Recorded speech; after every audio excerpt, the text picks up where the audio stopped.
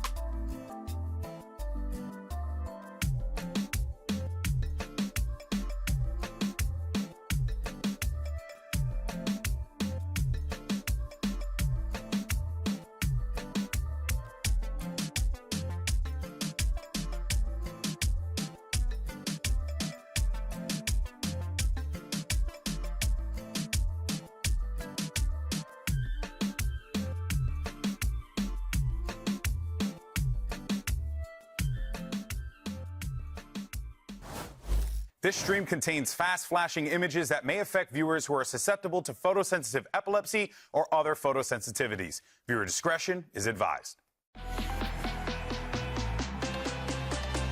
Bora pro primeiro mapa aqui do VCT Americas.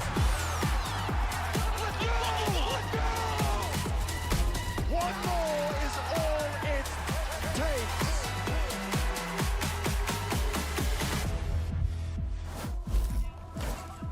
Today, we're in the lower bracket for 2 more elimination matches, and the question is, can another challenger squad score an upset? Hello and welcome to day 6 of play-ins, coming to you live from the Riot Games Arena here in Los Angeles, California. I'm Sierra Dawn, here on the desk with none other than some of the GOATs, some of my favorite people, and dare I say, troublemakers. No. We have Athena and Ender. No. Hey, they've been talking. That's crazy. Troublemakers? You mean troublemaker?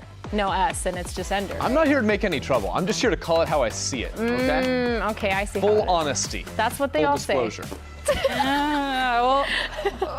We'll see throughout the day, but let's talk about yesterday and talk about what went down in yesterday's elimination matches. We started off with Bestia taking down Cloud9 in a really strong start to the day. Yeah, it was insane. I was actually casting this game and I was losing my mind over the amount of 1v4s, 1v5s. This ace by David as well really turned the tides. It was really nice to see a tier 2 team step it up. Yeah, and then on the other side, M80 started stepping it up in that second series, right? The first map looked fantastic for them, and then we had to spare you from watching what ended up happening to M80 because G2 decided to be G2 again and just smack them down. Yeah. Heartbreaker, genuinely a heartbreaker. And with that, we're down to just 10 teams left in the bracket. And today, after today, we'll be down to 8. It's 2G going up against Sentinels, Fluxo going up against KRU Visa. Did we just step into a time machine? Yeah, this is crazy. To Sentinels versus 2G? Is this 2025? We're so back. They're back. I mean, look, if Sentinels could go back to 2025, they'd be so happy. That year was so great for them, and now they're fighting for their lives. What's wrong with them now, Ender? They're in the lower bracket. One more loss is all it takes to end their year. Yeah, it's definitely scary. And I think with elimination matches, that's where we see every single team step up and try to be the best version of themselves. So I'm expecting to see a lot of creativity today. I'm hoping so. I'm hoping we really get to see the most of our teams going up in our lower bracket. But before we dive into that, there is a lot of extra eyes on this tournament, and we have an influx of new viewers thanks to the arrival of our challenger squads. But who are the true fans? I only wish there was a way we could find out. Don't worry, I got us. We're gonna play a game of fan or fraud. Clearly, I am the fraud. That is why there is a fan next to me. Yes, so I am the fraud in this situation. We're actually gonna look at two different posts. One is from an actual fan from social media, and the other one is written by yours truly as a fraudulent tweet. Okay, so the one with bad grammar is yours. So, well, that's messed up. Whoa. And you hate me. So let's get this started. Let's get the first one on the board. Let's get it going. So on the left, you aren't human if you weren't rooting for the Taco Revenge Tour. And on the other side, every time I hear Envy's yapping on stage, it makes me love them a tiny bit more. I can't lie, Rossi, funny as hell, crying face emoji. Crying, laughing face. See, the crying, laughing face is kind of out right now. I feel like you're down enough to know that it should be like the full tears streaking down your face. So I'm gonna have to go with this is the fraud and that's the fan, but we're talking like a fan that's like, I don't know, we're creeping up on 30. That's messed up. What's wrong with being 30? Anyway, Sierra, are you down for that? Are you agreeing or are you going against this? You know what? I'm going to agree. I don't know. Something about this, I just feel like I can see this on socials. I see. Well, I hate to tell you this, you guys. You're both wrong. I am outdated and wow, you're outdated. I had a higher opinion of you. That had the crying face. That was in fact me. I was fraudulent. Nope, the one on the right was real. Actually, really cute going out there. But let's move on to the second one here. We got another one. So this is what teams meant when they said back to the basics. Basic is the truth. Okay. And then the next one is, have you guys seen how Digizin moves in the server? Bro is not just taking fights, he's collecting evidence. I like that one. It's kind of crazy. I know, I like that. That's my fan. That's my fan over there. That's your fan? Okay, you guys down or are you locking it in? Yeah, I feel like the one on the left, like, I feel like that's a bar that would be said like on broadcast, like a lower third. Like that has to have been written by you. Yeah. You're not original, Athena. That's what she's saying. I really feel like I'm sorry for you guys because you're wrong. Again? Baby. I wrote that one. You guys are just proving to me that I'm like the funniest person alive. No, the first time me I had a high opinion of you. Then I lost it, so I thought you couldn't have written that one. That sucks for you, honestly. We're gonna go to the next one. This is gonna be our last one. You guys better lock this one. You guys are 0-2, which is kind of crazy. Anyway, I swear Demon 1's warm-up routine is just staring at a wall for 20 minutes, drinking a Red Bull, and deciding whose day he's going to ruin. Okay. The next one is Kesnet woke up just to crush the dreams of 17 and 33-year-olds alike. Ooh. Dare I say, me and the fans were funny as hell. You know, I have to give you that one. I really want to hate, but I have to give you that. No, you guys have been giggling the whole time. All right, let me know. What do you think? I don't want to guess first this time. All right, Sierra, you go first. I'm going to say this one is fraudulent. And the one on the left, Demon 1, that's going to be the fan. Is real. Well, Sierra's been done every time. Sierra's been done every time. Sierra's been wrong every time, so that one's the real one. What is going on? Get a kick off the Discord. That's the real one. Yeah. That's the fan? Yeah. Guys, come on. 0-3 is crazy. Wait, no way. Didn't you say that was the fan? Oh, wait. Yeah. No, you're right. I'm so sorry, Sierra. You are the troublemaker. I am the troublemaker. Boom. We got one. No, you didn't. You're 0-3 now. No. Yep. I can't. You know what? Man. I really applaud you guys. Ender, you got 1 point. Thanks. You think I'm funny and old, so I don't know how I feel about that. But we can move on here. I'm done. You get like 8 guys are stars fraudulent for that segment. Thank you so much. Welcome.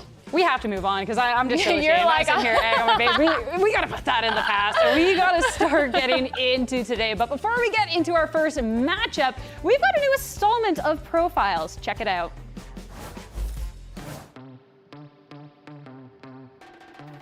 Oh God. What topic? Valorant? I can do Valorant. I don't know anything else. Topic? I can do a PowerPoint presentation on on Tier 3 Valorant from 2020 to 2022. Sinceramente no sé, de algún juego, no sé, hablar de God of War. I guess my PowerPoint presentation would be pretty much about sports. Could be something like soccer or football because I like watching football, NFL. I might be able to give a topic about preparing mentally for something competitive.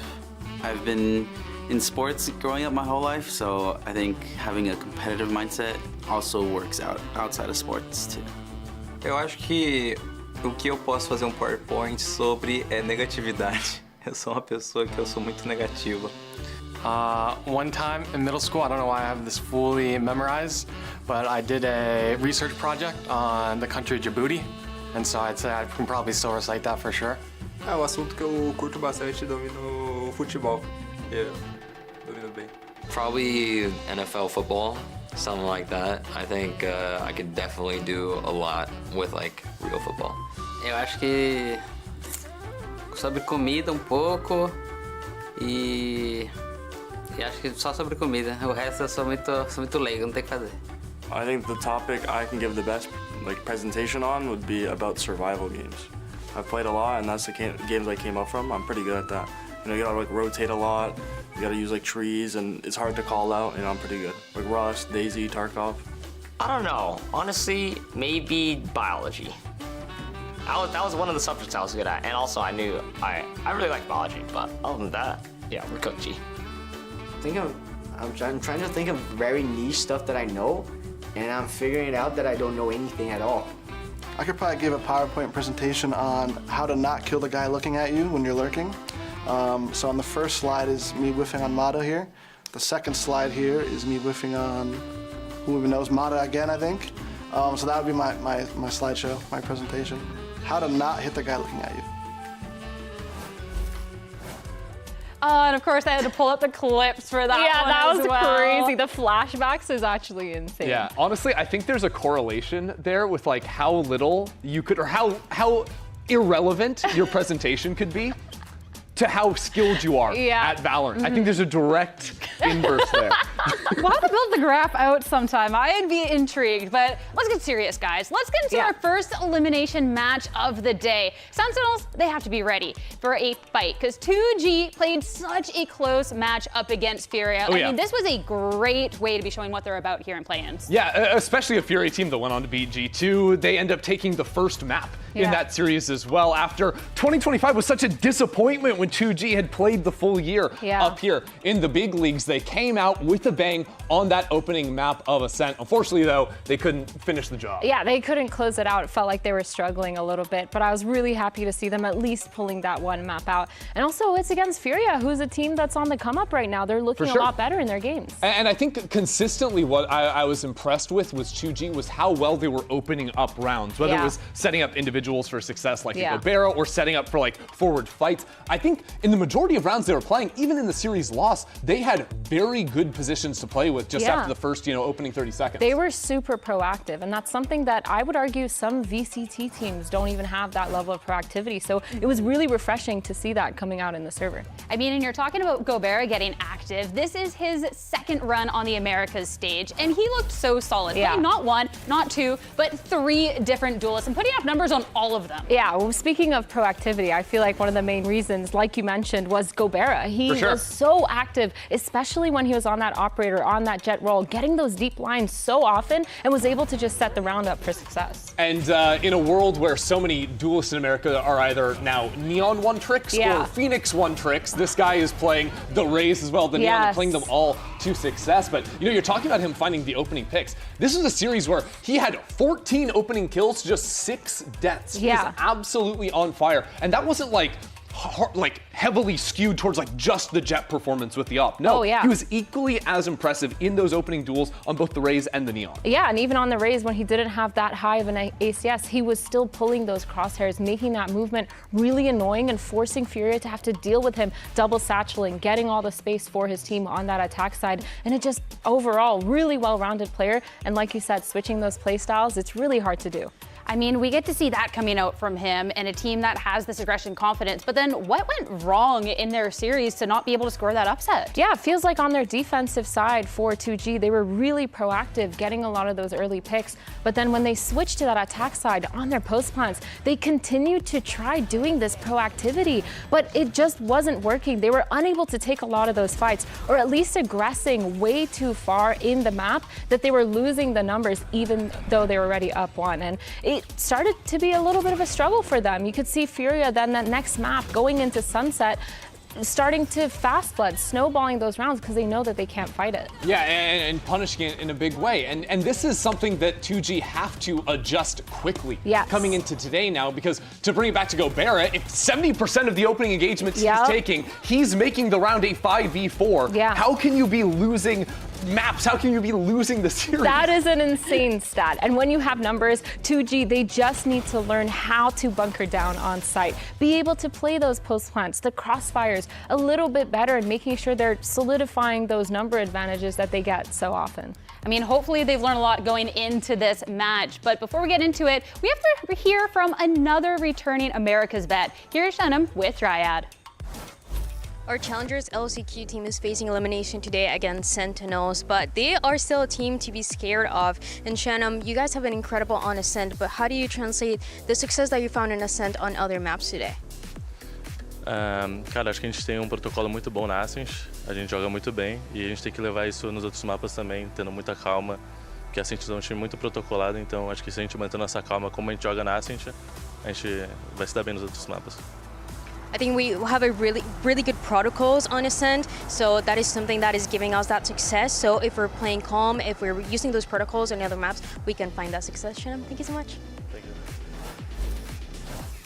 Time to shift gears and talk about Sentinels. That has been a rocky year with some big changes to the roster and coaching staff, and they find themselves in a precarious situation now. Yeah, well, I mean, they found themselves in a tough spot at the end of 2025 because 2025 for them was a year where they were the #2 team almost the entire year in Americas, only to get eclipsed at the end by NRG. So they make the big changes. Zekin gets plucked away by MIBR, Narrate goes out. And then after kickoff as well, not finding success after banking on young talent, you also have Kaplan exiting the team. But this is a team that's been kind of in free fall since that moment. Yeah, it feels like they've struggled to find that identity. They're really trying to figure it out on the server and trying to be a little bit more creative. But it's just been so hard. It feels like you can't pinpoint the issue when it comes to this team on what exactly it is that they have to fix. I mean, it's tough. They're at a position now in this lower bracket where we talked about 2G needing to find these fixes, right? Yeah. And you can argue the same for Sentinels. You're looking at all these changes, and what can we look at to work then to push on forward? Honestly, for me, I've been disappointed in a lot of Sentinels' macro approach over the course of the year. I think throughout different times, this is a team that back when John QT was playing the Smokes a couple of years ago, they were so good at playing like a slow, lurking style, very macro-oriented. And I think that ever since he's switched to Initiator and then came back to Smokes, he's been much more focused around calling for exec. It's been more micro details, that sort of thing. And I think it's a team that doesn't take enough proactive movements from their lurkers on the attack side. Oh yeah, for sure. I feel like there are so many rounds where we see them just hanging back a little bit too much, and they have the firepower. I mean, the last time we saw them play, we saw Jerwin going absolutely insane. We saw Redux having a lot of those really good maps as well. And I think individually, this roster is just so stacked when you're looking at the experience, when you're looking at the firepower, when you're looking at how well they could potentially work as a team. They have that really high skill ceiling. We just haven't seen it really in play. I mean, you're talking about Redux, and none other than Dan had an opportunity to sit down and talk with him. Every Americas stage has a surprise, and Redux, it feels like this time around it has been Envy. Did they catch you guys off guard last time? Yeah, I think they caught us off guard a little bit. We definitely had a bad day too, so just kind of double whammy, and you know, we're ready for this next match. Focus, had the week to prepare, so we're ready to play today. That practice makes perfect, so good luck today. Thank you.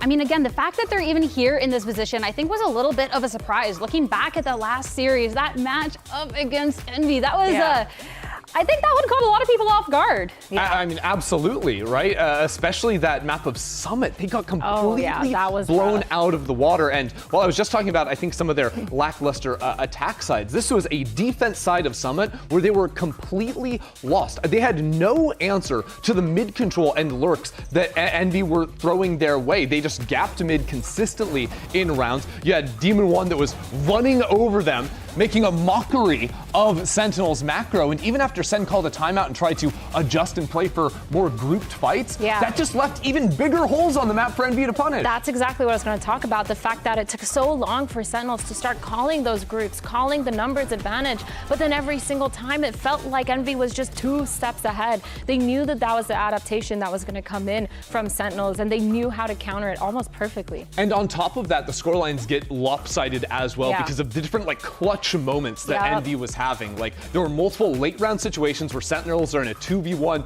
3v1, whatever. It ends up going Envy's way. Now Sentinels are forced onto an eco, and it just gets completely helplessly out of control.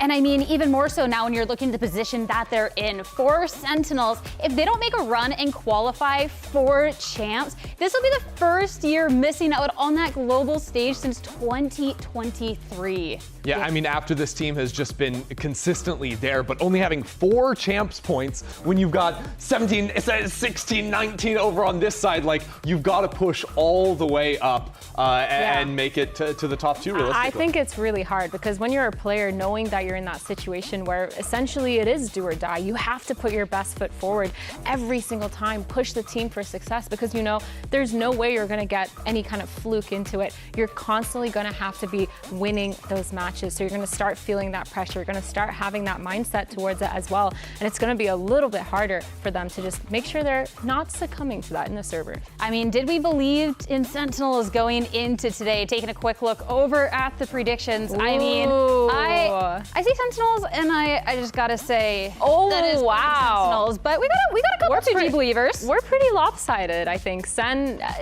for me, the reason why I'm thinking about Sen as that team that's going to win is I think they're really good at going over the VODs and fixing their mistakes. Sure. And I think that Sentinels as a team has been able to do that. But for me, where their issue lies is they're unable to be creative enough to move that into the next game that they have to play. So, I mean, for Sentinels, a lot on the line. For 2G, looking to score that upset is going to be a great brawl within this lower bracket to see who can avoid elimination. 2G and Sentinels, they're ready to take the stage. Let's get started. Day 6 of play-ins. It starts, well, right now.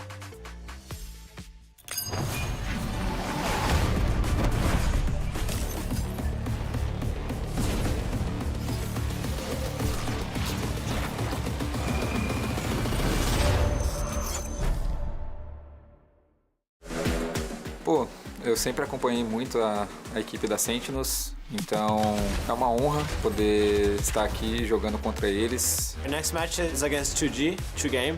I mean, I know a lot of players there. I already played like before then.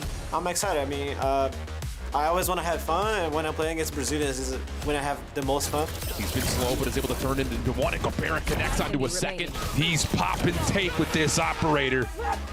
I can stand up, I can laugh, I can speak my language with them, so it's pretty funny. The crossfire isn't going to work for Cortezia. He's always able to dismantle it. Quem vai gritar mais? Ah, sou eu, com certeza. Pô, eu conheço o Cortezia, ele grita bastante também, mas eu acho que eu tô com muita vontade de que dê tudo certo, então nesse jogo aí eu vou derrubar tudo.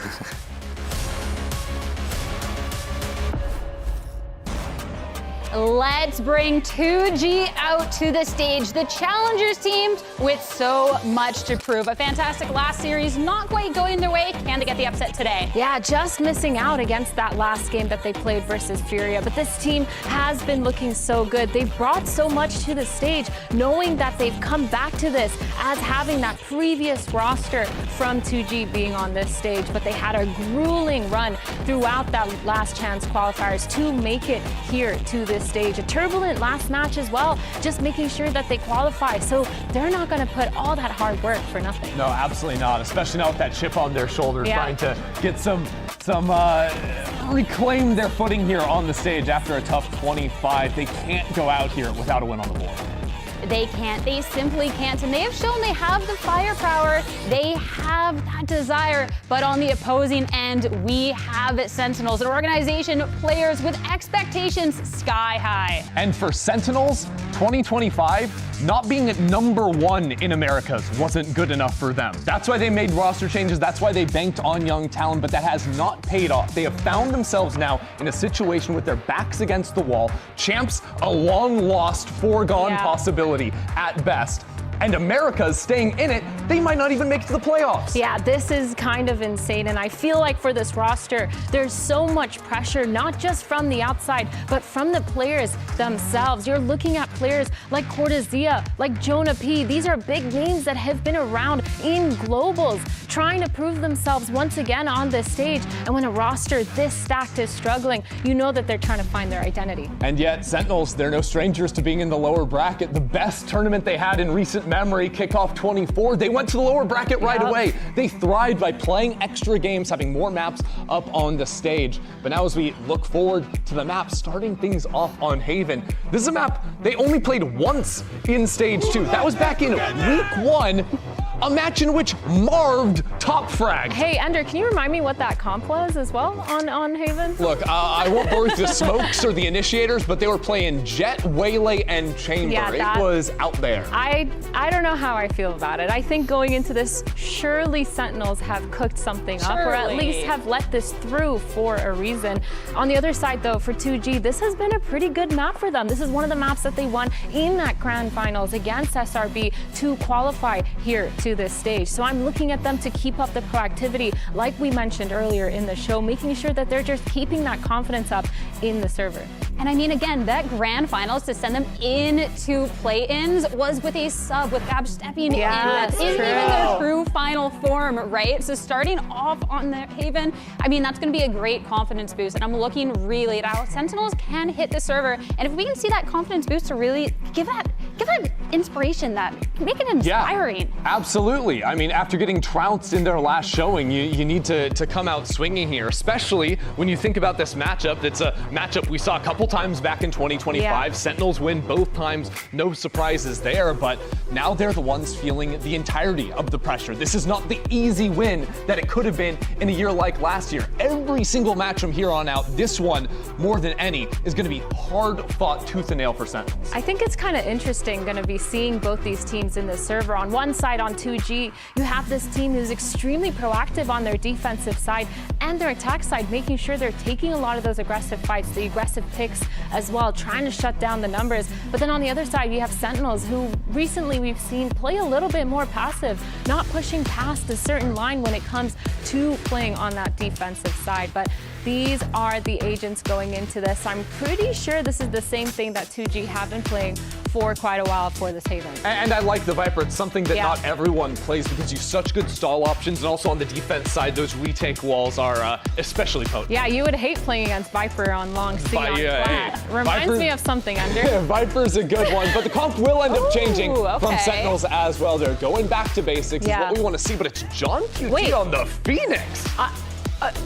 I don't know how I feel about this. On the floor, okay. I was really hoping we were gonna see Redux and Jerwin start to get that double duelist action going because they've been so good, but this is a change. He hasn't played Phoenix all year. I don't think he's ever played Phoenix. Let's see how this one's gonna be turning it out. I can't wait. 2G going up against Sentinels. Let's get it started and send it over to your casters. And is this a match made in heaven or a match made in hell? It's none other than Golden Boy and Mimi.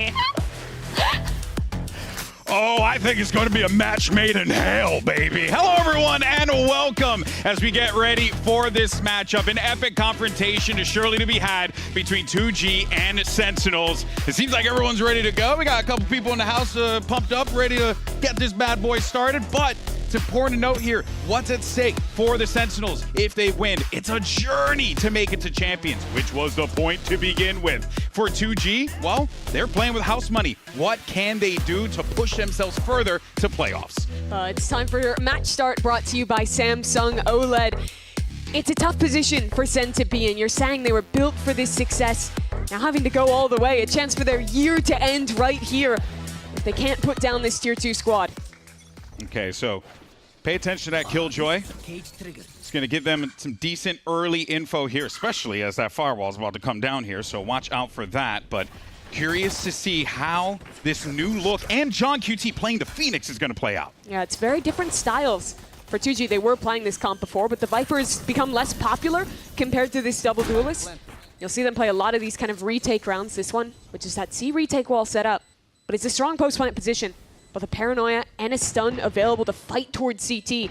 2G already clearing garage, though. Have some good pace to this retake.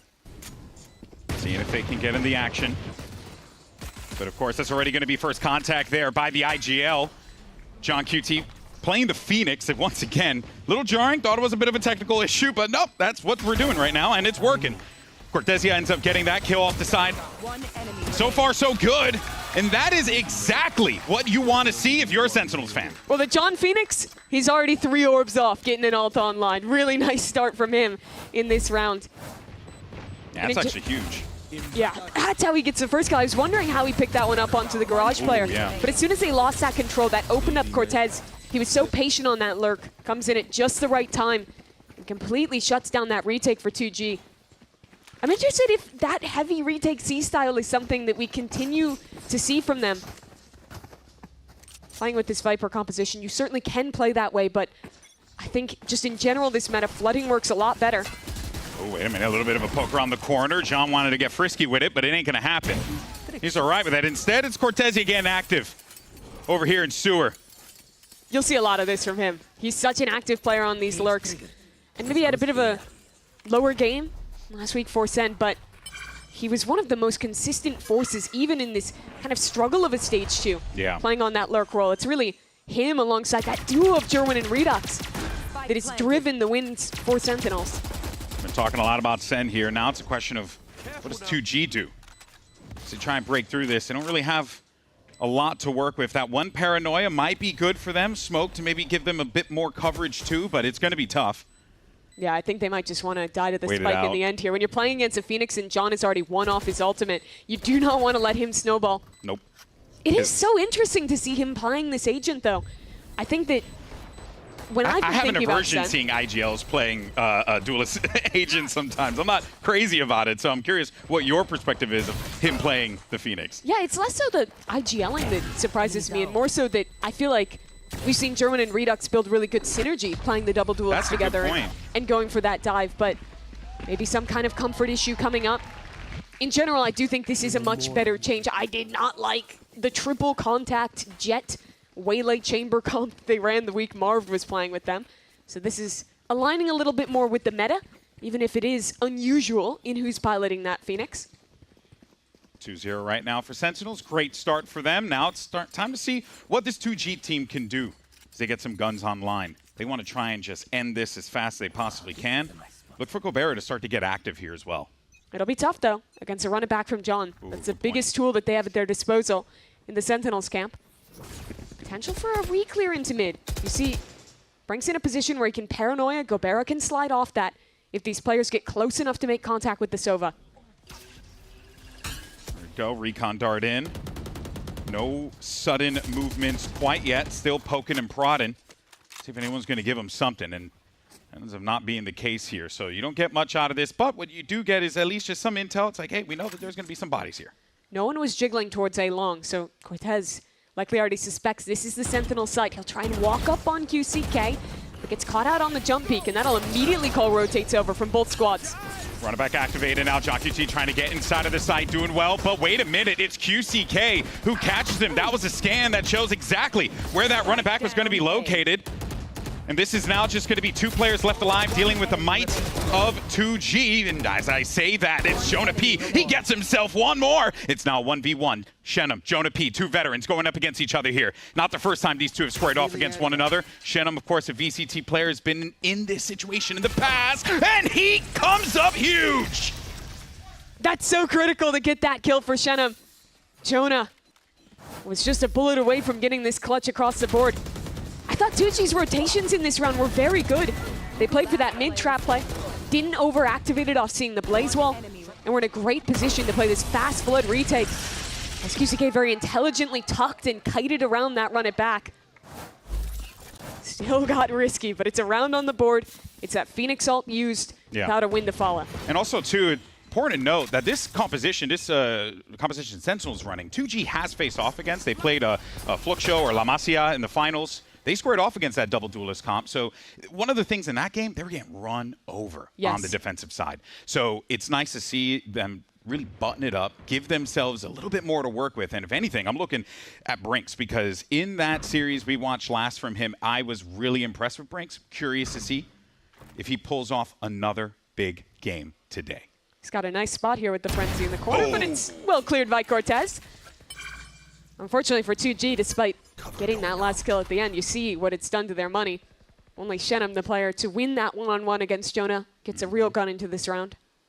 So much was put into that, Mimi, and it just further illustrates just how much these guys are going to be fighting every single round we watch. Because what's on the line here, it's pivotal. You got a long journey for both of these teams if you want to make it the champions. Jonah does manage to find one mark. It's Gobera. He's going to get out of dodge. Oh, can't get out of there fast enough. Odin go brr. He'll find it.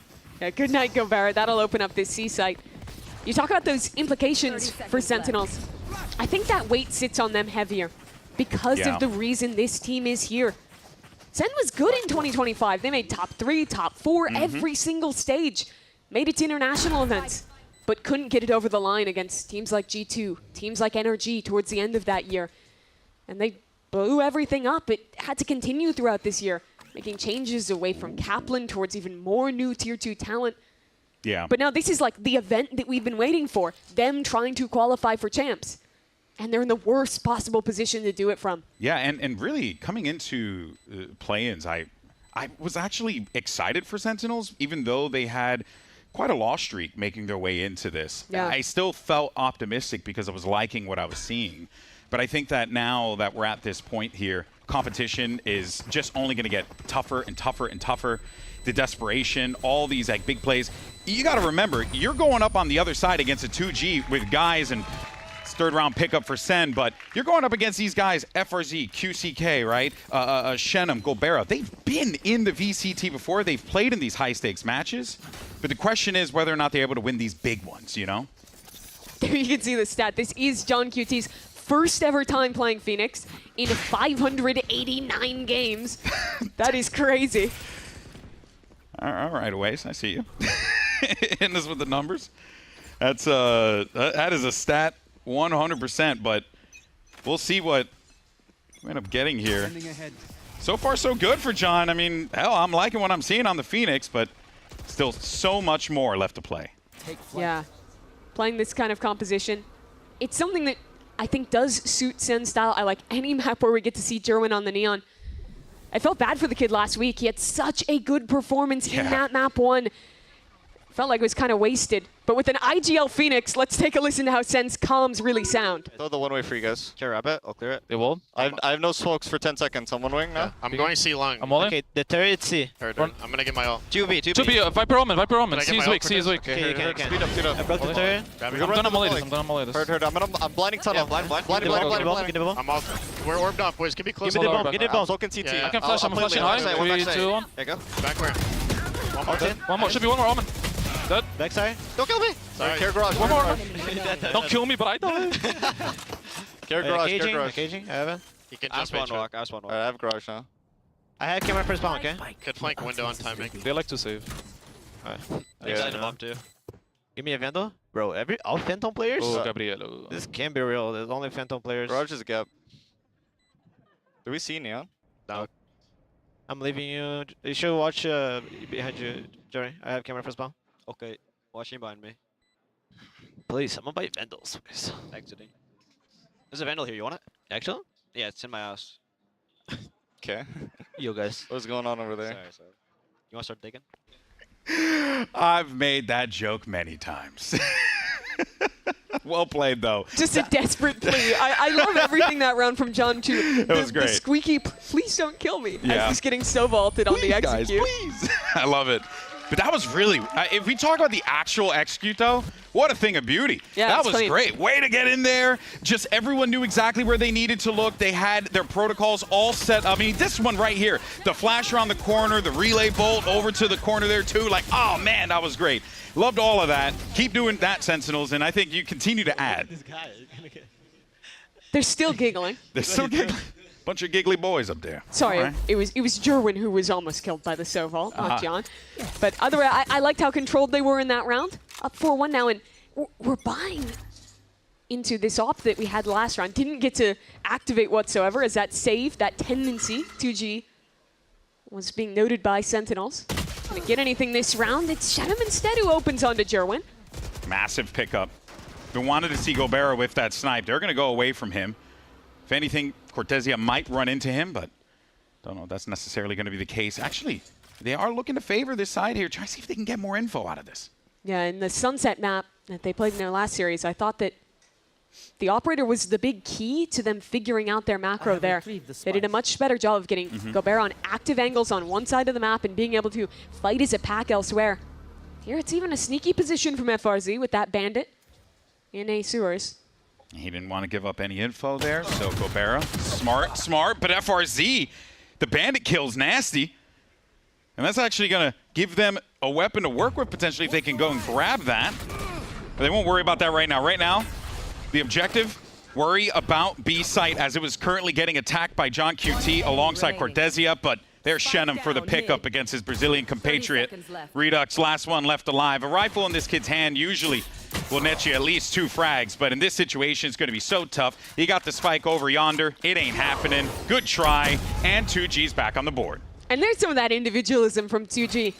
I feel like that was lost a little bit in their last series, but when you watch these guys play back in Brazil, when you watch them play that grueling BO5 against Shopify to get here, you saw the talent on this roster. So many of these players have had opportunities in the past, have been there for some of the lows of Brazilian Valorant. You think to 2024 MIBR when FRZ was there. You think of even 2G last year for Gobera. To have this second chance, to be able to play against VCT squads again and show that that old self, that's not you. It's a huge opportunity. Wait a minute, Gobera's got the line, and he gets the shot onto Jerwin. He's going to also take out the run it back too, so you're not going to get much out of that either. And this is just going to continue to be a great stop here for 2G, thus prompting this movement. And I really just like just how quick they are with the responses on everything. It makes it so difficult for Sentinels. And I think the solution again was Gobera's off, but maybe the other side is Cortez. Second round in a row. There's a lurk in to see, but he needs more this time. And that second fight against Shanam, he wins that too. Cortez keeps going as Jonah arrives, and Sentinels, they've got a post plant. And I think that this is very well going to be curtains here if you're not careful. I don't think Gobera wants to feed the beast in this instance. They put a lot to preserve this op, and they really haven't gotten all that much value out of it. Sen said it in the listen, and I think 2G saves too much, honestly. Yeah. You kind of get backed into this corner when you see the op is such a win condition. But look at the implications of this round. You lose here. The Sentinels ults are starting to work around the corner. They get their money in a great spot, and they start to really take control of this half. It's a tough one to concede, especially after getting that lovely opening pick from Gobera back towards A. Yeah. Put a little fear in them. Made them think that there was potentially a push. And behind us, I just heard someone squeal, but I don't quite know what they squealed for. It was a Sen player? The round win, of course. I hope they're okay. 5 rounds, though, for Sentinels. And picking up some big ones here. And even though you're getting 2G here and there, they've been able to add a couple more to the defense. It really has been Sentinels dictating the pace of this game, controlling every single moment-to-moment play that happens. And 2G, I mean, at this point, you kind of need a reset a little bit here. Yeah. It might even be worthwhile to, I was going to say, call a timeout. And they will. I think the biggest thing that they need to figure out right now is what is their approach to C. Because in most of these rounds we've seen the Viper and the Killjoy are able to flood backside together, but they're losing these fights before anyone else can arrive. Part of that reasoning is that Gobera has normally had the op over towards A, so you don't have that fast neon flood into the site. When you look at other comps like Sentinels, for example, they would normally have at least one of those duelists on a quick rotation to help fight back in, or maybe in Sense Comp, you'd have those default Cypher cages to help with your Flood retake. But 2G doesn't have those tools, other than maybe using the Viper wall on the site. So I'd like to see them rethink how they're defending this site. Maybe play heavier towards Garage and look to play a retake setup on C like they did on the Pistol or elsewhere. Try and get active earlier in these rounds. I think that just sitting back, their anchors are getting cooked right now on that C site. Same problem that they had last time. And if I'm Sentinels and I'm watching the VOD from last time when they played against, was it Furia? Yeah. I'm like, yeah, I'm seeing the win con here. I see the vision. And that's exactly how Sentinels are playing this. They know that 2G don't really like passing that 50-yard line, and they like to play a little bit more of a conservative style, and you just can't do that here. You gotta show some willingness to go and get active, just like what Gobert is doing right here. Could be just what the doctor ordered. The question is whether or not Cortezia gives it to him, and he does. So Gobert is able to get that first kill. That's good news. It's as simple as that. Bring the op to C, bunker the A site with your Sentinel, and it nets an opener. Sentinel's hands pretty much force her to exec into this A site. Brinks is here, Paranoia in hand, ready to stall. The Neon has arrived as well. Ooh, it's a lot of damage done to the Neon there. And that damage is actually going to end up really paying off. Brilliantly done by Brinks. Shenum's able to get his as well. Leaving just one player left, it's Jonah. And QCK lives up to the name. Quick work there. I love that TP from Brinks in that round. The second that exec's coming in, he hurls his Paranoia, goes into that close right corner, and completely obliterates these players. We look earlier in this round, and it's that operator coming online. Cortezia, he has been so free to be incredibly proactive on these lurks early in rounds. This time, an operator in position, an early punish, and Sentinels have to play into a disadvantaged execute. Cool. That's how you survive. Yeah, lurks have been something that has continued to hurt this 2G team. Cortezia, familiar with these players, having just played in either the same league, same systems, played against them many times, knows their tendencies, I believe even teamed with Gabshi over the coach of 2G for a little while. So that was way back when. That was way back when. But there's there's that familiarity that exists here that you know that he's a threat. So you know 2G got that in the back of their mind. Like, you got to take this dude out, otherwise he will cause problems. More recently, wearing the MIBR colors with Genom as well. It's a familiar match. Up against a lot of characters from his past. Is Sen this time will just walk their way into the B site. No Paranoia this time. It has to be a full retake for 2G. My eyes continue to stay on Gobert on the He has no friends with him. Brinks just TP'd in alone. He thought it was just a spike planter, and that could turn this round on its head. And that does happen sometimes, where you want to go for that big play, think you have the opening, but it does not work out. And I'm a little mindful of what's happening over here on the flank. You can actually see the way that Sentinels are playing this one out. Cortezia, wise to it, did not want to allow any opportunity for 2G to get back into this one. But FRZ could have other plans, but it doesn't look like they're going to be able to do all that much. It will be tough to get in there with the Odin. It'll be tough to make that defuse happen. You don't have the util to do it. You don't want to spend that Viper's Pit. So that is going to be the round given and round earned to Sentinels 6-3. Another save for 2G. Feels like the fourth time this half that's happened. Yeah. But this was the pivotal moment. Brinks, he thinks that because his Viper wall is up, it's only one player in the site planting, and he has an opportunity to make a play. Yeah. He misreads it. The Neon's already made his way out.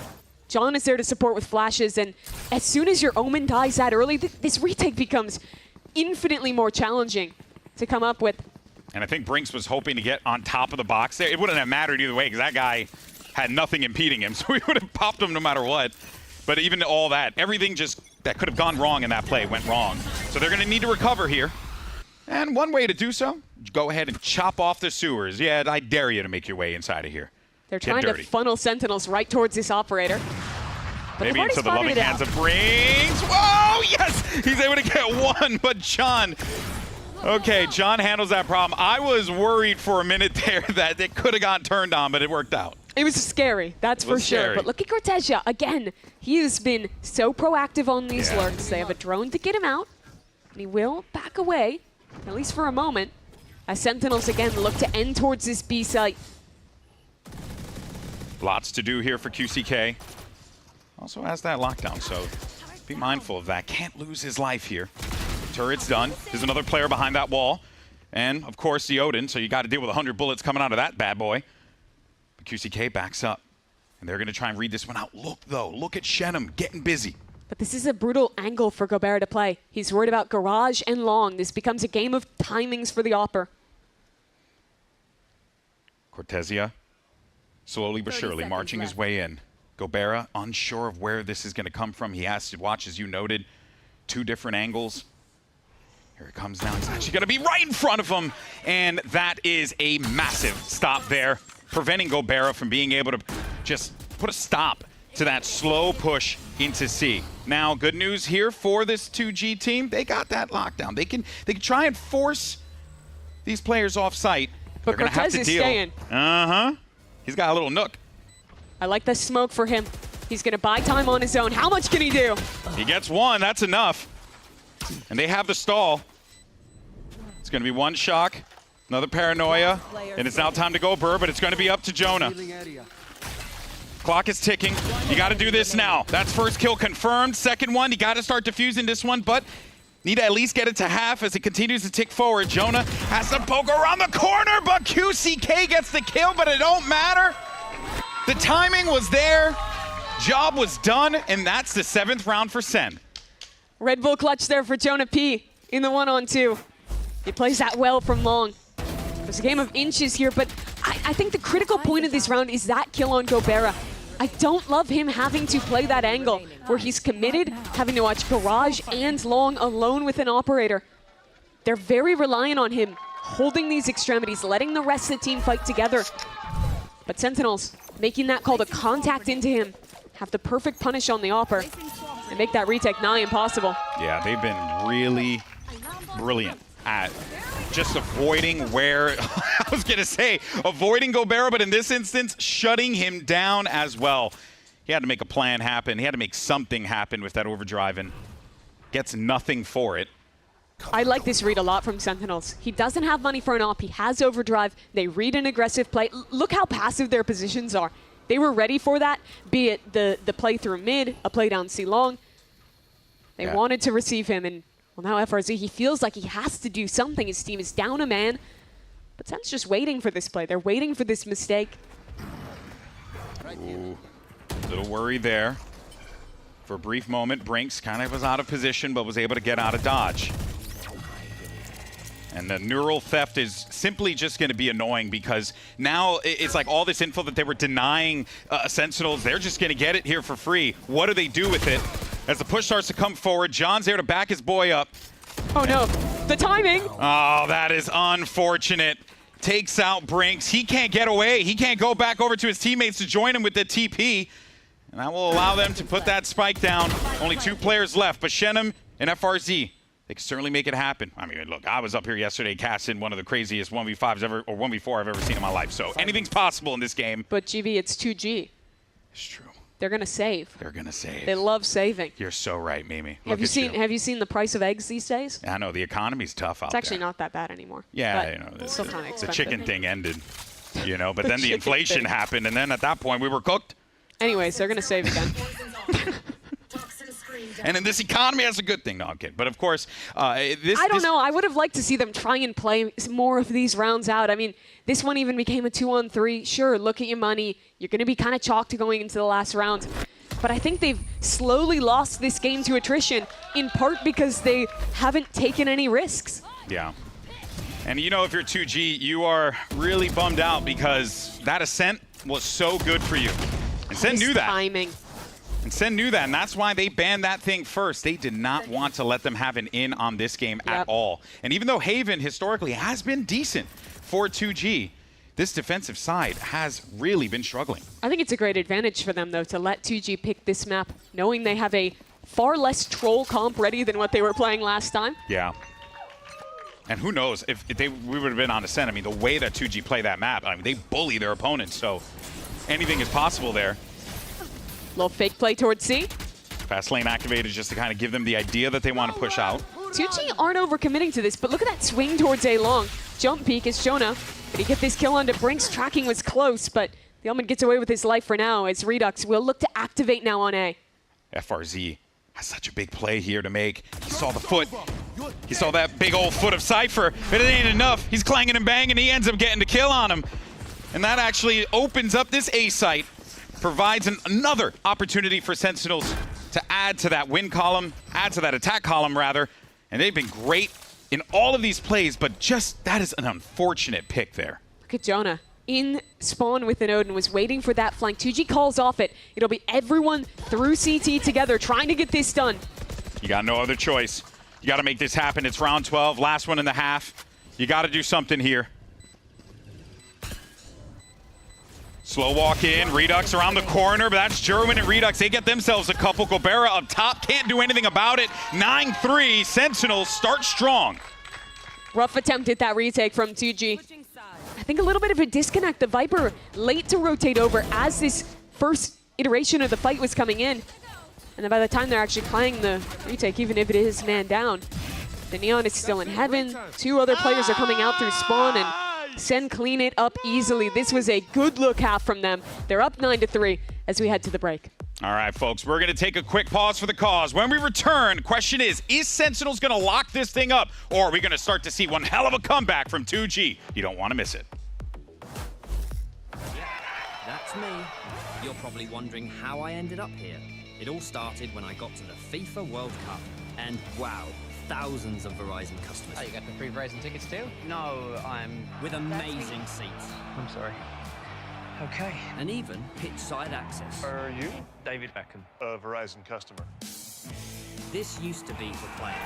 Now it's for Verizon customers. No one gets you closer. Only on Verizon.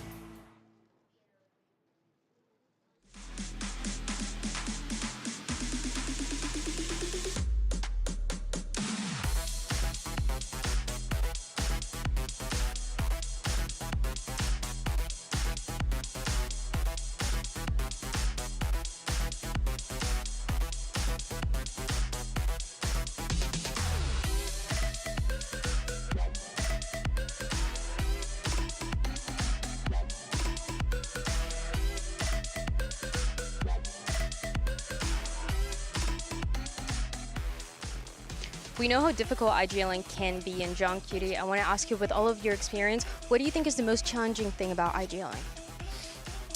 To be honest, it's really hard to like pinpoint one thing, but I would say having to be like 100% every game and not being allowed to have a bad game in IGL, because it will impact the team a lot, and also on top of it being like play well individually and be able to execute your role. Well, you're one of our fragging IGL, so. That's why it's hard. Welcome back, everyone. As that guy right there, John QT, is putting up a decent performance on that Phoenix. First time, by the way, and he's been really instrumental in getting this team that 9-3 advantage. Going into the half, Sen now on defense. I like the John QT Phoenix. It looked pretty good this half. I think his coordination with Jerwin was nice on some of these execs. I think especially on their C-split rounds. He had ult up for round 2 as well after his 3K. And it works for him because you heard Dryad just a second ago. He is one of the fragging IGLs. Oh, yeah. He is one of those guys who can slay. I mean, I think earlier this year, before they made more roster changes, he was that guy for Sen. Kind of always has been. Ever since joining the team, he's been a part of that system for such a long time. Core member of this Sentinels lineup, core part of their identity. Same can be said, though, for Gobera on 2G. He's been part of this team as well for pretty much an entire year and some change. You know he wants to get a dub for the Auric here, but so does John. Lots on the line here. Jerwin just reading this, playing slow. Hello, peekaboo. I'm going to run away from that. Thank you. I do not want to deal with the full might of 2G around that corner, but he does have some assistance now. And even though he does manage to only get one out of that, that's still just such a great read from him. But as all that begins to unfold, it's going to be a 3v2. You got 2G. They are just doing everything they can to suss out where these last two players are going to be, but they're moving this one across A. Yeah, the round gets quite weird. Look at that camera. FRZ getting past the rest of the team. Now in a really strong position to try and end this one. He has to play his cards patiently, though. If he dies early, this becomes a lot easier for Sen to get back in. He's hanging out over toward heaven. Then you got Shenum on that flank. Here comes the peek. Cortesia not ready for it. Ooh, the timing. He saw him. Saw his thigh, so he knew, okay, I don't want to push this, but with 13 HP, it's going to make continuing this journey to heaven very, very difficult. You might be taking another journey to heaven, if you know what I mean, but in any case, Brinks continues. Just put that pressure up there, not giving him any opportunity. FRC loses his life. Thankfully, classic right click is always there to bail you out. Cortesia, last one with 13 HP. Does not happen, and 2G can breathe a sigh of relief. They got a pistol, Mimi. Nice commitment from them that round. I like, off of getting that initial trade on B, how hard they commit to that A split call. You saw this slide coming in from Gobert. He gets the opener, stays alive for a little bit more as FRZ manages to claim that space. And as soon as the map is blown up like that and you're in a man-down XVX situation, it's so hard for Sen to deal with the Heaven player, to get back to site. It's the start that 2G needed. But Sen have a little play cooked up. Look at this paranoia. This player's waiting for it. Uh-oh. Time to go. Don't want to deal with that. Quick, make yourself hidden. And it works out. 2G able to hold off that aggression. And I give credit to Sentinels for just trying to make a play happen in that moment. You don't have a lot to work with, so you got to see if you can get in their face, hit them with a left hook. And it turns out that right hook from 2G was just a little bit better. It really was. Now, John, just hoping and praying for some more orbs backside. The Phoenix lifestyle. It's really hard now that it's 7 picks. I know. The struggle's real. Either way, this is a clean one for 2G. Yeah. Get the plant down, have a nice reply to that trap play. And they'll clean it up. There you go. Business as usual. That's the way it should be for 2G, as they're able to secure themselves another. But let's not forget that was going to be an eco. So for Sentinels, now is their opportunity to slow down this momentum that 2G is starting to build. Yeah, and my big question for Sen in this series as a whole, we won't see the Summit. That's where it was the worst last week. But my biggest issue with them for, honestly, a few weeks now has been their passivity on defense. They're oftentimes so unwilling to go for these active reclears, to go for these mid-round fights in the way that other teams are, preferring to play more into these set retake ideas. And I want to see that proactivity out of them, especially with the Neon Phoenix comp here. They did not manage to drop that tripwire, so and won't have to worry about that when it gets in there. They dumped a little bit of utility to just see if they could remove some of that in the common spots, but I'll slow this one down now. He doesn't know that Brinks has gotten around the corner here. This is a bit of a weird situation. He might have a timing onto Jonah. Brinks, I don't think knows either. Wait, oh my, he was right next to him. They did a full 360 around each other there. They really did, back to back, you know, like a movie poster. That was funny, but hey, he gets one, he gets the other. Better for 2G though. It's a hell of a start to a bonus round, though. This is a great post plant for them to be in. Double Odin retake for Sentinels. Those bullets just flying up right below the legs of Gobera. FRZ now. Do they push this out? They do. And it's a slide out, and it don't matter. Shenum gets himself 2 just like that. And right when you think 2G, they're slowing down, the momentum's starting to really begin to hurt them. They clock 3 in a row like this, and they're slowly but surely getting back into it. Really nice round for 2G. It all comes down to this timing that Brinks gets. It's a big risk this early in a round, just walking through that smoke. But despite the fact that it only ends up being 1-for-1, that diverts resources off this C site. Lets 2G get into a post plant. And Sentinel's already calling a timeout here. Man, wanting to reset things just a little bit, because the moment that 2G gets going, that momentum, it is difficult to stop these guys.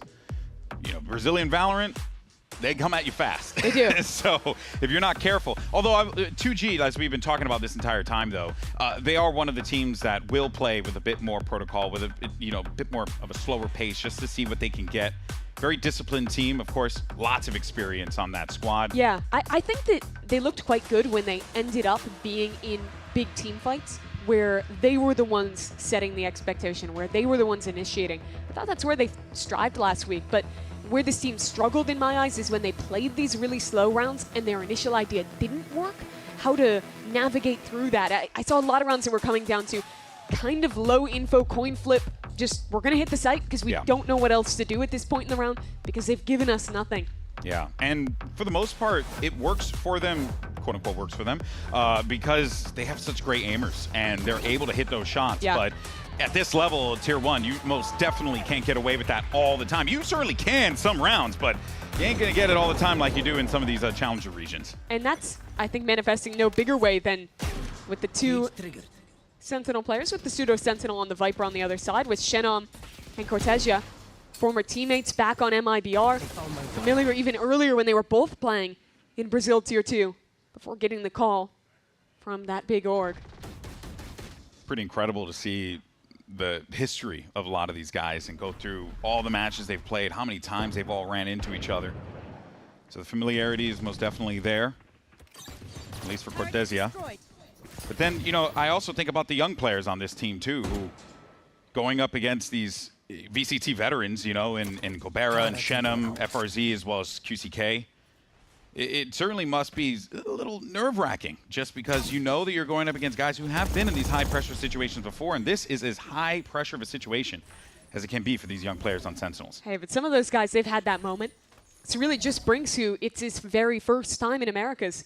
Everyone else had a stint in this league. Everyone else had that moment, and I think people critique Brazil sometimes, the recycling Bryn of the same players coming back, but there's a reason it's these guys again. Yeah. But they're working into a stack here, 30 seconds.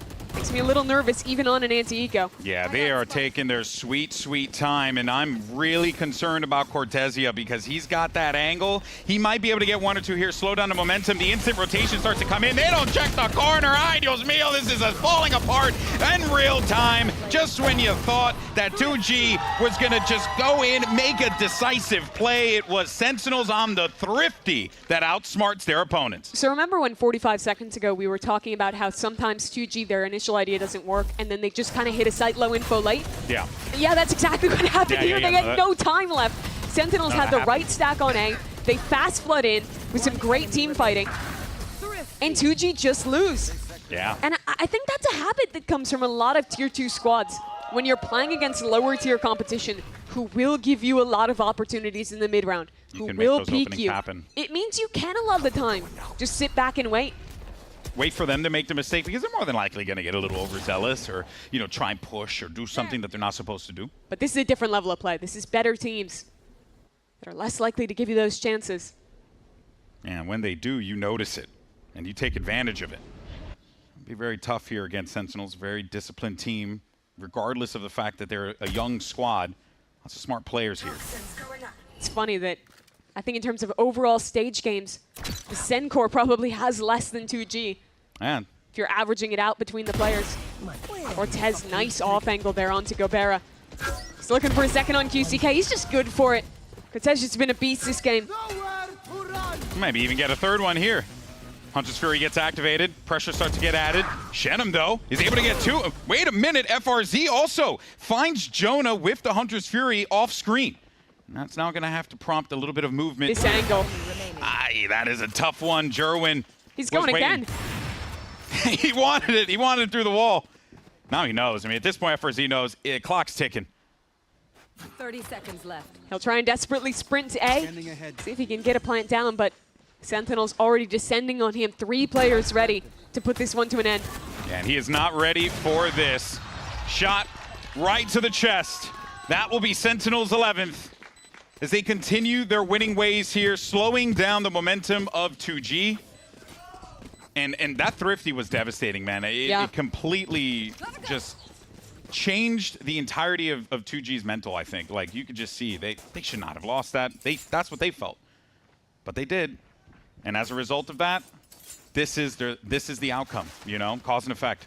I liked it with 2G playing too slow. I don't think we fully saw it on screen, but they went back and took the time to pick up the double Odin that they've been running all half. It's brutal to play against on this map if you're a team that only has one dive character that likes to contact around into a late hit, that around multiple corners, there's a weapon that's just going to bullet tag you through a wall, spray you down as you try and exec. It's extremely unfun to play against, would be one way I'd put it. Coach Gapshi is going to hit the pause button again. And that probably came after the back of Cortesia blowing a kiss. I'd do the same thing, you know what I'm saying? Like, at that point. You don't want your players getting distracted. No. I mean, look at that mustache. You kidding me? It's just, it's too much. It's too much. I think you do rounds on some of the VCT Twitter I've seen with those types. Anyways, this went from a game that looked like a pretty good chance at a 2G comeback, winning that bonus round. So now the eco flips the other way. The op gets in the hand of Jerwin there, and the complexion changes completely. And really, I am a bit bummed out that we're not seeing Gobera, who's typically been lights out for this squad, not get the value from the ops that he was looking for. Not a couple times, maybe here and there, 1 or 2 picks, but outside of that, I mean, I think it's kind of a comp thing that when you're playing solo duelists, you just have to make a lot of sacrifices when you're having your Neon op so often. You saw the amount of rounds where he was having to save on defense instead of just looking to play the retake with the squad on attack as well. And you have so much to work with now in this round, Mimi. You got the run it back. You have overdrive available too. Yep. And you still have your dream trio of weapons with the 2 Odins and the op. That's just disgusting. You got yourself a cool 200 bullets to work with. Yeah, what do you do? If Jerwin whiffs on this op angle, there's going to be immediately an Odin spamming. It's scary to get across for 2G outside A lobby here. All right. Let's see what 2G cooked up from the timeout. All stacked up, but as you noted, Mimi, it was going to be really tough to get through that, and Jonah P peppers Gobera. And it's Gobera dead. The 2 guys you don't want to lose there are Brinks on the smokes and Gobera on the dive. Yep. And with 1 of them gone this round, immediately becomes far more challenging. You have to play a slower round. You have to try and find a gap. But Sen right now, their only gap is B, and with the run it back, they're so comfortable to play retake. Yeah, they could just give this space and time to 2G. Just go ahead, guys. Have all the time in the world you want. We're ready for this. And that's the look that you're getting. And a real tough one. Missing Gobera, as we had noted. It would have been nice to see him be able to get that opportunity to activate that overdrive, but it was all for naught. And now we leave this slow walk up right into the loving embrace of the mustache. But he does. I thought he was going to get actually called out there. Does not. And they're ready for this. To run it back with the Odin, that is diabolical. He's going for the body back towards CT. Oh, yeah. Okay, smart. He knew that something was up there. He had to deal with that. And Brinks takes care of his mark. That's going to be 2 players left alive. Jerwin now thinks he could get something going with the overdrive, but suffers the same fate as Gobera. And that just leaves Jonah P, LMS, nothing to do. And that's 3 for Brinks. Sick play from Brinks there. They're down a man in a post plant. They recognize the win condition. Punish the run it back. I think it was even a TP going back towards spawn. Gambling there's not a player there. See it again in a second. There's his first one onto Redux. They charge forward just after this. Ooh. As QCK as well, getting work done. That was a big round for 2G to win. That's what keeps them alive in this map. Desperation for sure, but an important one for 2G. And now we get a little bit more speed, a little bit more pace here from Jerwin alongside John QT, but primarily Jerwin, and he's going to get himself inserted in a great spot. They'll probably just chill there for the time being if they feel like there's an indication they need to push, but starting to happen here. FRZ actually gets that first kill onto Jonah in the backside. That is not what you want to see happen. A lot to do for Cortezia here, as he's going to get hit with the paranoia, and he gets absolutely obliterated. Gobera manages to pick one off as well, back defender side, and that is the round here. And Redux, Jerwin, you got not much you could work with. Wow, well played by 2G. Yeah, it really is. They needed that. Again, these are all vital rounds that 2G needs. It's how you build a comeback. Jonah P, I'm not sure if he thought that there was a smoke at the top of long, or just felt like he had a timing, but he swings into that fast lane. There's 3 players looking at him, and fortunately the Odin, not quite the weapon at that range. No. I mean, it's just... And then again, I've seen Brock do some stupid crap with that gun, so... Sure. I don't know. But yes, and pretty much in all instances, you are correct. Cortez, though, had some struggles there as well. Had a lot of chip damage off the spam holding back sight, but when the cages fell, because of the very committed positions that Sen were playing off that early trap play, they couldn't actually rotate in time before the cages dropped, and he just gets paranoid back sight. It's good execution from 2G, good trading to defend this fast lane. This is the kill I'm talking about. Yeah. Swings in trying to pick that Neon, and immediately there's someone there with Gobera's back. And that's just fortunate to catch the spam onto John QT. Yeah, that was a... you know, every round at this point, and when you're 11 in for Sentinels, it's going to be critical, right? No matter how you look at it. But it is doubly important for 2G just because they got to get there. They got to get in the game. They got to get motivated and get themselves back to that point where they were when we've seen them on this map in the past be able to really leverage some of those like faster plays, or maybe just Gobera being a bit more proactive, as we talked about earlier. QCK wanting to be more in the action too. Like I've seen it in the past. They could do it here. But the question is whether or not Sentinels, I think their game plan, their playbook, everything has been so good at just shutting them down that when 2G get those 1 or 2 rounds in, it comes off of some really amazing heroics, great plays, great calls. But you want to see that be a bit more comfortable for them. Yeah, I think that Sen have lost these last couple of rounds, not necessarily off any big macro issue, but more so off of just losing some of the more micro team fights in the late rounds. Yeah, like the Jonah P one, you noted. Yeah, on that anchoring. Like you lose that one person there and that whole site opens up. I still think that with the style 2G is playing, they're not always creating a huge amount of problems for Sen in the mid round. They're playing pretty passive most of the time. The biggest threat really is like this lurk wall. So I'd like to see them get the Neon past that, as they will try to this round. Might be somewhat successful in that endeavor. Neon finally is going to break through, so Gobera has an opportunity. But they got the Trojan horse embedded. It's Redux with a hero weapon, tucked down sewers. Could be a problem if they decide to commit. And surely you check this corner. But I will lie, like we've been seeing a few times where those corners don't get checked and it ends up causing problems. Redux though, he's actually right at the door, gets 2 just like that. We were literally just talking about it. That's so sick from Redux. Adjusts in half a second to pick up both those kills. Now 2G have to try and make a play. They've won some man-down situations already this half. This would have to be another. The difference, though, is backside. 2 players this time. The Sheriff in Cortez's hand, that is still dangerous. Okay, here you go. QCK needs to play this one out, but he gets caught with Util in his hand, and then Cortezia's gonna get himself 2. One more maybe for the 12th? Yes, indeed! 4 players live on an eco round win for Sen. That can happen. Yeah, I like the idea at the beginning of this round. Sliding the Neon, baiting for Redux in this corner, and it's just so nice from him. Immediately ready for that second position out of Shenom. Wow. And I think 2G just misread the situation at the end here. Thought the C site would be weaker. And Cortez catches a free kill. Theoretically, it was weaker, Mimi. It's just that, you know, he shot him in the face. It's Cortez with the Sheriff, man. Nasty. I'm not going to his side. He's nasty. But we go fast here. A little bit more pace. A little bit more urgency. All the way back in spawn. Redux doesn't know. That's a free kill for Brinks. Yeah, he's done that one a couple times. He likes to head all the way back into defender spawn. Look at the minimap. This round is crazy. Uh-oh. Get out of there. No, he can't. FRZ falls. But if you could get, at the very least, Shenom in... I was going to say, where is Shenom?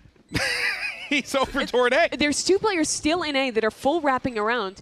For now, this is QCK's round to win. Esten is also flanking. Whew. What a round here.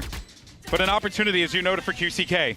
There goes the Viper's pit. All right, that's 1. Job done. Hey, you did enough. But just as I say that, John QT gets his 3rd kill, takes out the Viper. You ain't got nothing to work with. What can Brinks do? Can Brinks save the day? Oh, no, he can't. But it's oh so good for Sentinels as they pick up map 1. Might as well have been round 1, round 10, round 30. I mean, I don't blame you after that round. Unreal. That was crazy. A TP into spawn. Holy. 8 different fights happening at once. And it's a Phoenix Flash in the 1v2 to save the day for Sen. Yeah, that was chaos. But for Sentinels fans, a sigh of relief. It has been a rough one these last couple of days, or these last couple of matches and official games for Sentinels. But to start off on the good foot here, Mimi, exactly what you want to see. Yeah, they show us a new comp here on Haven. They bring out John QT's inaugural Phoenix, and it looked pretty good. They had a clean start in the first half. It maybe slipped away a little bit after winning that eco round back, after getting that bonus round loss in the second. But in the end, This is some of the keys for Sentinels. It was a great map from Cortez. It was a great map from John QT. And they're up 1 in the series. Sentinels looking good so far. 2G need to find a response and fast. Coming up next, we got Split. Is Sentinels going to close this bad boy out and march forward in this bracket? Let's wait and find out, and we'll see you on the other side.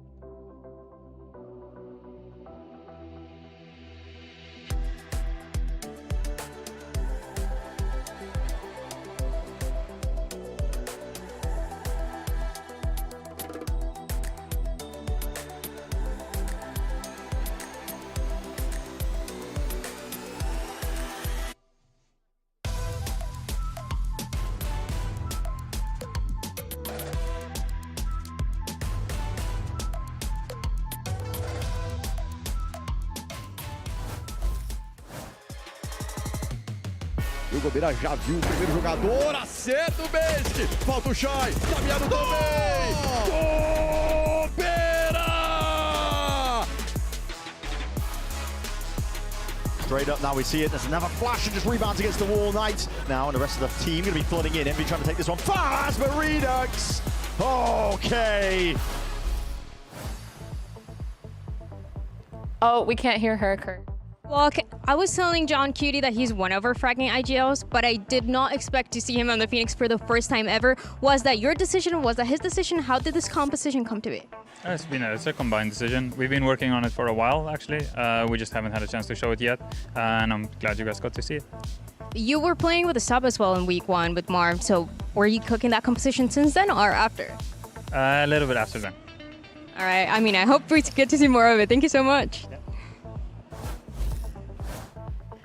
Oh, we're certainly glad we got to see the composition as well. As we said, we needed to see a little bit of a switch up coming out from Sentinels, and they surely deliver. A win as well, taking the first map in the series over 2G. I love the split vote here amongst a good part, but elephant in the room, over 50% of the vote here. I mean, he's the guy that made the big change, right? It pulls out the Phoenix, and I thought John's Phoenix was really nice, especially on the attacks. I don't want to get into the Odin stuff on defense. That's a whole other situation, but I think John QT has been one of the consistently high performers for Sentinels in his micro, and a lot of the games he is like not able to fight as actively early in rounds, but his micro on the Phoenix here was fantastic. I feel like the ability to determine the round based on what you want to fight as well, it's something that really enables you as an IGL and as a duelist. You're coming up with a lot of those proactive plays and making sure that your team can get on site. Yeah, because when you're calling from the smokes, you call more macro ideas. Usually when you're calling from flashes, you can call to set up your duelist, but you can't do it yourself. And the Phoenix is the best of those worlds because he can set up his teammates, but he can also be a lot more selfish, play from the front. That's exactly what we saw. And I think for his first time on Phoenix, he did absolutely incredible. He was shooting back. He was making sure that he was getting a lot of that map control. And it just looked really solid in the server. It didn't feel like he was nervous to be playing that role, or at least not really fitting into it that well.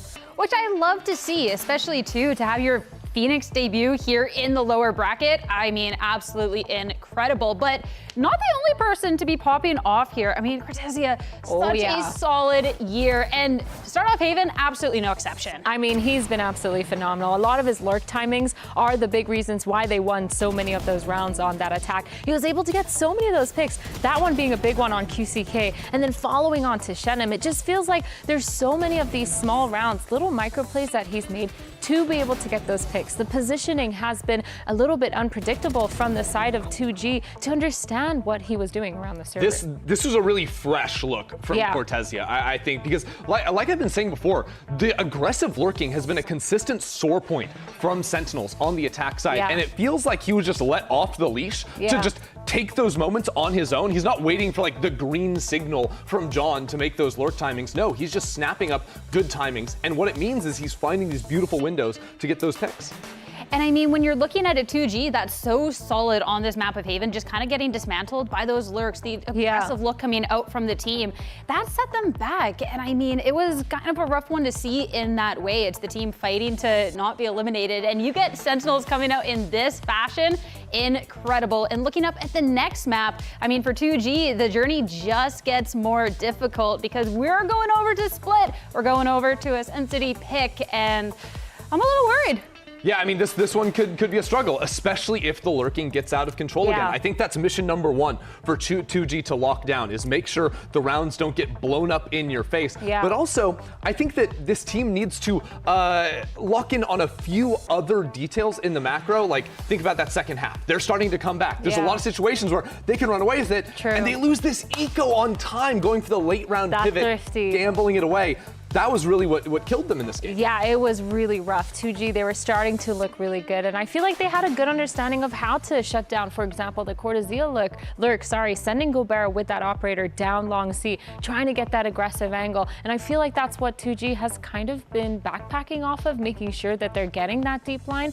It just didn't work out because it felt like Sentinels, the micro, like you were talking about, from John QT, was one of the main stars of the show. Yeah, absolutely. And I think some other like positives that we can build on from 2G is I thought they were very good in clutch situations, even if they weren't always winning it. Like, they're winning the fights and then losing on time, but they're winning 1v1s in those late round situations. And one of the key differences to their last week performance, where they were getting really overactive in the post plants, the second half on attack, they looked great because they were holding strong crossfires and fighting together. Yeah, it felt like finally their post plants were looking a lot more cohesive. They actually understood how to fully play when they had that numbers advantage, not be a little bit too overexerting and pushing themselves past the limit. So it looked really good. But I think going on to Split, just to bring it back a little bit, you talked about how you want to see those lurks from Core. I think I'm really looking forward to 2G. We saw Gobert on that raise previously. He had kind of an okay game, but I still think he managed to do really well, making sure he was getting a lot of that movement in the server, getting those entries, and kind of pulling a lot of those crosshairs. So I'm kind of looking at him to be ready for that. I mean, going into the second map, we have to see what 2G thinks ahead of that as we caught up with their coach, Gouch. 2G is on the verge of elimination, and our second map is Split. That's Sentinel's pick. And Gavishis, I want to ask you, last time when you played this map against Furia, you were struggling with the post plans. Was that the focus coming into the series today? Sim, com certeza foi o foco, trabalhar o afterplant. Acho que a gente perdeu vários lá durante a Fúria, a gente analisou, conversou bastante. A gente vai trazer algo novo também para essa split. Yeah, we worked on this a little bit. This was the main focus that we had. There were a few rounds that we were not able to win. There were a few details in the post plans that just did not go our way. So we worked on it, and we are ready for that split. Obrigada. I'm excited to see what they bring out here on Split. Again, looking at this, a must-win to stay alive here in play-ins. And this is a situation that 2G, it has to hurt, right? Because 2025 was such a disappointment after ascending to play on this stage week in and week out. Now, again, they're facing off against Sentinels for the 3rd time in their history. And again, they're on the back foot, already losing this first match. 2G, they have to make the right changes heading into the Split map now. The good thing is they've played this map against a VCT team already. So they have the experience of playing this map on a stage. They know a lot of the micro adjustments that they might need to fix. So it looks like maybe that's where the promising part is. I mean, we know that they're more than capable. It's time to see if they can actually do it though. Golden Boy and Mimi will be back with Split after this short break.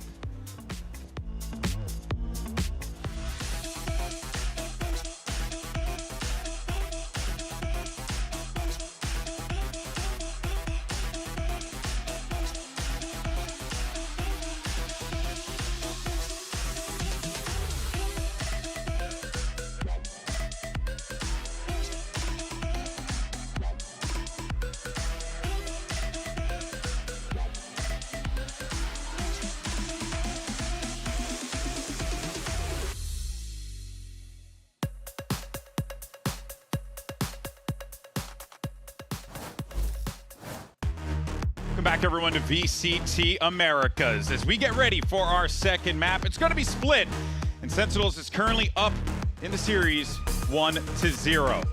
And of course, if they're able to pick up this dub here, the journey to champion starts right here and now, because they got to win 7 straight in order to punch their ticket to Shanghai. Meanwhile, for 2G, they got to get a map on the board, and they need it like they need to breathe. The expectations are very different, though. Sen, this roster was retooled to make it 2 champions, to make this run. And to do that, they gotta just win this match cleanly. And I like to see a new look for their splits. They're moving over to a Neon Phoenix. That I think seems to be the they solution. just conceded. I think they're like, we're just going to do this, and that's our life. I was not a fan of the Waylay addiction, and as with every other team that has been kind of middling in VCT Americas, the solution is copy Leviatán. Copy Lev. Everybody copy Lev. Look, 2G's doing it too. It was really funny working the desk with Sato, and every single time he looked, we're like, oh, hey, that's our comp. Yes. Oh, hey, that's our comp. Yeah, it turns out they're really good comps, and Lev has a lot of really great ideas that you Shout can out copy. to Coach Owner and King for really defining what this meta looks like right now. And well, as it stands, I did want to also talk real quick though, Mimi, about that Waylay, only because it felt like it was like their identity that they were trying to do. But now I'm seeing John QT play the Phoenix, and I'm like, oh, we're back, baby. This is their thing. This is how they're gonna try and get themselves back into this. I like if this is what Sentinels is moving forward. Yeah, it's interesting to me that it is John seemingly always on that role, but when you're playing Sentineless, you want Cortez to be a lurker. I think there's no context that you want him that you want him in that role. So he's gonna play Viper, and then you kind of have this thing where, are you putting John on smokes or are you putting Redux on smokes? And I think both answers would have been fine, but Redux looked good on smokes map 1. I'm down with that kind of role change. Yeah. So let's see it. I think having an identity, having similar comps across your map that is also in line with the meta is just a good thing. So excited to see if they can execute as well as they did map 1. And I like putting Redux on the Omen because that's an agent that you can get really, really wacky with. You could do some fun stuff with the Paranoia, with your teleports, right? The smokes, playing around that. There's a lot you could do. I always think about Tens back in the day and how he kind of defined how like a duelist approaching Omen would play. And it stuck with me till this day. And I like if Redux continues to add on to that, because he's got one hell of a rifle that they got to take advantage of. Sure does. Elimination on the line here for 2G as QCK in a dangerous position. Ooh, gets himself 2, but instead it's Cortez. Get Cortezia gets 2. I thought that we were going to see QCK pick up the second, but instead he gets shut down. And this is going to prompt FRZ to be a little bit more active here. But this will be tough. They're going to need this help. And it gets a little bit easier when Shenum gets a pick like that. It's really nice. They've already full re-cleared ramp control. FRZ on a good timing. And you know that flank could potentially be coming in. That's why they're checking. And it's Jonah. The 2 initiators squaring off against each other right now. Gonna back up. He's gonna commit to it, FRZ. Knowing that Jonah's gonna be behind him, giving himself a little bit more of an angle to work with now. Redux comes out and dies instantly. It's all down to Jonah, the person that they know exactly where he's gonna be positioned. Spike's getting diffused, and FRZ gets his initiator compatriot, and that is gonna be the first one on the board for 2G. Man, I love the way FRZ Hey, played I know that those round. guys. LFT already. That didn't take long. I'll tell you what, I'll fund the org. Let's do it, okay? We got Golden Esports. Golden Boy Esports. Hey, I mean, that's a pretty good trio to pick up if you're going And for it. everyone has to be bald on the team. I think only one of them's bald. The Nismo agrees. The Nismo M80 agrees. players out there, by the way. Alvin, you want to get bald with me, buddy? Yeah, all right, Alvin's bald. Let's go. You can't just recruit people like this. Listen, I'm very influential, okay? I was nominated one time for that. Anyway. So a 2G pistol round win. To bring things back to Valorant. How dare you? I'm always talking about Valorant. It's really nice from FRZ. I like the patience he played with that one. And now Sentinels, not too much to speak of this round. Just a couple sheriffs. I think Gobera thought he was going to hide just a little bit from that, but ends up getting tagged. He's going to need to clear from that Fade util, so he'll move away for the time being, and they'll just push him away. But this continues to just kind of herd the cattle around, see where things are, check around. No info given. And I like that Sentinels, they're denying that info. They're not letting them have anything. Just playing this one slow. And what's on their mind? They only want one thing, ult orbs. Give that for John QT. Gobble, gobble, gobble. Yeah. Welcome to the Phoenix lifestyle, John. That's it. All you're doing is just eating orbs. Come on, grab the orb. Oh, no opportunity to do so, though, and Gobera is going to stop Jerwin. Gobera gets the second one up top. That was Redux. Thought actually could have worked out for them. Okay. I don't know where Jonah's gotten these bandit kills Wait a from. minute. Cortez has one as well.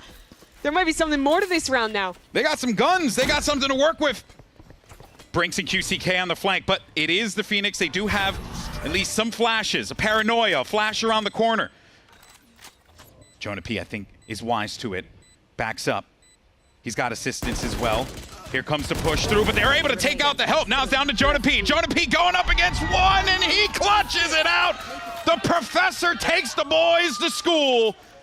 4 kills for him. That's so gross from Jonah. A perfect shot with the bandit late there early on here. The adjustment is so clean from him. Ready for that second on to FRZ as well. What a round from Jonah. Just saw the hair on his chinny chin chin and was able to go for that shot.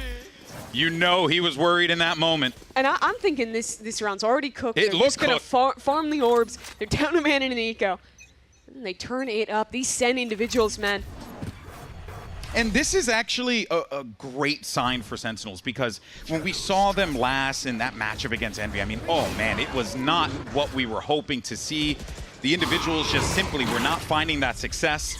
And now you're starting to really believe that this is something that Sentinels can put together here with some smart plays, great adjustments. And it's clear that these players have full trust in one another to be able to do these things, because look, Redux has been playing the Phoenix for this team for a minute.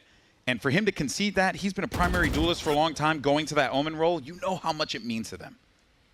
Trust in the process for Sen. That's all you can really have when you're having to play game by game from this lower bracket. Yep. Thorough from John. Clears out Gobera.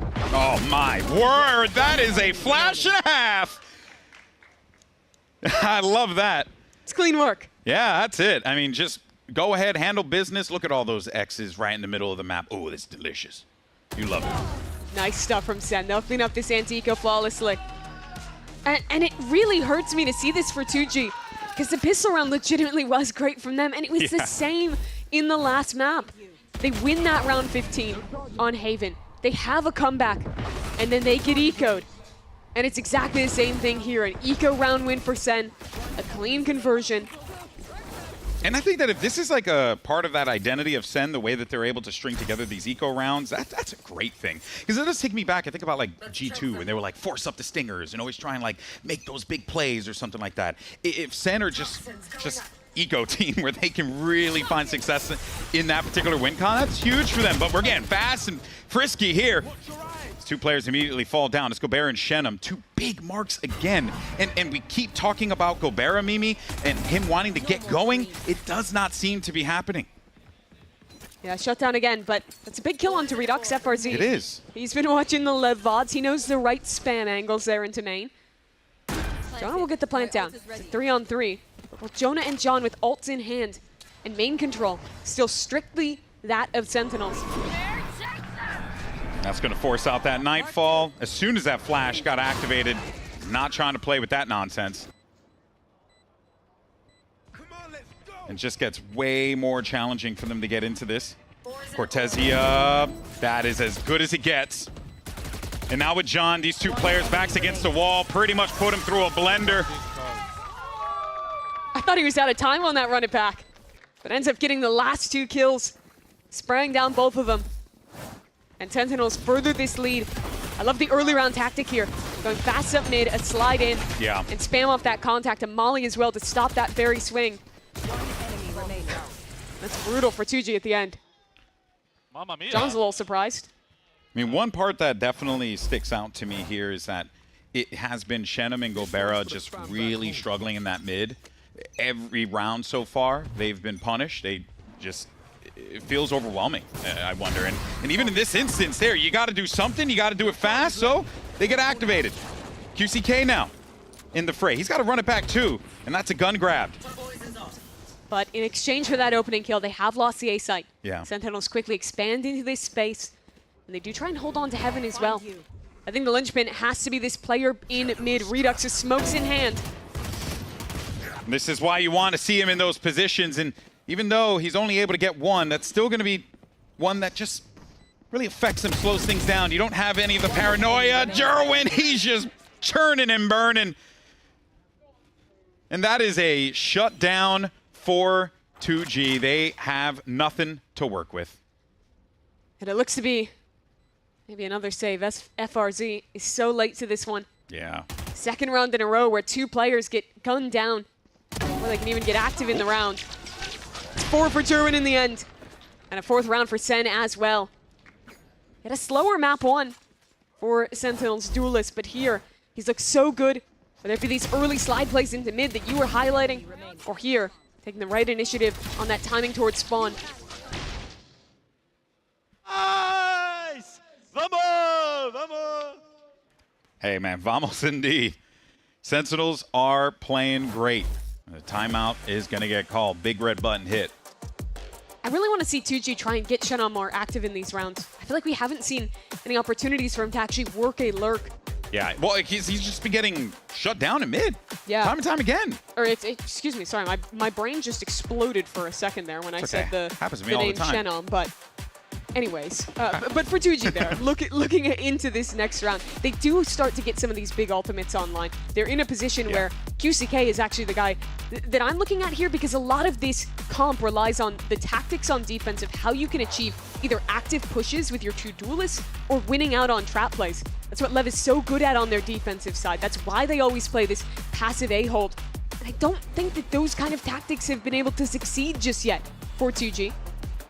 And I think that part of that, young man we just saw on that screen there, Jerwin, he has been very aggressive. He has been looking to just constantly get in the face of his opponent, disrupt their timings, and it's been working. A couple rounds here, Jerwin being that tip of the spear, it creates so many openings for Sentinels to work with. Then you got Cortezia cleaning up on the backside. I mean, it's a lot is working well here for Sentinels right now. Redux attack opping on the Omen, looking for some kind of aggression from 2G, ready to punish it. They were reading that some kind of play would come this way, that he'd have a chance. No. But he might still. My ultimate is ready. Perfection from Redux.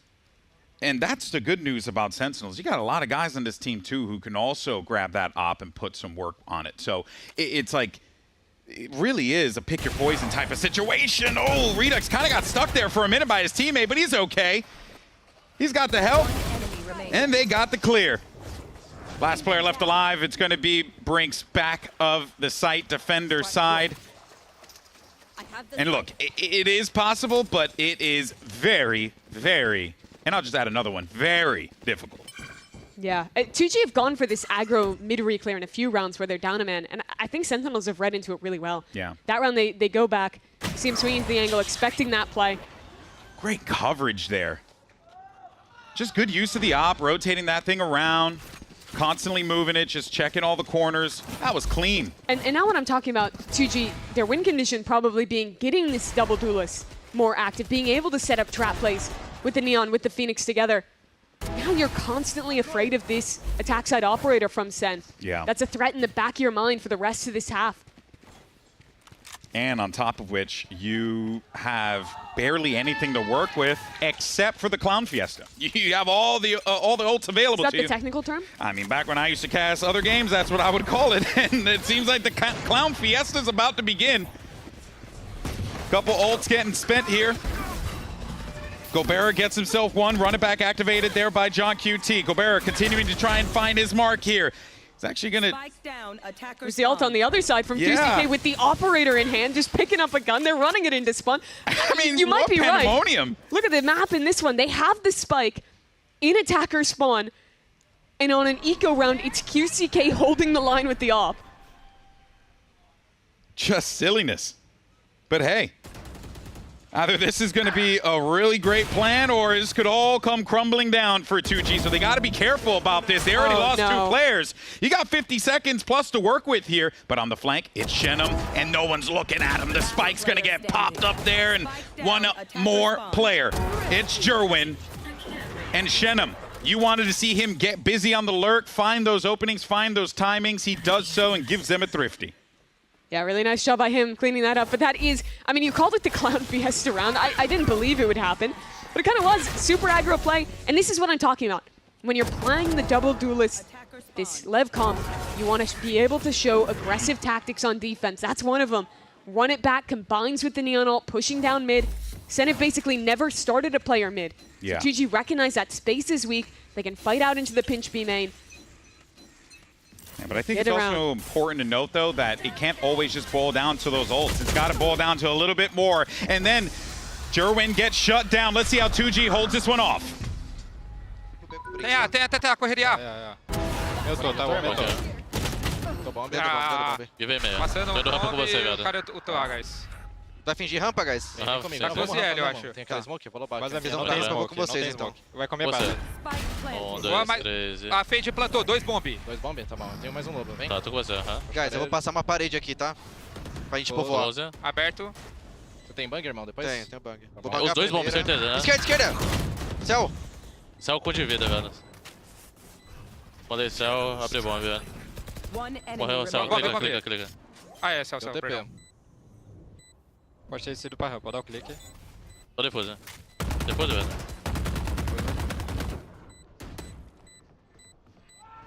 Nice! Alp base. É, bomb aí, na real.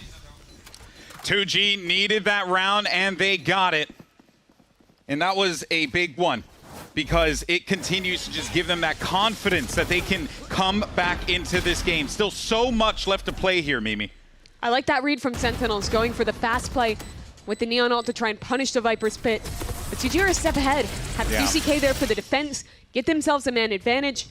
And despite Redux putting up a hell of an attempt, the trading is good enough on that retake. And the positioning too rough for him up in heaven to be able to do anything. So now 2G with their feet out under them. Gobera has an operator in his hands. He'll look to lock down mid. Sentinels testing their luck towards B. The Nightfall for their hit if they want it. See if they can get that orb. No, he's going to get an orb another way. John QT's down. Now that is really still an opportunity for Sentinels, because they get that spike down, Viper's Pit. You could go ahead and use that. You might want to clear sight. You might want to try and look around, see where you can suss out where the players are. You got the Nightfall for that as well. So they can win this round, Sentinels. But they're walking back into the operator. Gobera whiffs! That is brutal. Goes even now, and QCK stunned up in the smoke, has to concede the space as Cortez and Redux both activate on their lurks. And from a 5v4, it's a 2-on-4. What a swing. But you do manage to even things out just a little bit here.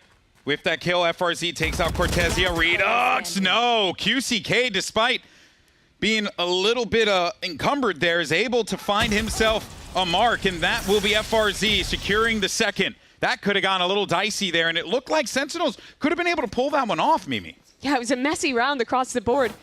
Sen losing players early. But this rare whiff. Yeah. Rare Gobert whiff. was good for it, especially on map 1 of this series. Doesn't quite work out for him here. This is what I want to see from FRZ. A guy who's been waiting so long for this second chance.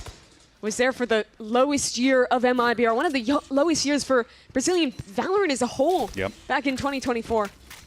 Now gets to come back up, lead this team for 2G. That's right, VCT veteran. Been in the game for a long time. He's actually been playing this bad boy since beta. So he's been in the action for a hot minute, knows what is going to be necessary of him, so is Brinks. But now we go over to Shenum. Another VCT veteran looking to make his mark here once again on the Americas stage as John QT gets the better of him. And you got two guys there, and John and Jonah, who've hoisted trophies over their heads. They know what it's like in these moments where they gotta pull off the big kills, and they do it just there. Yeah, last map, those two names stuck out. The Jonah P clutch. Consistent John QT rounds. Playing on this Phoenix, playing on this new role. But always that nightmare behind you, Cortez. We'll let Gobert slip by, so a chance to at least get out on site. Ooh, QCK though, be careful. That firewall, he might just disrespect it, and he does. And he does. 2 kills for him, 4 total out of the round. We're getting closer and closer to the half, and I'm starting to feel like this Sentinels team, with the way that they're fighting for each other, shooting for one another, they've had to have some hard conversations after that loss to Envy. Yeah, you think about how much they changed, how much they retooled their compositions, moving from the only team really playing the Waylay to... Gotta feel good if you're Envy. You made them change the whole thing. Yeah, really did. And Envy had a great game plan going into that match. Definitely outplayed them. Forces Sen squad into a position I don't think anyone would have thought they'd be in at the beginning of the year. Not at all. Mid starting to get a little busy. There goes Jerwin. Smart movement there from 2G to just back out of that fight. The run it back is going to clear just a touch, but not enough to give QCK pause. In fact, he might just be able to get this kill, but just as I say that, Jerwin had the better of him. That timing's so rough for QCK. Gets caught on the cross, and now Gobert has to slide back towards A. Jerwin just holding for Shenum on the peak as well. It's only Brinks on B.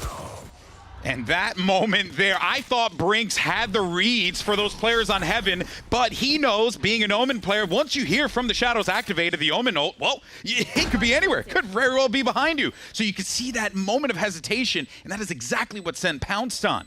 And now this feels more like the first game. Another save from 2G as they back towards A. Sen have been able to, after basically not touching it for the first 4 or 5 rounds, run rough shot over mid in these last few. 2G haven't had an answer for these fast plays with the Neon Phoenix sliding in. This time they conceded the space, tried to play back and refight in, but they just get out-skilled by the Sentinels individuals, holding that space in Heaven. Yeah, I would really just want to see this 2G team just play a little bit forward, get a bit more busy, because at this point, Sentinels, they have the confidence. That is very evident at this point. Looking at their cams, their reactions, all the little things that are happening, the confidence through the roof for those boys. So you need to rattle them a little bit here. You got to do something. You got to do it different, and you got to do it fast. You absolutely do. It really is. And there's that other kill I'm talking about. Chenom just trying to step back into the angle. It's easily taken out. So, the story of this half was a few rounds off of a set play, getting aggro with the ults for 2G. Since then, it has been another drought in these last 2. QCK, he's just sitting in spawn with the ult, ready to fast rotate over and react. But it's mid again. Sen own this space. They haven't been denied it once in the last 5 rounds. He's going for it. Gobert. Nope, nope, nope. Don't want to go into the pit there. It's not an area you want to try and mess around with. But they did clear all of that. Now it's going to be an opportunity here for QCK to get in the action, get anything, but he does not. It does prompt some information of that's where these players are going to be located. And you can see that Shenum and those boys trying to push out, trying to crunch them a bit more. Brinks trying to give him something to work with here, and he can't get out of there in time. Second time this series where that's happened. Caught with the ult in hand, a second away from his escape. 2G desperate for another round win. That's the whole gimmick for the Omen, you know? You gotta get out of there and fly out. Center doing a great job at freezing in these mid-rounds, letting 2G re-push into them. German's been collecting free kills in heaven as he waits. And Gobera, knowing that the world is on his shoulders here. Last round and a half here on the attack for Sentinels. 30 seconds left. Or rather, on the defense for Sentinels. Look at me, on the attack for Sentinels. Words are hard, and English is not my first language. You'd be shocked. That's not true. He's making things up, folks. Either way, this is I would a tough never lie. one. This is a tough one for Gobera.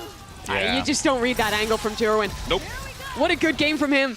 They kind of wasted his life game in the last one. They're making it up here. Yeah. You know? 22 kills on that ascent. Yeah. Couldn't get it across the line against Envy.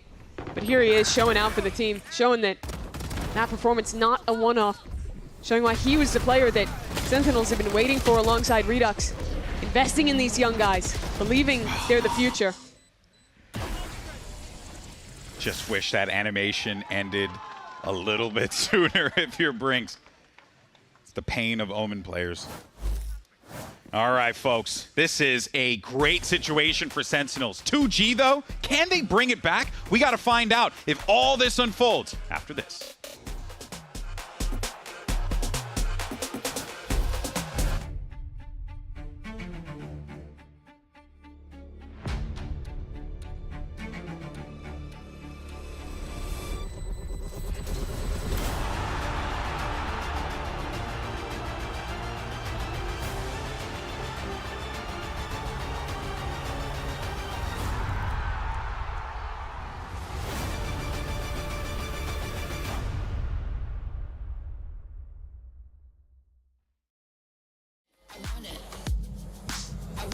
Drop.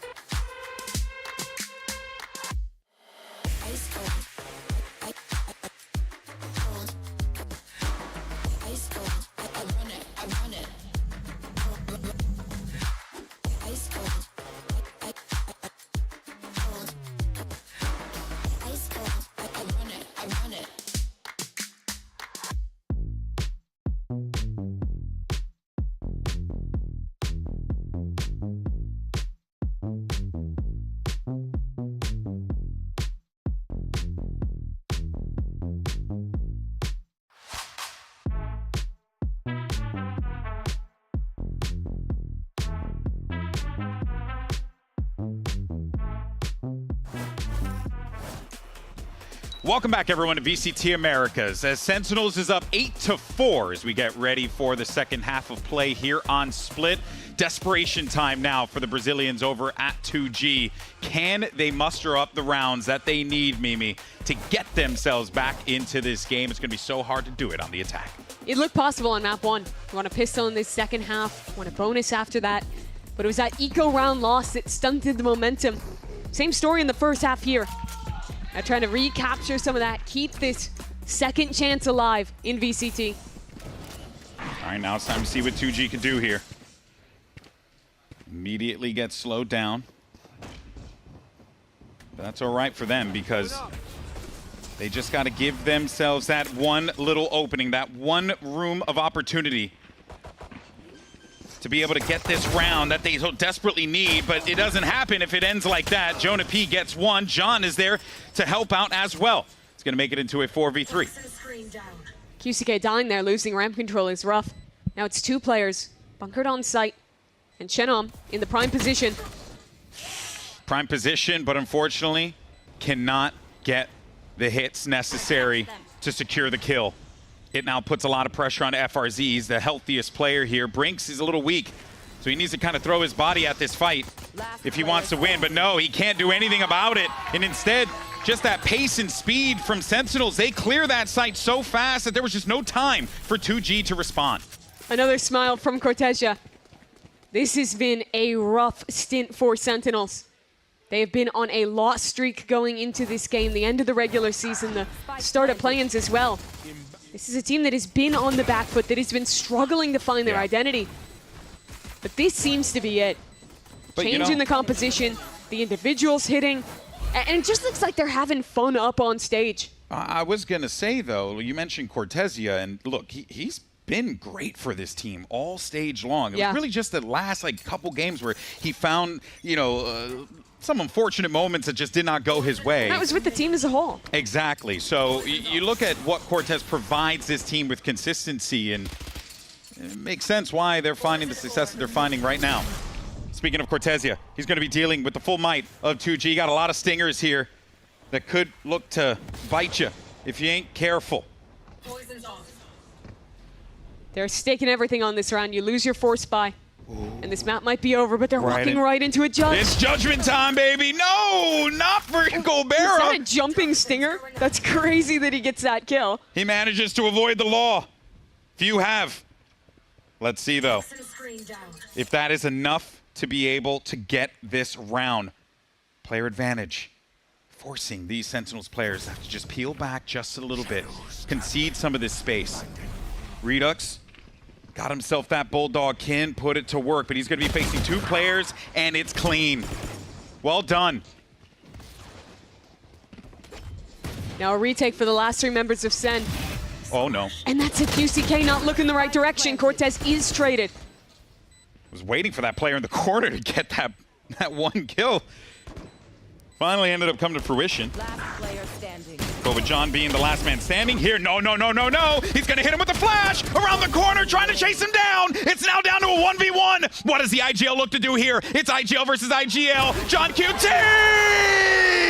gets the kill, locks down 10, and Sentinels are 3 rounds away from moving forward here at play-ins. That is disgusting from John. Comes up massive with a Red Bull clutch. And that was the force fight. That was everything for 2G. And then look at him just looking all cool and stuff. What a smug man. Love it. He has every reason to feel that way. Welcome to the new world. John QT is a Phoenix player. He's got almost 20 kills. He's winning clutches like this. Wow. Crazy. He brought cookies for the team, too. I don't know. I made that up, but honestly, it wouldn't shock me. And Coach Gabshi just... I mean, what else can you do? Yeah, man. There's not much else. They have to force again, basically. They staked it on last round. They scamper together what they can to still get half armor and rifles in the next. Oh, man. Redux just peppered them with shots. But Shenum opens up A site. So good lurk there for Shenum. And he has been great for these so many times to just give his team those openings. But they got to be careful about Jerwin. what's happening here with Jerwin. He's still here. If anyone tries to path towards heaven, it's a judge waiting for them. Oh, the Prowler misses. Oh, no. Surely not. And there's a double flank coming in as well from Sen. The timing's going to get really weird. Flanks on flanks on flanks. Oh, no. Brinks. Pulling the activity. Gets 1. Looking for the second. There's John, the hero of the last round. The hero again on the flank. He does have a run it back for the retake here. And you have a lot of util for Jerwin. These players on 2G are low as well. The guns are still weak. You just go ahead and sneeze on him and they'll probably die. Redux gets 1 onto Gobera. Jerwin now make his way onto the site. I don't even think they need to use it. Does he get the read? He does. Jerwin connects with 1. Looking for the second, and he gets it. It's all down to FRZ. And this was a round that they really needed. And it's going to get down to the absolute wire. Oh, 0.9. I thought he had it. I thought he had it too. It was so close. 0.09 on the spike for that round to be won by 2G. Well, that's crazy. That 0.09 delay seconds that FRZ gave him was more than enough. Not even close. The work from Jerwin, though, in this late round looked like he had done enough. mean, the animation was on the thing. It filled the bar. It doesn't get much closer than that. It really doesn't. So now 2G, after losing their Force Spy, going back in with only Stingers and Sheriffs, gets back control of this game. I do like John with the Stinger here. Activates to run it back whenever he needs to, and he's got a great gun to just get into the face of his opponent, disrupt their plans, whatever they're looking to try and execute on. Center very active. They've already full cleared into B main. They're sending John on a rotate over to A. I think of that anti-eco that 2G lost back on Haven. They know exactly what's at stake here for 2G. They need these rounds, but John, with that, what you would call a hero gun in this situation, is able to get himself one. He still has more to work with. And that run it back too. Let's not forget, as the push starts to come through, John's got to get contact up front. He gets him two, that's more than enough. But then comes Shenum. Shenum gets 3 kills and Brinks is there for the 4th, and this slows things down exponentially. Jerwin won't be able to do much. You got a bandit up top, and you might be able to take a head off or 2, but it is going to be very tough for you to get to that site from this angle. And that is the round. You got to be thankful for Shenum if you're on 2G right now, because John made a damn good attempt at that round. The decay from the Viper here. See that vulnerability means the Stinger is far more effective at range, gets a 2nd as well. But it was these kills backside. With a perfect adjustment, spray transfer for the 3rd. Man. And I got worried. It felt like echoes of eco rounds they've lost before. It was starting to feel that way. It really was. And that's dangerous. Honestly, the fact that it's still feeling like that, and we are 17 rounds into this, we've already played a map, and it still feels like they don't have that full command. It is a little concerning for 2G, but if you're a Sentinels fan, you're feeling pretty dang good right now. Have to be. This is them still in a good position despite that round loss. For 2G though, Shenum gonna be the X factor this half. When he was back on MIBR, he was good on these lurks, and he still is. Nice kill on the Jerwin early.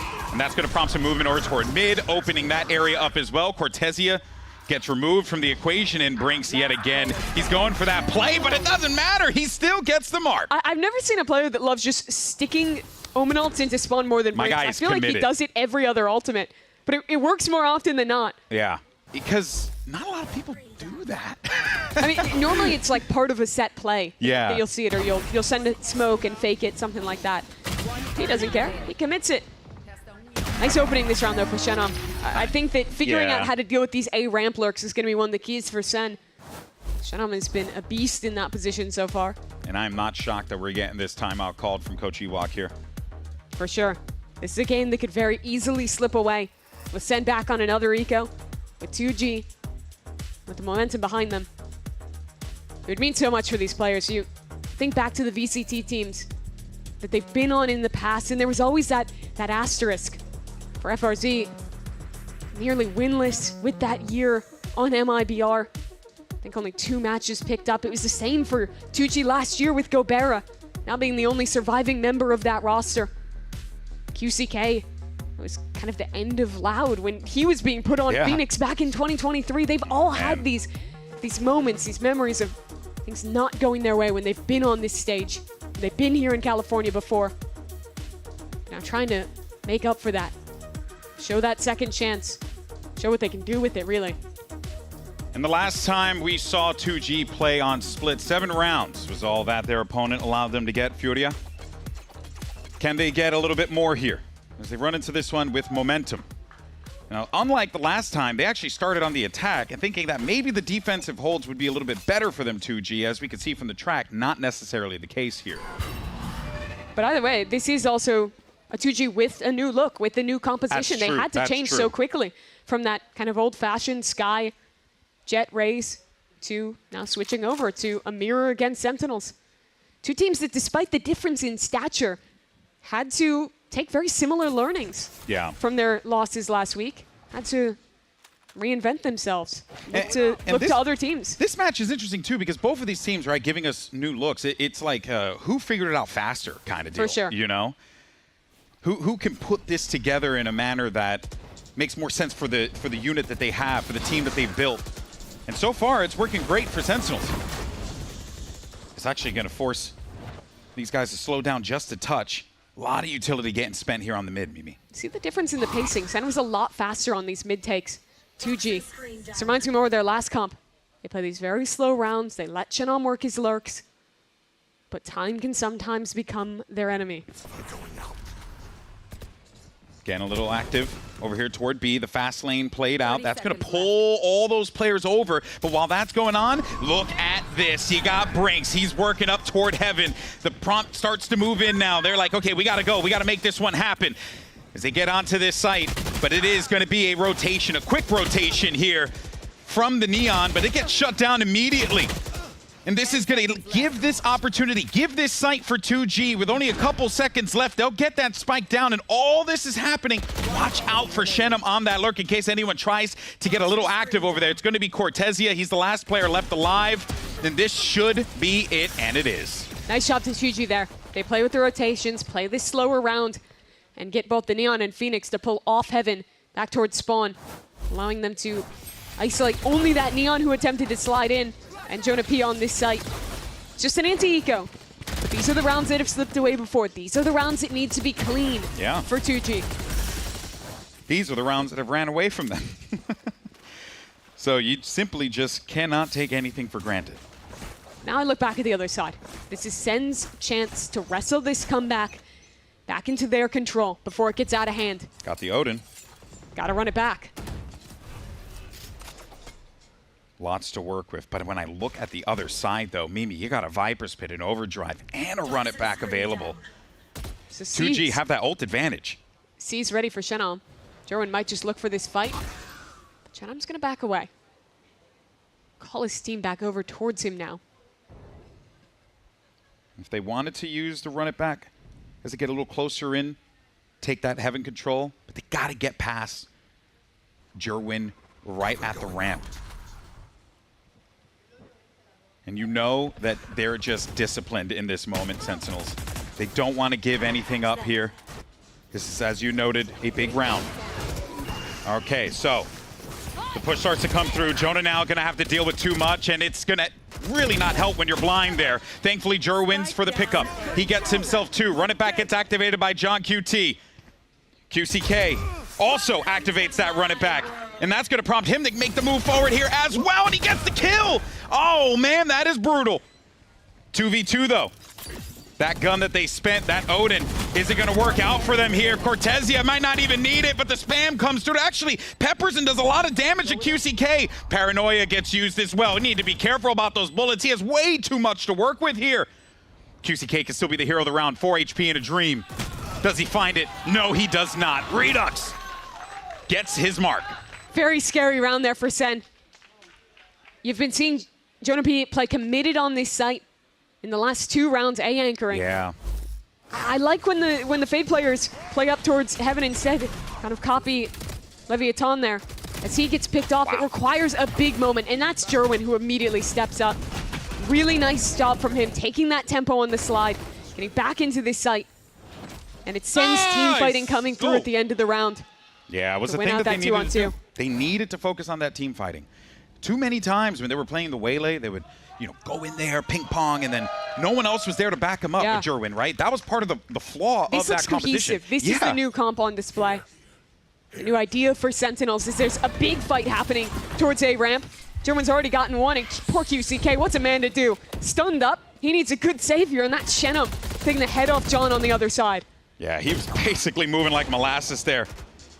Super slow. Now they know Jerwin's going to be stuck in this corner. They're not going to make that same mistake last time. Surely you don't get away with that.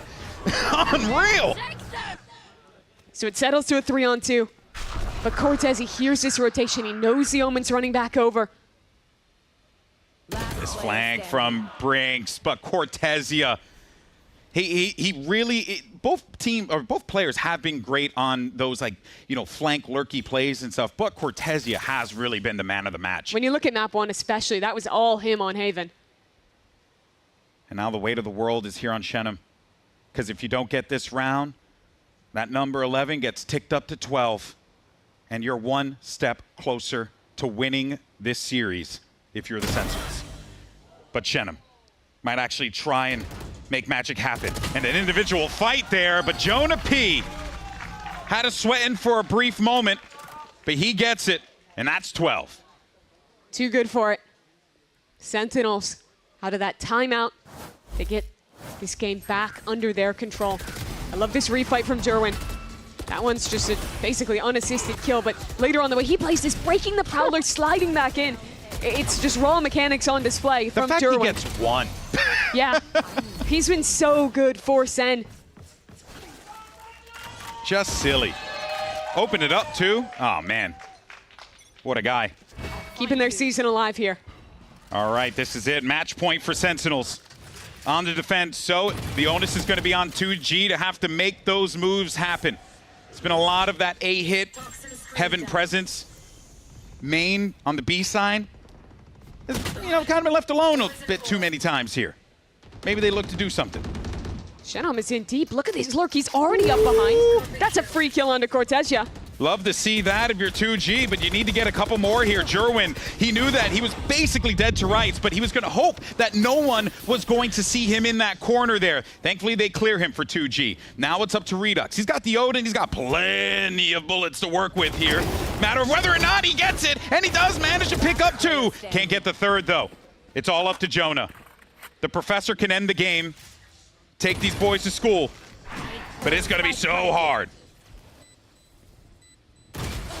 And he can't do it. FRZ's good for the shot. That's 9 for 2G. They're getting closer. That is insane that Shenam gets away with that. I'd love to see again exactly how he caught that timing. Yeah. If you look at this early round, he gets straight past where that fade was playing. I'm not sure if he was on site at the start of that round and just missed the timing in main.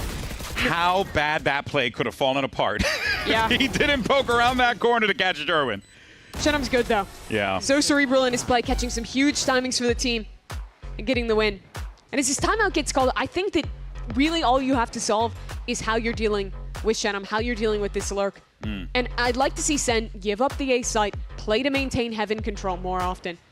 I don't like that they've been trying to have Jonah actually playing deep into this A site. I think that makes it a lot harder, not only to shut down these lurks, but also means that you're extremely committed. And instead of getting to play that ramp re-clear together, you're forced to rush into this flood on site.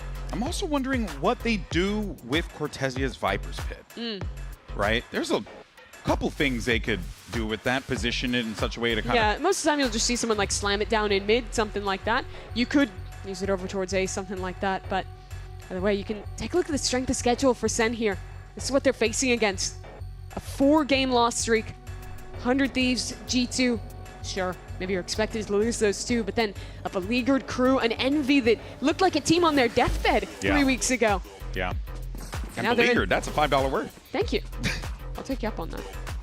But Sen now, they're having to go all the way. You keep bringing it up, but it would take 7 games in a row won.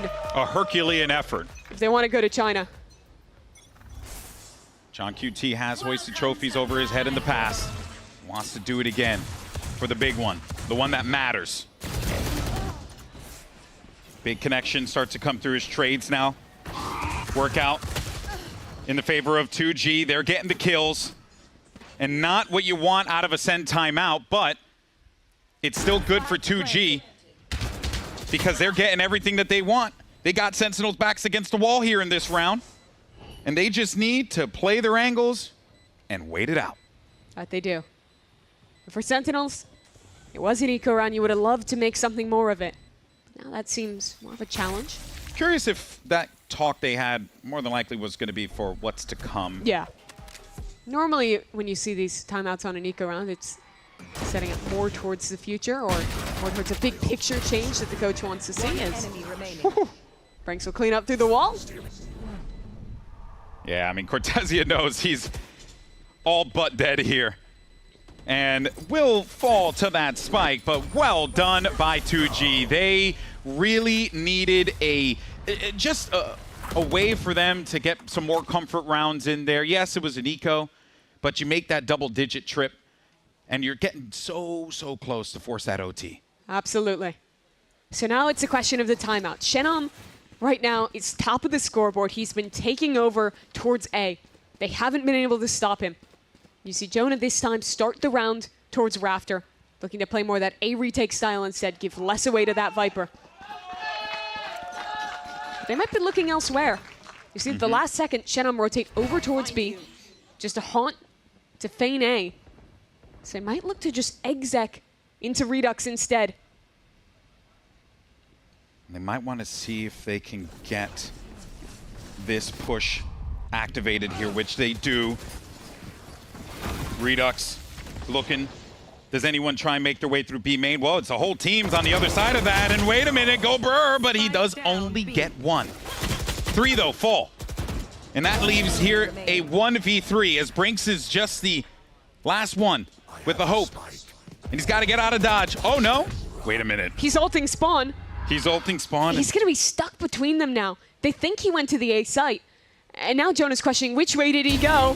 Found him, and that's it. GG, as Sentinels will punch their ticket to the next round here at Play-Ins, and the journey starts now to make it to champions. 1 game done, 6 more to go. Job's not done yet. They come out with a new identity, change their composition on both maps, lock their IGL onto the Phoenix. He top frags in this game, has a great performance in map 1 as well. And unfortunately for 2G, that means their journey here at VCT Americas ends. A lot of familiar faces that got a chance to return, got a chance to try and fight for that redemption here. Yeah. But could not get it across the line in this match against this new look Sen. And look, I'm just going to go ahead and give all the flowers in the world to 2G. I mean, outside of the game, a lot of stuff happened to these young men. Very, very tough last couple of months for them, so I do want to give them all the love in the world. But of course, and Cortesia is doing that as well. Yeah. But you do got to give all the love to these boys right here on the stage as Sentinels picks up the win. Keeping it going in this lower bracket. Team was rebuilt from the beginning in 2026, was changed in piecemeal to try and get ready for champions, get ready for the end of the year. Show a Sen that can deliver.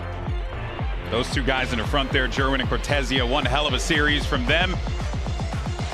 And if they can continue to put this together the way that we saw here in this game against 2G, Mimi, I think you're looking at a Sentinels that is starting to find themselves. Yes. But let's not pretend that this isn't going to be difficult, because what they have to do in order to make it to Shanghai, if they are able to do it, I mean, it will be the stuff of legend. It absolutely would, but there's so many good teams ahead.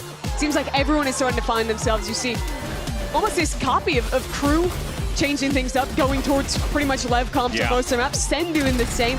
Everyone is trying to figure themselves out, in some ways through copying others, in some ways through giving their own spin on it. But it's come at just the right time to stay alive, to keep their season going. And I really want to see Sentinels continue to refine the ideas that they have established here.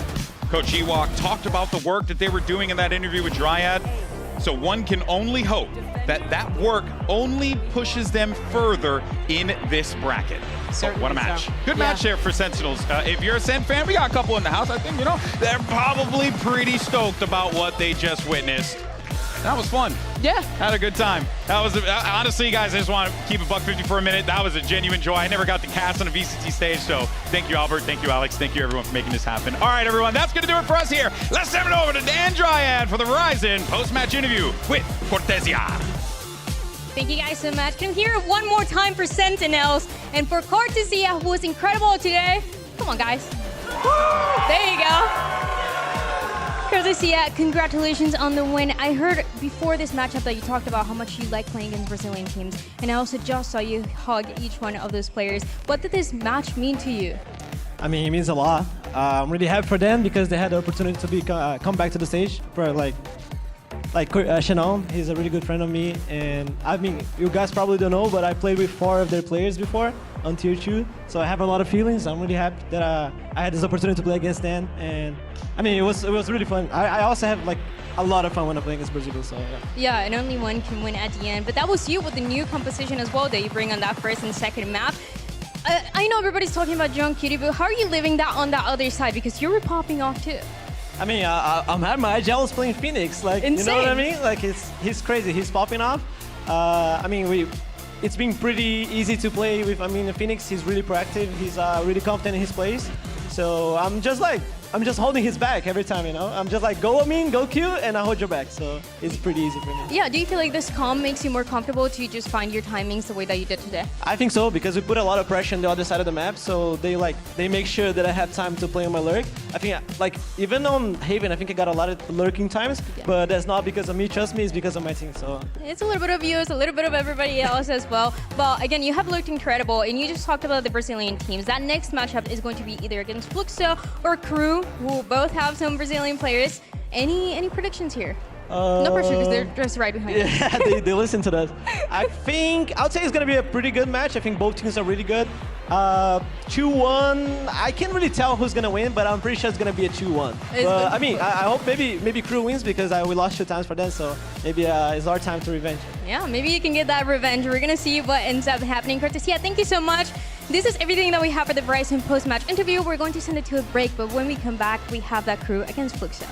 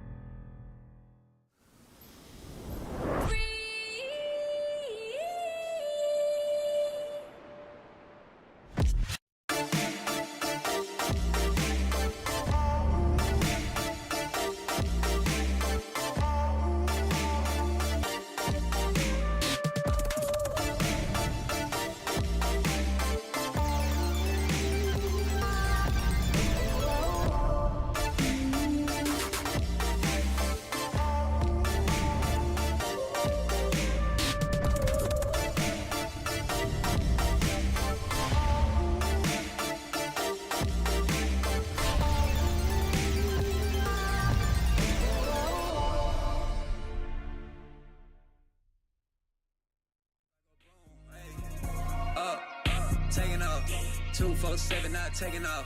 VDS stones ain't breaking off. All I know is win, I don't take a loss. Yo, taking off. GT3, I'm taking off.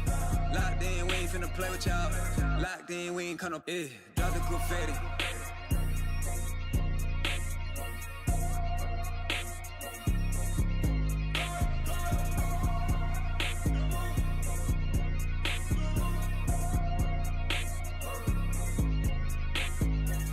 Confetti.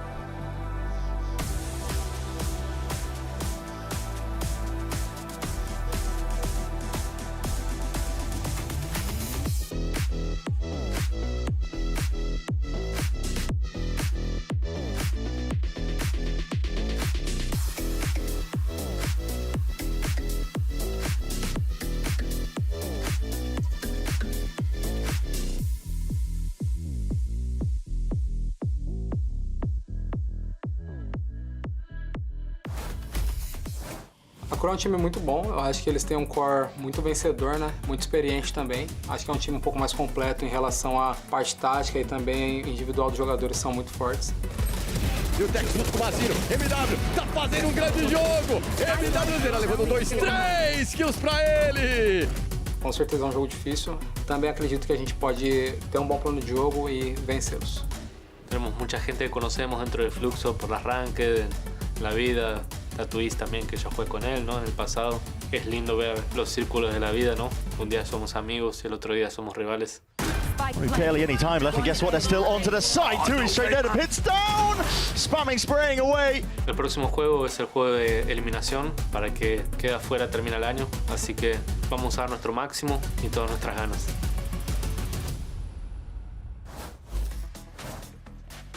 Welcome back to day 6 of play-ins and our second elimination match of the day.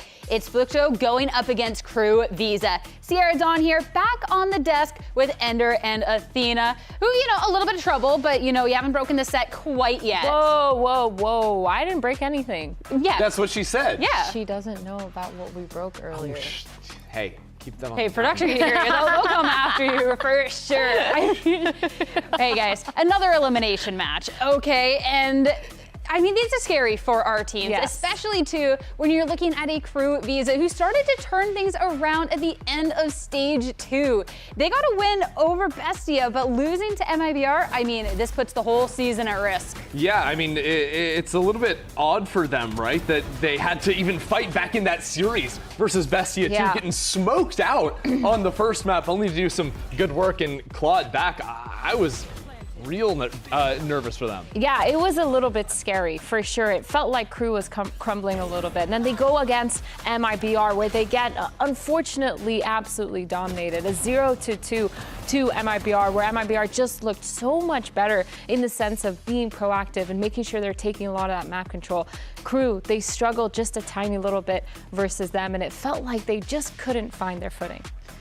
And putting them at the lower bracket now, if they're to find their footing, they're running out of time really rapidly. Our challenger teams have been ramping up, they're confident, they are ready. But for KRU Visa, I'm excited to see how they can turn it around, because that this is a team that is, and they're so capable. They're very capable when it comes to jump rope as well. That's what's really impressed me. Well, that's actually pretty sick. And it's a really good warm-up. Oh, and they ruined it as soon as you said that. That's crazy. Yeah, I think going into this next matchup for me, I just want to see a KRU that's a lot more solid and really confident with every decision that they make. No hesitation, making sure that they're genuinely fighting together and taking a lot of those really good firepower plays because they have such a strong team overall.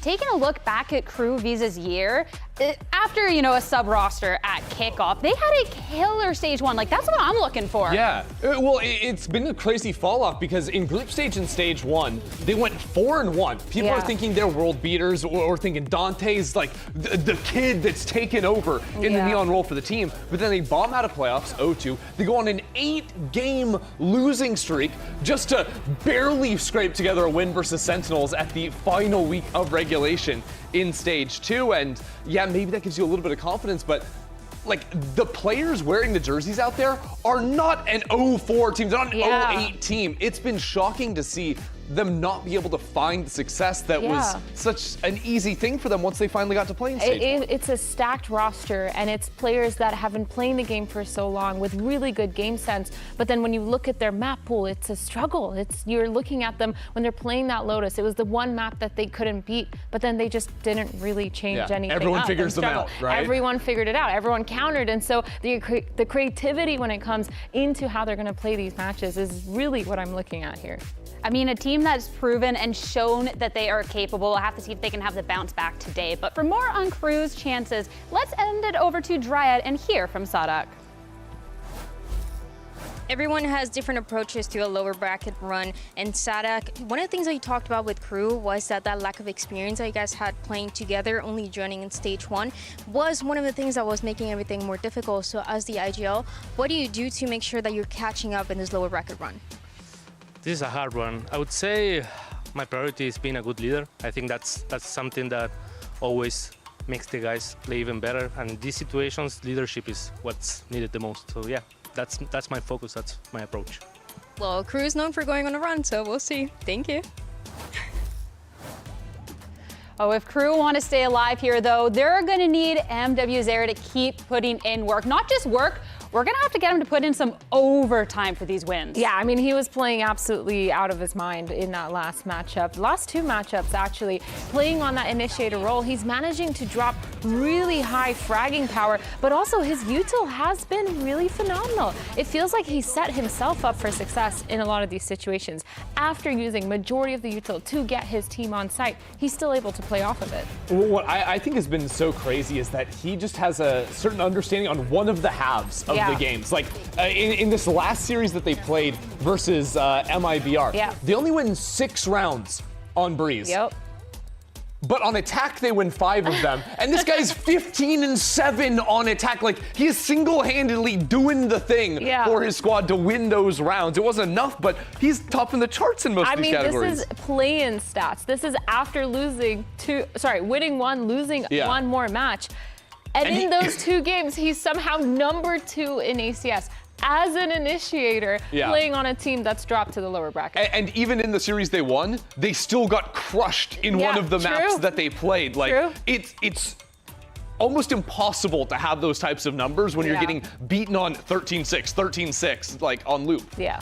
I mean, I'm looking for him to put up more numbers today, but at least it's going to be a very familiar opponent. It's Fluxo, the winner of Brazil Challengers. The squad full of vets picked up a map off of Cloud9, but were unable to close it out. And I mean, again, they've shown they're capable. They showed that they can do the thing, but how do you learn over the weekend to be able to get wins here today? I mean, it feels like they started to understand and adapt a little bit against this team, but they for me, what I'm looking at is the way that they're playing. They're so good aggressively, but I need to see them clean up a lot of these rounds. When I'm seeing them peek out in the open, pushing through smokes one by one, their positioning not being 100%, that's where I'm looking at Fluxo to make sure they're coming up with those fixes. Yeah, that was a big struggle for them on their latter 2 maps. I do think on Lotus, they were a lot more locked in, specifically their double duelists entering into the site. I think their spacing, which can be hard to keep track of when you're playing 2 agents that can just go zipping into the site, but they were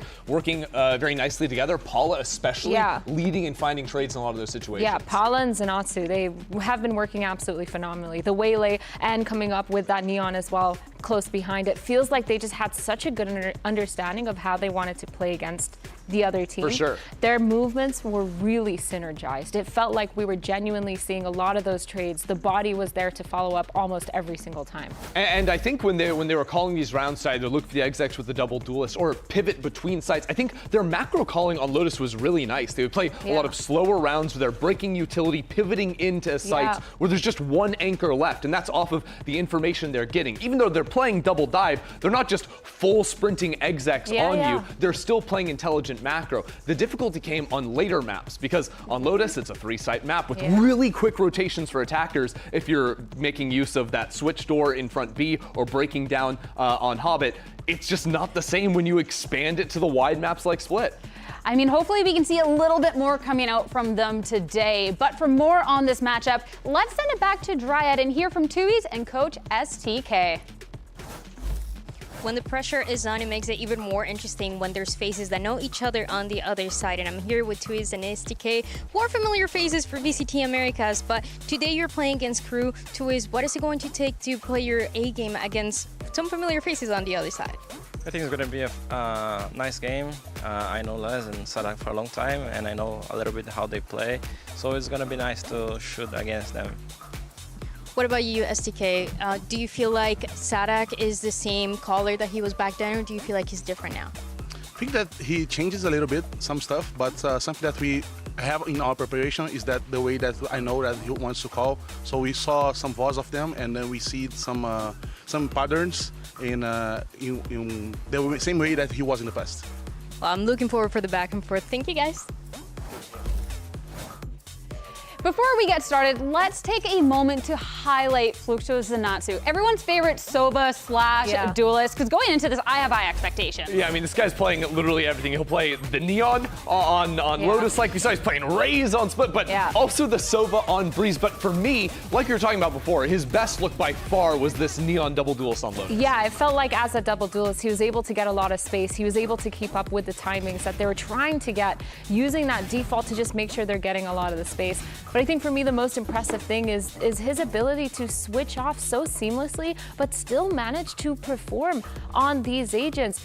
Nobody understands how hard it is until you've played in a professional environment to be switching roles from duelist to initiator. Such a fast-paced play style into one that you're supposed to give a lot of really good comms across to your IGL, making sure you're making a lot of that information make sense and allowing the mid-rounding to happen. I mean, if we're talking about him being our favorite Sova/duelist, but really putting emphasis on the duelist in this double duelist look, are we kind of hoping coming out here for Fluxo that we are going to be seeing them lean into map pools that would maybe even favor that? Let us get to see that aggression. I mean, I do like seeing that, like I was saying with the Lotus. That said, I also think Breeze was the map where he was the standout performer for the team when he was like operating a little bit more on his own and playing late round situations and not being the one just getting like thrown into the site where Paula can then come in and trade for him. So I think individually he can still perform in that role, but for me, the best looks were when they were running those double duelists. Yeah, the double duelists. Maps like Lotus are ones that are coming to my head where you see them pushing forward, taking a lot of aggressive control, and really see them come into their own, just being confident in those plays. And I think fixing a lot of those small issues that we were talking about earlier, which were just small, tiny mistakes that ended up losing the round a lot of the time.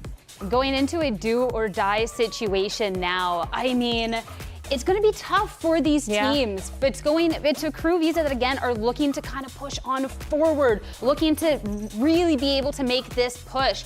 And on the other side of Fluxo that's looking to keep this run alive. But let's head to the stage and see if our players are ready. Kicking off with KRU Visa, because I'm looking for this confidence. I'm looking for the strong start. Yeah, by all accounts, KRU come in here as the favorites. When you look at the players wearing the jerseys, it's just an absolute stacked lineup. But that's what we were saying when KRU was beating the world back in stage 1. But it has been a long time since those heydays. And this is now a moment where KRU are playing for their lives. There's no more room to breathe. Yeah, it feels like they're definitely the overdogs in this situation. They're trying to live up to their names, but the biggest thing is making sure that they're proving to their fans that they have what it takes to change up in the server, not just rely on the fact that they have these big names, relying more on that experience to build up a team after having such a delayed starting in stage 1.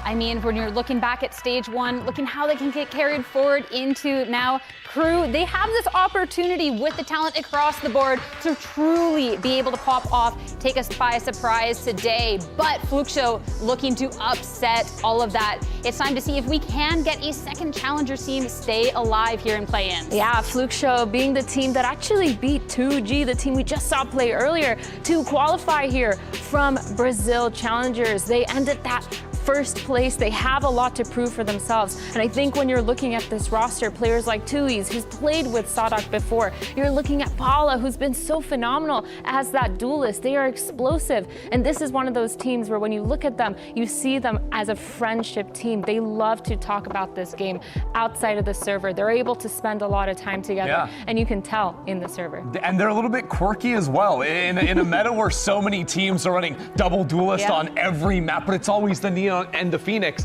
This team not really playing the Phoenix in this tournament. It's double dive agents, but it's Jet Rays. It's a little bit old school on some maps, but it's also Neon Waylay on others. It's a little bit off the wall, and I love to see them get to start here on Lotus. This was the map where they found success. Yeah, this will be a great way to be kicking off our series for both of our teams. I mean, picking it up, we get to see such an aggressive look from them and how that can really contrast up against that Waylay Neon that Aaron was talking about. Yeah, 100%. From KRU, they lost this against G2, I think week 2 or week 3, and they struggled to figure out how they wanted to fully fight. I feel like one of the main things with KRU is they're really good at mid-rounding. They're really good at setting themselves up for success, but then all of a sudden they tend to crumble over small little mistakes, crossfires not being held together, making sure that when they do get those initial numbers, keeping it and not being caught off guard with the lurks. But they still have the X factor on this map, and that is always less. My go. No one can beat less on this map.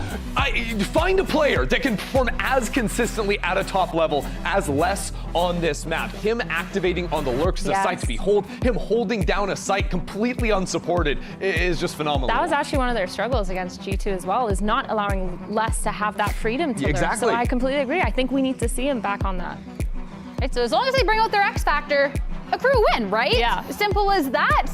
Well, This should be hold on. their map. But also, hold on. Look, if we talk, I mean, him on the lurk's fantastic. I think where it's going to be a hard task for him is on defense, playing against double dive, something you don't see all that often, can overwhelm solo side anchors in a way that he's not ready for. Guys, we're forgetting that Fluke Show beat C9 on this map of This Lotus. is true. They almost dismantled them. It was 13-7. They bullied a lot of the small mistakes that C9 were making. They absolutely destroyed their defenses. Their attack was so good at finding where those loopholes were, putting pressure on either side of the map and forcing C9 to be confused with a lot of their rotates. You know the difference, though, between C9 and KRU? What's the difference? KRU's still here, all right? And KRU's Lotus is their bread and butter. And I don't care, look, VCT Americas teams, they started figuring out, they started beating it, but I don't know if anyone in this lower bracket right now is going to be capable of taking less apart. His Viper is just unstoppable. I mean, going into our agents here, you get to see the neon in the chamber. Okay. I like this. I actually like this, but ooh, I don't know. I really like this. I think this makes a lot of sense for them. I think the neon was something that they played before, but they had the Phoenix online, and I think Phoenix on a big map like Lotus just wasn't working out for them. And you go over onto the other side of the stage, they're actually playing the same comp that they played against C9, which makes a lot of sense here for Fluke Show. Yeah, and again, for me, the main thing I'm looking at for them is their double duel. So good at breaking into sites, and also the calling. So good at finding solo site anchors. Those two duelists were spacing well, they were trading well. This is a map where KRU need to be beating Fluke Show to the punch when they're on defense. One guy in a site ain't gonna cut it. I mean, going into this matchup, starting off to see who can take the first strike here to not getting eliminated. Our teams are locked in, so let's get this started and send it over to your casters. Here's Tenric and Wyatt. Thanks so much, Sierra. Well, Wyatt, it's been a long day, whether you're a Brazilian Challengers fan having to sit through with your second seed going down, or an America's Challengers fan having to sit through Sharper and Enterprise making their runs in Pacific and EMEA. If I can speak for the little guy for just a moment, we're just hoping for a rainbow. Now, this is going to be an uphill battle for the Fluke Show team. They're going up against the old guard of Brazil, the loud core that dominated the region and kept these guys down on the lower tier teams for years. In the server, you have on one side Sadhawk and Les going up against Tui's coach STK. The best global finish that those guys had together in their loud iteration, it was at Lock-In. It was in Sao Paulo, and that is the destination of the Stage 2 finals where both of these Brazilian teams are fighting to get to. It is a long journey ahead. It needs a flawless lower bracket run from either side. Demands it. It's going to be a serious challenge to get there, but it starts today. How poetic would it be, but only one of these teams can even begin to write that. Well, Fluke Show did already show their prowess on Lotus earlier on in this tournament. KRU playing on it for the first time this bracket. There's a couple slim changes for what's already been working for their comp. As Dante's insert will get the opening. 2 tries to adjust and find Tui's, but KRU has the stack to back up the trade away. Yeah, it's such a good bait setup that you can run when you have the neon on this map. You can get tucked into that corner so quickly. Like, you'll see it on some bonus rounds maybe, like you can tuck a neon up there with a shotgun, but it's a little bit less expected, honestly, on the pistol, so it feels like it works out even better. Well, Zenatsu on the other side of that neon is going to try and poke and prod his way through A. Can't really get too far here, and that'll just lead to Mazine getting very quickly trounced. That's 4 standing for KRU starting on the pistol. War on 2 fronts taken very well. And you mentioned it, Fluke Show, they do have a nice win on this map. They beat Cloud9 here pretty comfortably. But they're going up against the 6-2 KRU. This map has been their bread and butter. They've not been able to play it a lot in this second stage, to some extent because other teams just want to avoid playing into it. Yeah, please don't take us to Lotus. Stage 1, it was this map that was the catalyst for them starting off 3-0, looking like a genuine world beater team before the struggles began. But if there were any map to start off on the right foot in this lower bracket, it is definitely Lotus. I see bits and pieces of both that Stage 1 level and what KRU wanted to adjust for this playoff coming into this map. And here's that trademark Fluke Show attack. Even with just the pistols, Pala Still a presence that needs to be paid attention to. From there, though, not much momentum to write home about. And a wet noodle anti-eco this time around. KRU very secure. Feels like this heat chamber could have some serious impact on the defense. Just looking at the comp that they're going up against. He's going to be able to have free reign on so many of the sight lines. The smokes are going to be really valuable from FlukeShow's side. They can't always just be willing to expend them to cut off sight lines and take space. They're not going to have them late for an exec. But Heat will be posted up on angles with the op constantly when he can get it into his hands. This FlukeShow comp is going to seriously rely on hard-hitting execs. Amazine trying to provide enough of a distraction or piece of information to let Paula and Zanatsu just go crazy on that spear tip like they'd love to. It's another attempt at the C execute on the bonus. KRU is going to have a bit of a back step here. Relay bolt onto Les. That still does hit him, and Paula is able to execute on top of it. That'll be the C site. Yeah, Les maybe a little bit too willing to hang around. KRU want to get back in as the spike is going down. Dante 1 for 1. He's got the rifle now, but not watching for the back. Oh, Heat! Able to get the crunch just in time. Zanatsu can't land that. So it's a 3v3 for the takeback. KRU got all the space. FlukeShow are just playing for the mound spam only. Don't have much to cycle off of. You don't have any smokes either. Tui's gets the double though, and plays off of the defensive smoke so well. KRU try to approach it, and will lose out on the bonus with 3 men standing. Very straightforward round there for FlukeShow, and we're going to be seeing a lot of that. They just need to burst into these sites. And one of the advantages in their favor of heaping on the chamber is that they're not dealing with a vice. They don't have to feel that anxiety of, are we just choosing the wrong site right now for this fast execute and we're running into a wall and thorns? No, that's not the case. They're going to be able to burst in, and in the future, KRU can't afford to have less going down in that kind of situation.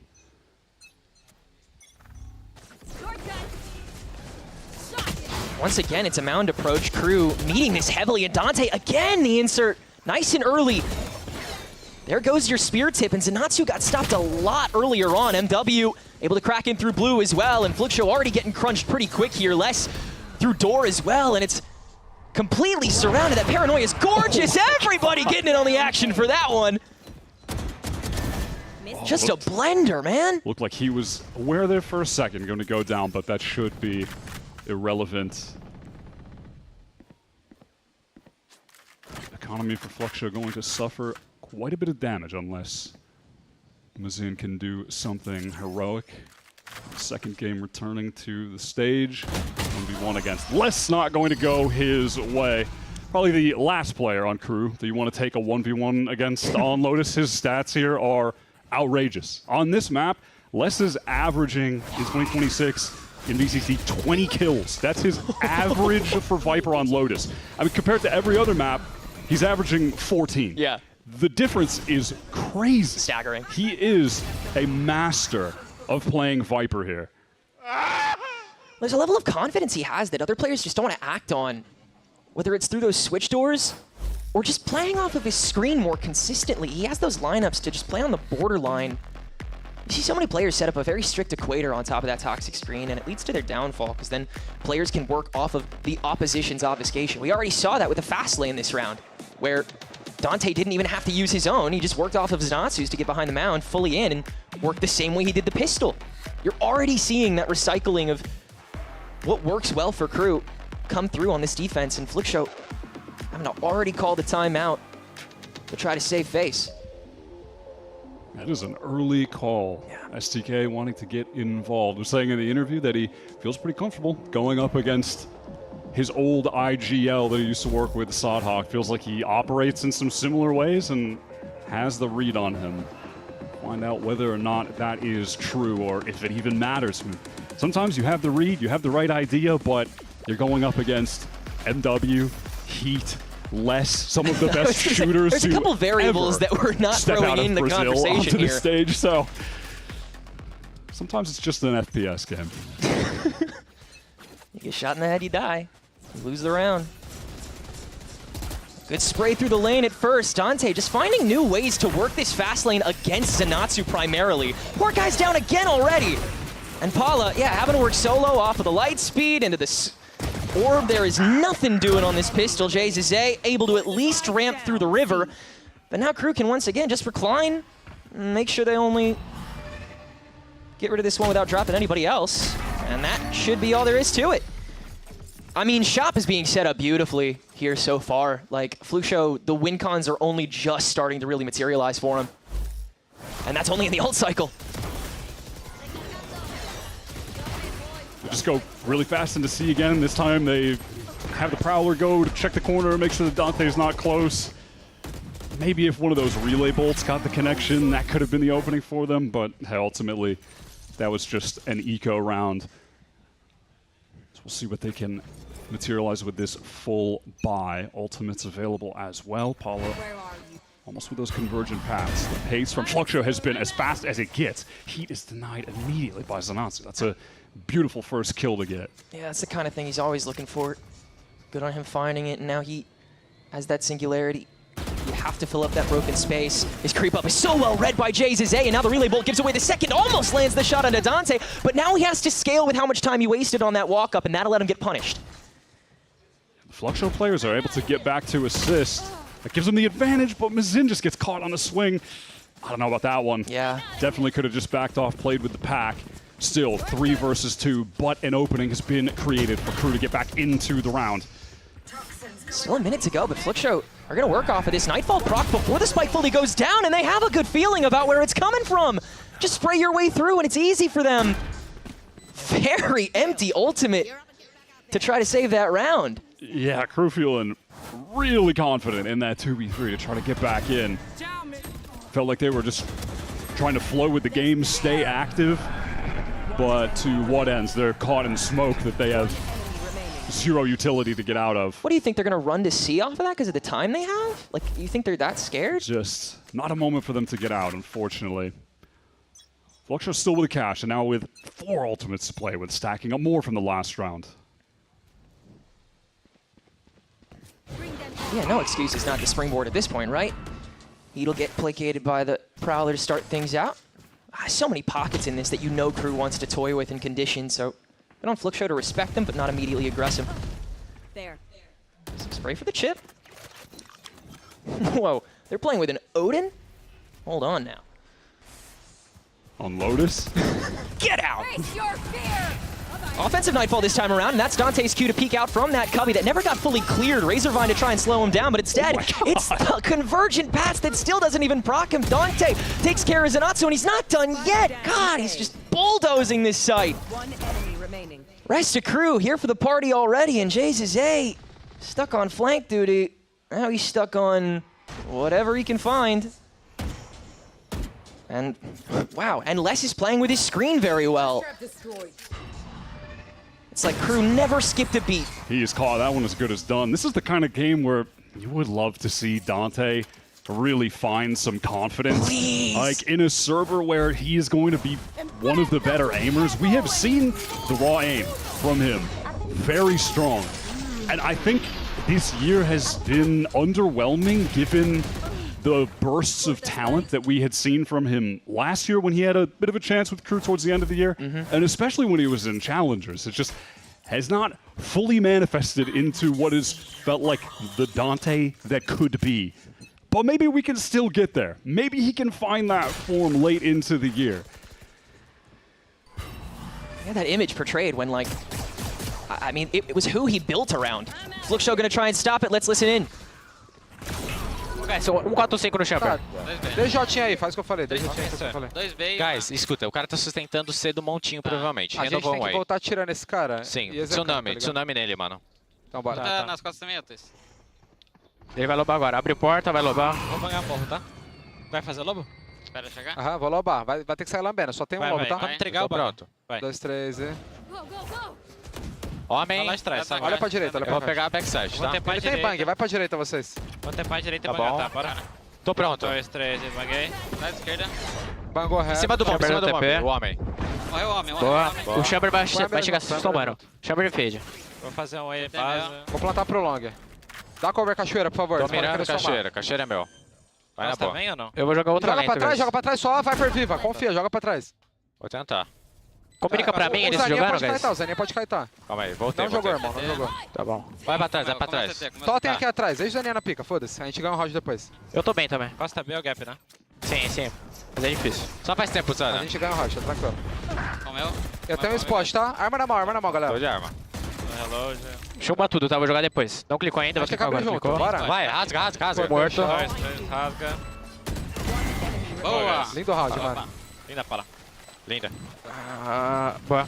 Great finish by Paula there to make sure everyone stays up. Overall, that was just the most confident we've seen them so far yet. And, I mean, there wasn't an immediate stoppage. There was a bit of that first backstep into the first blood. All of the pieces coming together, and no ultimates required. One out in the way they wanted the other rounds, which is just get in a C and everybody go play for Mount. JZZ was on the latest flank of all time. Just watching him on the minimap. There was definitely a chance he was going to miss the window, but he got there right in time to deny that first player on the spike. Huge brawl coming out of a straightaway. 4 players from KRU. Sanatsu hella aggressive there. Relay Bolt on top of the C. He's very present for a hot minute. Lets Mazine at least get the first blood, but he's eventually traded away. It's got to be enough to let Fluxshow confidently take the space on C, but reactively, Sadok's going to TP over. Oh, we get the double into the shadows? I love it. Tui's double checking solely for Heat. Good thinking, but they still peek before he's confirmed. That is tragedy. Oh, that's brutal. You can't let Heat get away with that.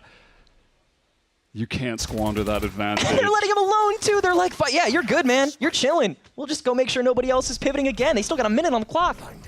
They want to wait a second, get one of these smokes back from Tui's. They know they have to deal with this operator here somewhere. That Steel Garden doesn't catch. Finally smoked away. This gap is still available, though. Man, you're giving him so many opportunities right now. Rest of KRU making their way through Waterfall, probably going to give away the mound pressure, but there's just so much of a crunch. It doesn't matter how much of yourself is given away. Sadok spraying onto the plant too, and now that extra presence has to be prioed before anybody else from KRU can be given away again. The players from Fluxshow are divided. They're trying to group up back on this site. They can tuck into Ben, try to get the spike down. Can't press forward. No, the operator is still just trained on that angle. The spam is lighting them up. They know it has to be challenged. They know they're restricted, and Heat still catching the elbow. Convergent Pats in reaction still does catch Heat. Does Paula dare to challenge it or just go for the reposition off of it? He's ready for MW, knowing that he comes from Mound for this counter push. Knows that the crunch is inevitable, but just a little too late to it. MW ahead of the punch again, and KRU will stabilize back up on C. KRU are just so quick to rotate over towards that site. The denial time from Sadhawk was perfect. Get that spike planter down, and from there you could just see that Fluxshow were getting slowly choked out, relegated to that tiny pocket on site. There's just no way they're going to get away with that situation. It's so frustrating as well if you're 2Es. You get the spot, you're calling it out, and then you see your teammate go down on the kill feed. Heat just can't be allowed to get the kill there. No. And at this point, Fluxshow, wow, all lights too, yeah. I mean, they're gonna find a position to gun it off of, but they need something to punish first. This opening is so strong from KRU on both ends of Rubble and Mound. So you feign the presence on the former, encourage the latter after. Now, here's the problem, right? It's you want to go back to A, well, you don't have a Viper, you don't have the wall. Yeah. And you need to be careful with the timings when you're using your smoke, so the chamber just gets such free reign on the map. Sanatsu dashing to the door all on his own there. It just takes Sadok's paranoia to completely isolate, let Les step in through B door for free. Get that second. Red down so far, man. This is so impressive from KRU. Refreshing. And they have confidence in that stop, knowing that, yeah, I mean, they can't explode until they get a little closer, and Heat's definitely going to get challenged before that happens again. JZZ is lucky to still be standing in this round. They try to pivot towards B. MW is ready on the line here. Still holding it, still challenged, still winning. At least they think Mazine is still farther in, so he punishes the one, but up against a village at this stage. It's just a matter of time. And KRU will make it 7-3 on this defense. Every individual player looking insurmountable at the moment. Really seeing the holes in this comp being exposed, right? Like, it's so fixated on one game plan, and when that's not going right, it feels impossible to find answers because there's really no great second option. There's not a great backup plan. Yeah. Like, going for those kind of mid-round pre-walks, like, it's just never going to work out. A second timeout and a half called here. And again, that is a testament to how confident Fluxo still is in, you know, the remainder of this map, I suppose. The necessity of these last 2 rounds. Yeah, or just, you know, by nature of Lotus being a map that you need to have attack side success on. It's so necessary, you know, yeah. Walking away with like 4 rounds even with this comp, yeah, it doesn't feel good. No. It does not feel good at all. They really need to get these last 2.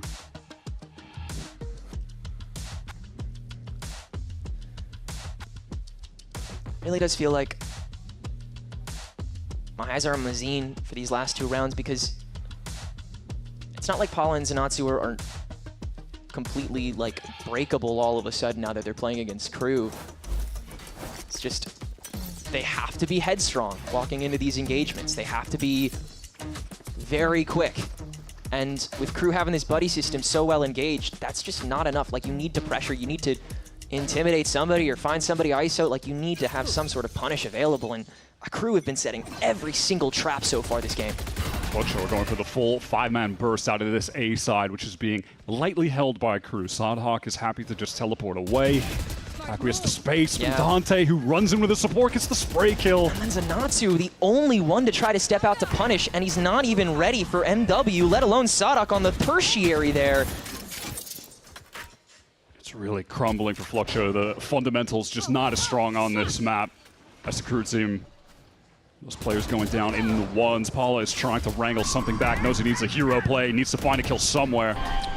There's just no safety net available for Fluxo here. KRU just have everything so well connected. It is such a stark contrast on this half. I am terrified of what KRU is going to show when we flip, thanks to it. I mean, yeah, if you're freezing for half a second in front of that smoke and you're not extending the tree, you gotta know, you gotta hear Dante dashing at that stage, right? That's brutal. This is just effortless for KRU. It's also a reason why everyone has been trying to avoid them on this map. If the map pool was only Lotus... But they beat C9. They would Have be you considered that? They'd be at Champions already. They would have already made it. Dante again in this pocket. I mean, he ate, like, relay bolts and paranoias already from this spot. Now they're just going to re-engage again. Pocket's taken off the slide. Mazine knows he can't engage that. Tui's have to stay static off a rubble until you find an inch forward anywhere else. Leslie's already abandoned his pit on C to go for the insert on Heat solely. These guys are going for 8,000 IQ plays right now. And some of them are just drops in the bucket. They may not even be effective against what Fluxo has to offer because of how aggressive and stacky they want to be for this last bit by the looks of it. KRU are going for the A side rewalk. Want to fight off the wall dropping, presumably. And they're going to keep going forward, too. Take all this space back. Yeah, why don't we go ahead and force you guys back towards C. Enjoy walking into the op. Whatever corral is good enough. That paranoia doesn't strike Rubble. Sodhawk gets one away for free and finally aggressed after not being able to step out properly in time. But guess what? Now there's more members of KRU here. Toxic screen into the vines. Everyone's stalled, but Tui's can still win the opening against Dante. Nightfall will confirm the one being less on the backside, and the rest of KRU is not here. This is the most disconnected they've been on the defense so far. Deafened and slowed. Les still gets his, and now he's not done! MW gets in with the C's just in time! And now he's got the crossfire as well. Even when it looked the most dire, it never looked close to it. And Fluxo, God, KRU might force him to fall to the clock first. So disrespectful, but he wants to stat pad a little heavier. And it's 9-3 on the defense. KRU are so back. That's only the end of the first half, but that felt like the nail in the coffin on the map, honestly. That was as good of an opportunity as Fluxo were going to get. and it's still squandered. They get the info on Les here. He got chased down by the Prowler. No, they got to set up a better swing to be able to deal with him. At least go 1-for-1 and play out from there. The team play is just at a different level on the KRU side compared to Fluxo, and it's on their map pick, and it's their best map. There's just so much going in their favor right now. Well, I would never imagine a better time for these Challengers players to need some motivation. So we got a little interview with Tryout on the floor with some familiar faces. Let's go to her now. That's right, there's some familiar faces here from M80. I'm here with Bonnie, Alvin, and Nismo. And you guys just have an interesting sign. Nismo, what's going on? I mean, we just found there was going to be a little funny joke to show people that we're LFT. But M80 didn't throw us under the bus, you know, just a little funny idea. Yeah, you guys are enjoying some of the games here, but I think in general you have been incredible to watch on stage. For you, Alvin, what was your favorite thing about playing on stage? Just the fans, the crowd, the environment itself. Like, it's incredible to be up there. What about you, Bunny? I would say the same thing, but I think just being able to play on the stage, playing on LAN with the boys, and competing here in LA. Yeah, I think for all three guys, I definitely expect to see you more on stage next year. We're gonna find out. But for the current game, predictions: KRU or Fluxo? KRU. KRU. Okay, for KRU? I'll go with KRU too. Okay, well, my prediction was Fluxo, so I'm not really aligning with you guys. This is everything that we have for the halftime. Back to you guys. Well, thanks. I mean, I feel bad for saying that Fluxo need the encouragement and then all three M80 players went for the tier 1 team. Wait, is that true? Did Dan production? Can we double check that? I think that was just me and Sierra. I feel like I'm tripping here. But, oh man, it just fills me with euphoria seeing those guys on the floor, man. Just, they friggin' did it. And even if it was just for a couple matches, they did it. Very good to see. And they all got bright futures ahead of them. Meantime, though, let's look at the immediate future. Fluxo now on the defense here on Lotus. Like you said, KRU's pick, their best map across the year. So much going for them, and they look beautiful. Now they're on the attack half. If you were to draw a comparison as well, like looking at M80 compared to Fluxo, or what's been going on in EMEA with players like Kazi on Enterprise, all the upcoming talent in the regions getting to show off in Challengers. In the case of Fluxo, it is the guys from Brazil that had a chance, didn't make it in VCT before, and have been fighting and clawing for their way back to get another opportunity to show that they actually have what it takes to be here. And they've earned that spot through Challengers. The team has been consistent. The duelist duo of Zanatsu and Pala has been leading the way for them. Both statistical outliers in Brazilian Challengers, and far and away the two best on this team in that regard. But they need to activate at a different level against the Brazilian royalty on this KRU side. Such a cool story where before with Desire and Shannon on this team with Equipa Chaos, they definitely had a good performance, but then one got called up, one got called down, and you bring in Zanatsu and Pala, who one replaced the other. When Pala got called up from Stellai to MIBR, Zanatsu filled in that role and quickly became the star of that team right after the other star had left. And now they're playing together, side by side, hand in hand. Again, just 30 seconds left. Stuff like that that makes you really appreciate the ecosystem as far as we're hoping it gets. Relay bolt for Dante, and he goes. No stranger to something like this, and that's an easy first. JZZ trying to hold it down as long as he can, but can't be long against this guy. Long time been the guy that we wanted to see continue pioneering the Neon. Fluxo are a little bit slow to take this space, so KRU are pressed forward. It's going to make the situation even more difficult. It's not like they have this heaven control, any piece of backside or drop. They have to be able to clear all of this out. Paranoia needs to be used close. Yeah, knowing the bolt's gone, they have a little more confidence, but Les and Heat are just looking upstairs, and with that one way, it is so hard to press in off of even that level of contact. KRU hold down the fort, keep 4 strong for another pistol. Les getting his way up to 13, just 7 away now from his Lotus kill average of 20.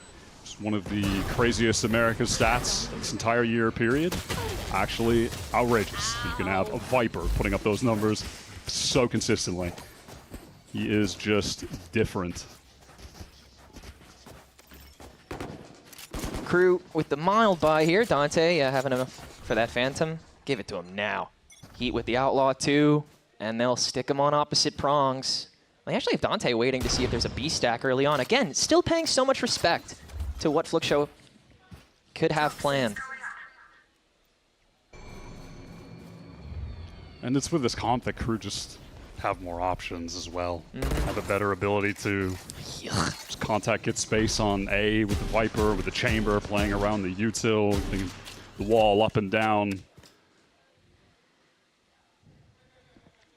Yeah, I mean, he's just used one cycle of the screen to get a creep up by himself, and now he's about to use a full cycle of it again to what? Snake up the stairs? What are you planning? Oh, okay. I don't think he was planning that. But KRU are eating good now. Another ECA site, sure. We certainly do take those. That's brutal. That is disgusting. You got to play for the boom here, right? No shot, you just give orbs. Yeah, Fluxo are just going to hold back for now. Playing through 3-11 voluntarily. And Les is already halfway to his pit. See what you can get along the way here. Wow. Letting Heat farm here. Gotta go grab that Outlaw, so they will follow the leader here. And yeah, Les again just continuing to farm his way through. Up to 16. He's gonna hit that average. Well, unless KRU wins too early. KRU have had some blowout maps recently. One way or the other. Just about existing somewhere in the middle ground more consistently, where they can just put up some great performances consistently. And honestly, didn't really touch on it with the map pool because we're just talking about the fact they finally get an opportunity to play some Lotus, but I think it was huge that they finally banned Breeze. Stop playing it. They're 1-5 on the map. They play it in every series and lose it every series. Great decision to get it out. Just stop playing it. Go elsewhere. And I think just by that alone, it'll make a huge difference to their success. But they are in this lower bracket. There can be no failure from here on out for KRU. Yeah, between that abject failure of Breeze and the sudden turnaround to their once again successful Lotus, and like you said, those crazy finishes one way or another, KRU are exactly what we'd hoped they'd be coming into this season, agents of chaos. But can they just be really good ones? Sadak with the lurk check, seeing if he can maybe escort the pivot if KRU sense too much of a freeze. And now that'll just turn into an insert for Heat instead. You just have such a good support system where anybody can take up that one. Sanatsu holding his own. 2 down. That'll let Fluxo get a little bit antsy for it. Tui's just single-handedly cleared all of Mound. It's only 2 players for KRU trying to get in here. Heat is still a ways away, running back to main. Tui's catching on to that audio. Could at least just try to threaten the flank if he breaks this trip. It'll have to keep a KRU player occupied permanently. Yeah, behind the door. But look at the slow pace on Fluxo right now. They are concerned about so many different angles. Watching potential push-ups from the deepest of lanes right now, and the time is starting to go down. Yeah, just now. They have the player advantage, but they are not playing like it right now. Yeah. Hesitation. Paranoia on the door. Heat realizes that the fight's inevitable with 2Es first, so we'll prioritize that. Hopes the rest of KRU does okay. They don't. Mazine gets both. Limited time, though. Very limited. Thank goodness they'll just spray through it. Oh, my God. They don't have enough time, do they? They just don't even You're have kidding, it. They dude. just took way too long. They were just so concerned about people flanking, pushing up, taking really deep space, that then they have to waste their own time going forward and getting it back. KRU are just... The level that they're the level that they're at on this map feels like it's also just kind of thrown Fluxo out of sorts. Like, they are not getting back into it mentally. Feels like it's a reset time. This wasn't your pick. It's KRU's best map. Everyone knows it. It's Les's best map. His stats here are ridiculous. Uphill battle from the jump. GG go next kind of situation. Truly. And just focus on your Ascent map pick next. Yeah, the hits have not stopped coming for this map when it comes to Fluxo. They just want to be done. And it might be now. Sees on to Zanatsu to keep him held down, and they'll just chase Mazine as well. Oh yeah, GG go next indeed. And this Ascent map that they've picked, it's one the crew have only played once this year, something they've been primarily trying to avoid. It hasn't been a go-to map for Fluxo, but it feels like it's a targeted pick that they've made in this series to find an advantage. And wow, it's not over yet. 2Es against his former IGL. Takes down Sawdog, takes down MW, and now it's Heat into this 1v2. Paranoia thinks that he went to drop first, but Heat's prioritizing the swing to JCC, almost gets the quick scope. And it isn't over yet. A pulse, a sign of life, but barely, but 2Es is in it. Had to stick it to Sawdog just one time before we move on to map 2. Just once. Even then, though, I mean, yeah, the beginning of this round was still, once again, just brutal. 2Es. Great little adjustment there. But what do you change now? Because I mean, a crew have the win condition cycle. They still were winning early stages at that. It's, again, like you said, it's just crew has so many more options to work off of.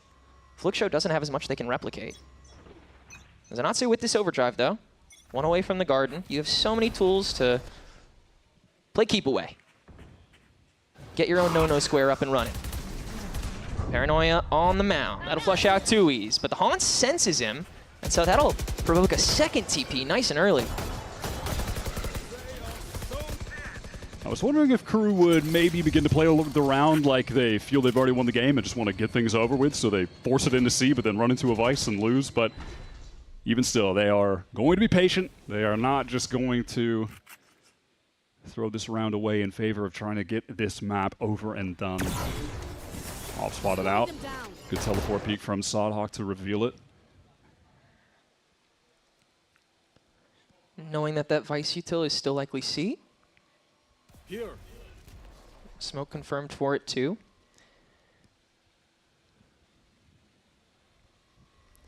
But with this pit, it just feels so tempting. And knowing that they have the 2 still on A. Vine can still get procced though, so already some good time wasted. 30 seconds to go here. Gotta start paying attention to it. Fluxo's still freezing on the 2-2-1 now. A second Vine up. So slight pocket. JZZ plays with that beautifully. ISOs 2 with the help of the Paranoia. Now the overdrive active. And JZZ gets a third here with the spike down. Crew will fall to the clock the same way Fluxo did. That same level of trepidation is their downfall. Crew just unable to deal with that Vice utility. Earlier in the round, it ends up stalling them up. And then we just see some really solid anchoring from JZZ. Getting that first kill, gets in position to use that Steel Garden as well. That second Vine placed slightly farther back too, so you know exactly where Dante's going to path into off of it. It's just a great setup to have the lane active. Second kill on the Sawdog was sick. Yeah. Yeah, Crew tried to bait it a little bit towards B, Les shows some face there, and then open the door, make it seem like they're going there, but yeah, they just go back into C where they did not get rid of that Vice utility early enough. Now, all that being said, they still have 7 chances to close out this game, so some would say they are the favorite in this situation, but Fluxo are just trying to, at the very least, build some confidence, get some momentum going into this second game. Reasonable thinking you could challenge and punish Pala there, but a good trap set by Fluxo to start. Zanatsu now playing with Rubble. Seeing which bear crew want to poke first. Double out onto the root. Zanatsu prodded. Now the Paranoia into the relay bolt. It's enough to ward away one and kill another. And Fluxo are winning both of those ends of the fights. Pala getting that op shot onto Les's lurk on the mound. That'll bottle crew onto the B site. And everyone's ready for it. Not even a high-low, just a cavalcade of players. Flawless! Round number 6 on the board for Fluxo. It's still a long road up, but the hope, all of a sudden there. Just feeling a little bit better and better every round. Still down by 6, but we're starting to see players hit. We're starting to see those little moments of quick util combos on the fly, which makes you feel like they're getting into the flow of the game, communicating a little bit more effectively. And I was about to say, I wonder, at what point will we see KRU feel like they actually need to take a timeout to close out this game, and it's going to be right now.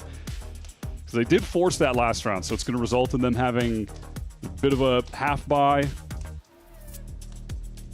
But they've got a lot of ults to play with, and as always, the nightmare of trying to win a crazy comeback in Valorant, eventually you just run into 5 ults, and it's very tough to win that round. And we are about to get there for Fluxo. That feels like a lot of what the call is, because otherwise it feels like KRU's just going to keep having that choice paralysis, especially if they keep playing the neutral from Rubble and Mound. Like, Fluxo's going to stay comfortable, continuing to just intercept and cradle that. So yeah, just completely overwhelmed the way Fluxo tried to post timeout, and it did eventually technically work.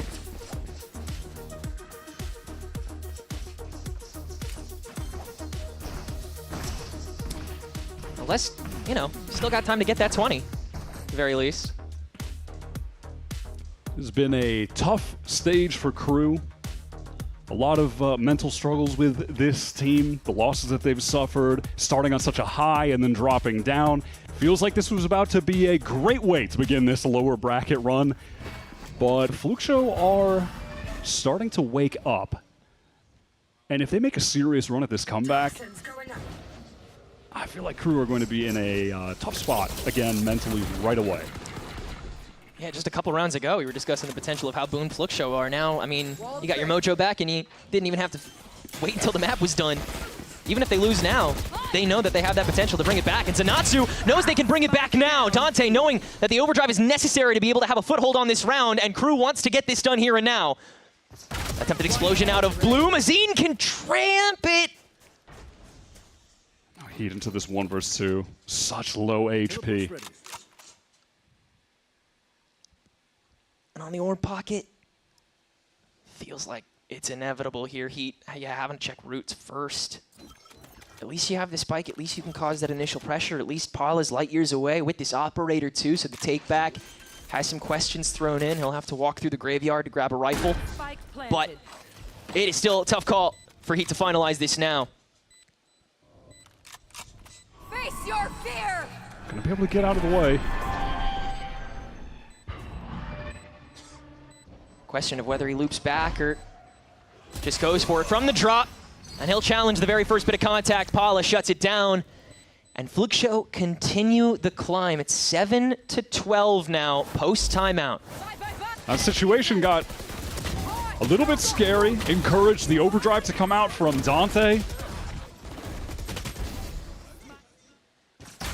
So ultimately, that's just one less ult on the board for the future. Got dangerous, but Fluxo will be happy to have gotten that out of Dante's hands. 5 rounds for KRU. This is the critical one, though, of this comeback. This is where it really determines if it's real or not. Can they win the full buy when KRU have stocked up the important ults, where they have that Nightfall to open up a side exec, get the pit for the post plant to close it out? If Fluxo can win this, then we are in real comeback territory. Yeah, for KRU, it's now or like maybe a little later. Cover going out. Still got a little bit of a cushion, but not much left. Smoke's traded on the mound. Sadok with the TP. Zanatsu ready to pounce. Good early pivots by Fluxo here. I appreciate Mazine hopping over to Rubble early on after the freeze. Off that wall cycle, we're seeing, again from KRU, the Chamber, the Viper, trying to get a little bit of space out A. Not too much progress, a little apprehensive. This alt battle, I mean, very well could determine the round, depending on who gets the first blood here. Paula understanding the choreography behind this smoke will tuck himself into a little bit of a safer spot, into the shadows used by Sadok bright and early. Dante with the dash in, relay bolt on top of the paranoia. Both sides taken care of, but the TP out negates any kills from happening initially, and the relay bolt defensively prevents KRU from being able to act on that space. That counter stun was perfect, connected onto everyone. Dante still finds the opening though too. He's backside. How did that happen? Paula still understanding how Les is going to path off of that and using the light speed to make sure he can't be punished by Heat early. Great reactive play coming from Fluxo, and yet it's still a 4v4. Pressure on Zenatsu debut on the stage in play-ins. First down. Tries to feign with the fast lane. Wow. That's gorgeous. Sadok had no idea he was coming back to that. And he wants to re-up on the river again with 12 seconds to go. Intimidated on the boxes. Zenatsu! Oh, yeah! Now it's time to have that conversation. We've been waiting for a moment like that from him today. He's one of the players from Brazil that I'm surprised we have never seen. With how many guys it feels like have been cycled onto Furia, MIBR within the past few years, he is a name that I'm surprised has never made it. He has been impressive in the Tier 2 scene for like 4 or 5 years at this point, genuinely. Finally makes his debut in this play-ins. And he is looking sharp. Slow start on this map. At one point, just 1 kill a number of rounds in, but he is majorly heating up. And now, pressure on KRU. All those opportunities they've had dwindled away. 4 remain. And the confidence has just got to be surging for the Fluxo side. Sky high. Mazine not close to alone on this. The Vice Util able to play a good amount of stall, and the first peek out from Dante. Oh, Mazine can't fully dance out of it. Dante attempted counter spray. He's still kicking. Means he can spear tip another attempt at the push, and Fluxo with this hardcore pivot and still a minute on the clock. KRU might want to, take a step back, reconsider. Yeah, they do not want to force their way in. Expect there to be that quick neon rotation, multiple players for Fluxo ready to go. That is the case. He'd heard that drop back side, just calmed it. Overdrive out from Dante on a crisp of health, and Zenatsu able to quickly deal with that with the finger guns. And yeah, I mean, how do you activate from here? KRU isn't moving, they're not going anywhere, they're just trying to take care of the bodies. And now there's too little time for them to do anything other than that. They're the ones out of options. The convergent paths able to get that slight slowdown, but MW barely avoiding it. Able to snake to the B site, but he's left the rest of KRU abandoned. Wow. Les somehow holds his own against that. That had to be a win for Les. It was so smart of MW to be able to navigate his way to this B site, get that plant down in the midst of that chaos. This pit, it has to be enough to close this out for KRU, surely. Apollo close range with the AWP, that's going to be so awkward. And that's an easy step in that MW quickly manages. Not nearly as discouraging as it could have been for Fluxo, but still unabashedly KRU's map and KRU's victory. Yeah, but walking away from it now, it feels a lot more awkward than it should have been. Yeah. A lot more uncomfortable than it should have been. The narrative has quickly changed heading into the second map, honestly. Fluxo have to be feeling good that they woke up, that they came to life in that second half. KRU's lead was just way too large for them to ever realistically lose it, though Fluxo definitely started to make you believe by the end. You know, both individually, we saw players starting to wake up. That 4-piece from Zenatsu, for instance. On top of that, it felt like the team play was beginning to flow better. The fundamentals in that first half were really off kilter, but we saw way better moments of players syncing up, little util combos here and there to find advantages. That was nice to see. So the pieces slowly came together for Fluxo. They're heading to their map pick.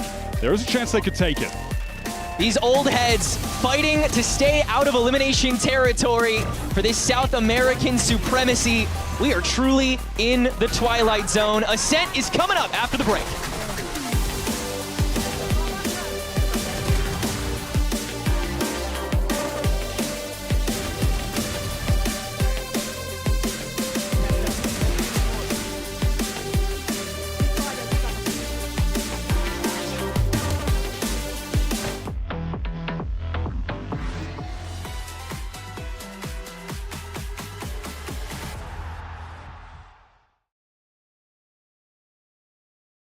Want to find your fastest server every time? Express like a pro and optimize your connection in one tap.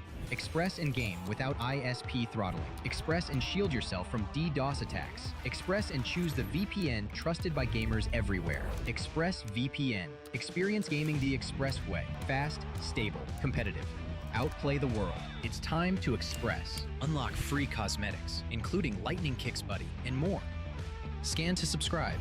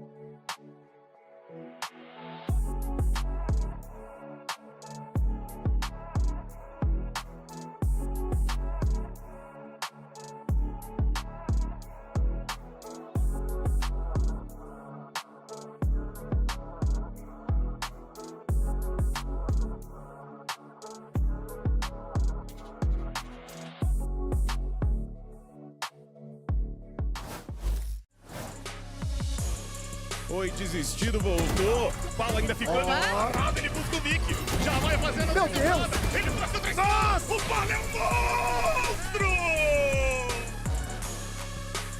O time inteiro da Cruz já nessa defesa. Olha a batida do MBR. E o Tech junto com o Basílio. MW tá fazendo um grande jogo. MW zera levando 2, 3 kills pra ele. 13-8 on that first map of Lotus for KRU. And Zonic, you've had an interesting relationship with this map where a little bit you didn't want to play it, now you bring it back. What is it about this game that made you want to bring it back? I mean, it's a mixture of things. I'll say that to some degree people expect us to play the map, and that's something that we can use in our favor. But at the same time, we know that our game matches quite well with the way they wanted to play Lotus, so that's why we opted for that map. And speaking of that second map, is going to be Ascent and Fluxo are incredible on it. What was the preparation like to make sure that you close it out in 2? I mean, at the same time, it's we feel like our game plan matches some of their strengths in the way that we think we're going to be allowed to play our game comfortably. Okay, are you going to bring any changes? Yeah. I'm excited to see them. Thank you so much. Great victory there on map 1 for KRU. Welcome back, everyone. We have a special guest joining us now. Welcome to Averso. Hello. I mean, hello. You got the KRU jersey on. We know who you're rooting for. How do you feel about that map 1, or was it getting a little scary towards the end? Yeah, I think Lotus was a really good map for KRU.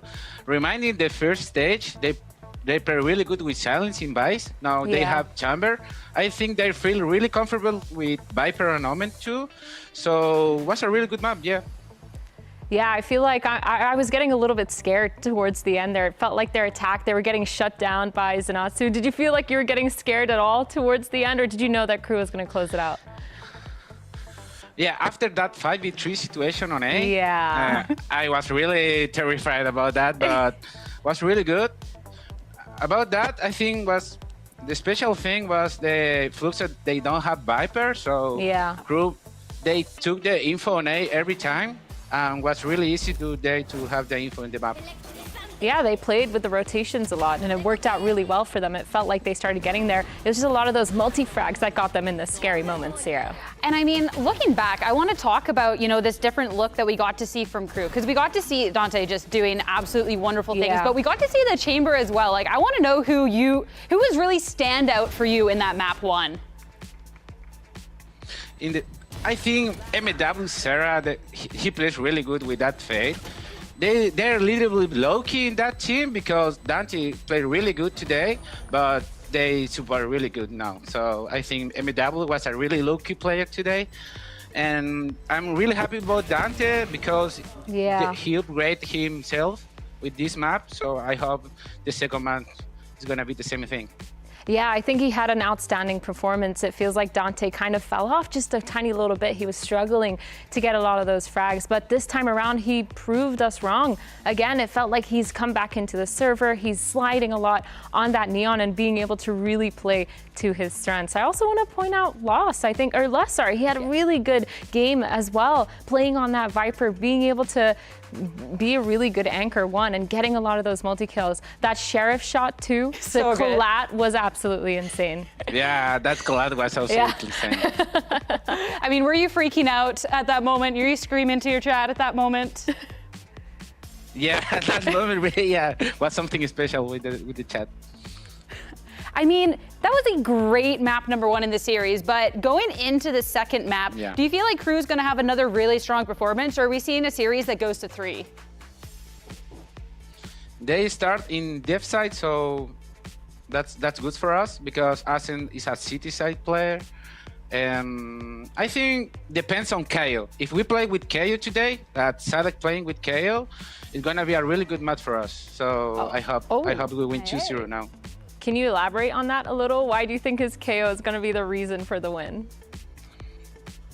Because I think Sadek is really comfortable in that role, and Dante can be more supported when in the entries, and that's the key. That's the key.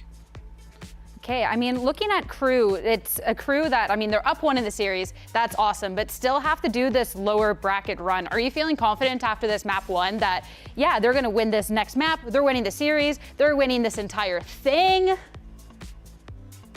Yeah, they only have to focus on the present because I think the tournament is only momentum. If you took real momentum there, you can win every single series. So I hope they took this momentum to play all the tournaments really good.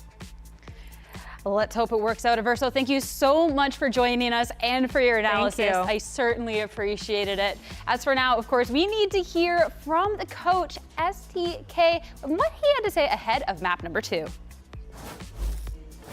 Fluxo is on the verge of elimination, but STK, you guys were incredible in Brazil, especially for the grand final. So how do you bring that A game for this map of Ascent that we know that you guys are good in, but also for that last map of Sunset? I think that we need just to reset the first map. I think that our micro was not that good. So Ascent is a map that we are playing really well in stage and in practice also. So I think that we have, of course, we have a good resiliency. So I think that will be like our map right now, our moment. We're definitely expecting it to be a back and forth, so good luck.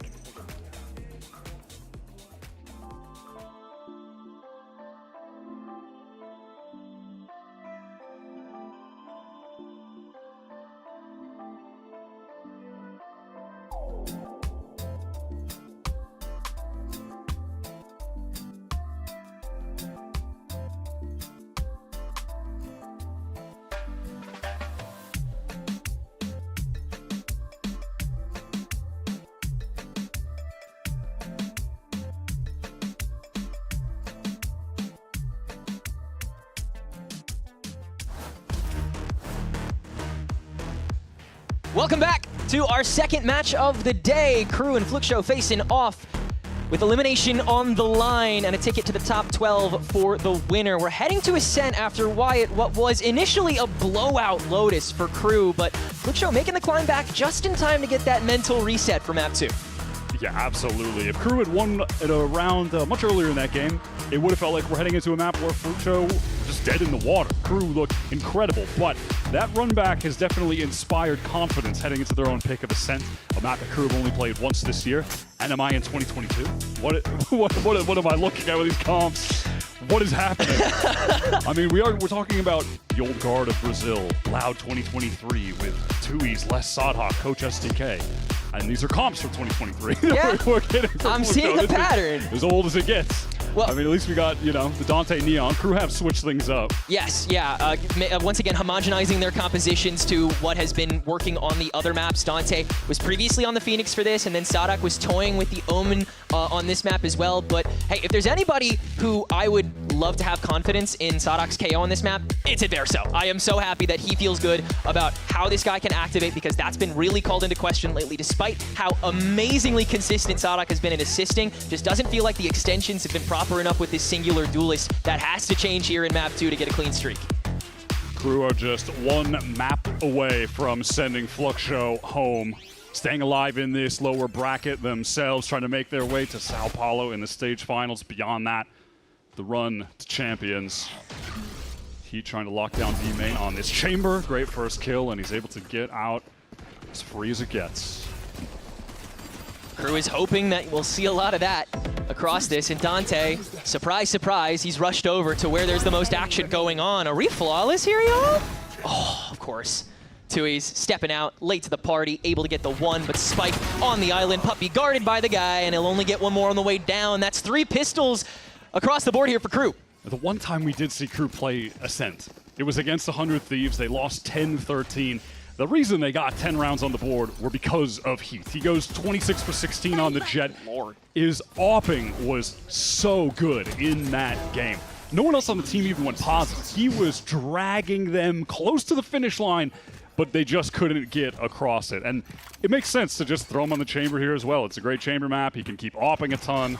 And then you're going to have Dante on that primary Neon instead. And kind of funny enough, the best showing from any player on FlukeShow on Ascent was Zanatsu, who also happened to go 26 and 16. The same stat line as Heat in their Challengers run to get here. But he's back on that Sova, an agent that can't get nearly as active as that high-flying Neon we saw. And it's the agent he's been playing the most, but so often it feels restrictive to his nature. We'll see how much he can extend along with Sadak as this game goes on, but we are flawless for the follow-up here, so no big mistakes from KRU to start things out here on the defense. That pistol round win, Heat is getting very close to the AWP buy. Just going to hold on to the Marshall here. Why not play a pure bonus, but after that, he's going to be able to get it into his hands right away. It's going to be a critical factor for KRU's success here on defense. Let's get this done. And despite this being FlukeShow's pick, by no means is this like a go-to top-of-the-pool map. This is a targeted pick against the KRU who are going for the tiles crunch right away, but Pala shuts the first one down. Attempted follow-up from Sadak as well, quickly taken care of. Good patience from FlukeShow to wait to see what KRU comes up with on their bonus. And that aggression comes from everyone other than Heat, who has instead just taken that space to creep up A main as they've swapped up the 1-4. Now a 1-2 after FlukeShow makes their cut, but continuing the freeze to see if anybody else gets antsy. They got 70 seconds. They got time. Those tile crunches can be difficult to deal with when you have the KO, the speed of the Neon, the pop flashes coming over, but FlukeShow do a great job of being able to shut that down straight away. All the pressure on NW here, back sight, and, well, now front sight, and exposed in the open and dead. So FlukeShow are going to get away with a pretty clean round, presumably. Yeah. Good save. Nice. Trapwire will get activated. They tried to finagle it, but... And they're trying to sound bait as well for Heat, and it works! He catches the one. They have learned nothing. One enemy remaining. Well, Les will get away with this Vandal. I'm curious if he even regresses here. Cover going out. Oh yeah, he certainly will after that smoke. Trying to get the comm out, but you got too many members to worry about. So 4 rifles stay up for Fluxshow coming out of the bonus. I mean, stuck pretty well to the script so far. I'm content with how both these teams have been so far. Clean round, clean denial of this aggression on the defense from KRU. Gonna need to see some success from Dante in the first kills though, being this solo duelist as we move on through this map. It's funny, that's one area, the first kills, the first deaths for KRU that have been really tough in the play-ins, except for MW, which is very strange So given weird. he's the initiator. He's +8 across play-ins, while the rest of the team are -18. He has been the rock for this team. Second highest in the play-ins for average damage per round as well, only behind Oxy. He's having a really good couple of matches so far, and he was solid on this first Lotus map as well. Just plays a fantastic backstop that happens to meet a lot of those opening threats.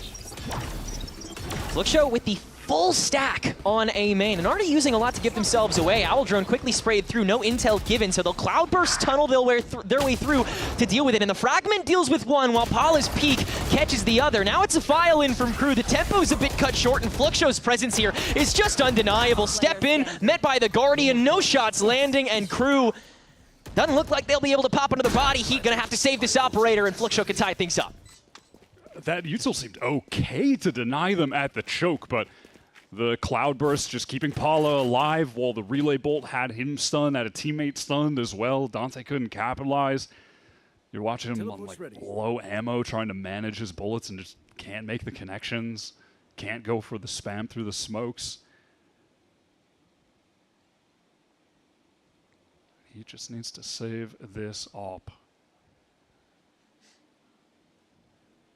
Seems like KRU really want to nip these threats in the bud, and Fluxshow doing a great job of punishing that by just having the full commit. Because the spray throughs on smokes have worked. Like, Fluxshow takes a second before they contact. They don't have that neon that provides that consistent obfuscation to get yourself in and let yourself unfurl. You have those Cloudbursts, and you saw that's like one of the only ways Paul is able to weaponize that, apart from throwing one way in front of you, dashing into it, and a KO throwing a flash. Yeah, it's also a little bit unfortunate that Sadok walks into the molly, dies, and then can't pop flash out for his team that's fighting from heaven. Yeah.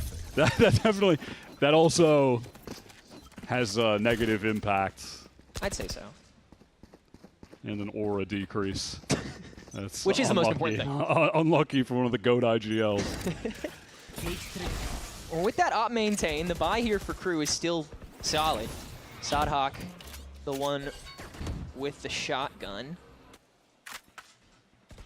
Quick creep up from Paula. Trademark's gonna spot, so now you just have to pay a little extra attention. But Dante, I mean, he's already just going on his night watch walk between sites here. That's a tough couple shots on 8. Yeah, he almost takes him out.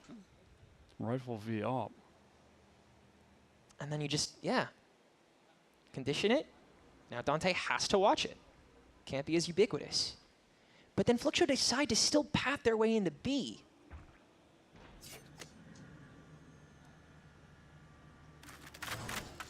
Patient on this approach back towards main. Full contact.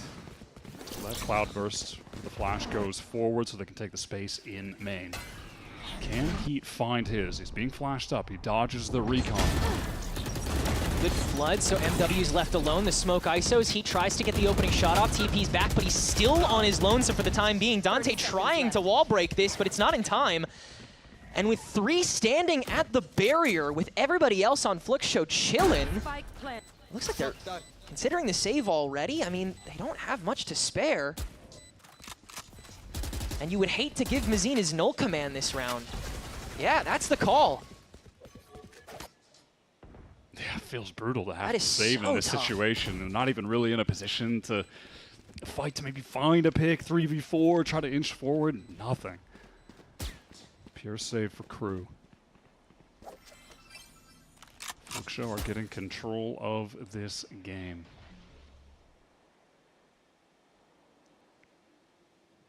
And they're hungry to try to double down, twist the knife already. Les can pop the first, realizes his goose is probably cooked.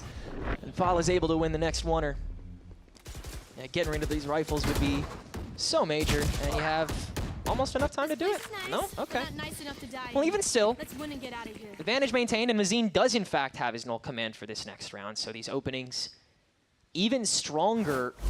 And I mean, gotta mention this B flood, so well taken. All out of the switch, Heat flooded out with the knife on top of the paranoia, so he has to fully skate around the hut. Feels like MW was almost expecting just to be like smoked off or something. He's like, any second now, right? The smoke is gonna come down. I'm not gonna be standing in the open and the guy's just gonna dash forward and fight me.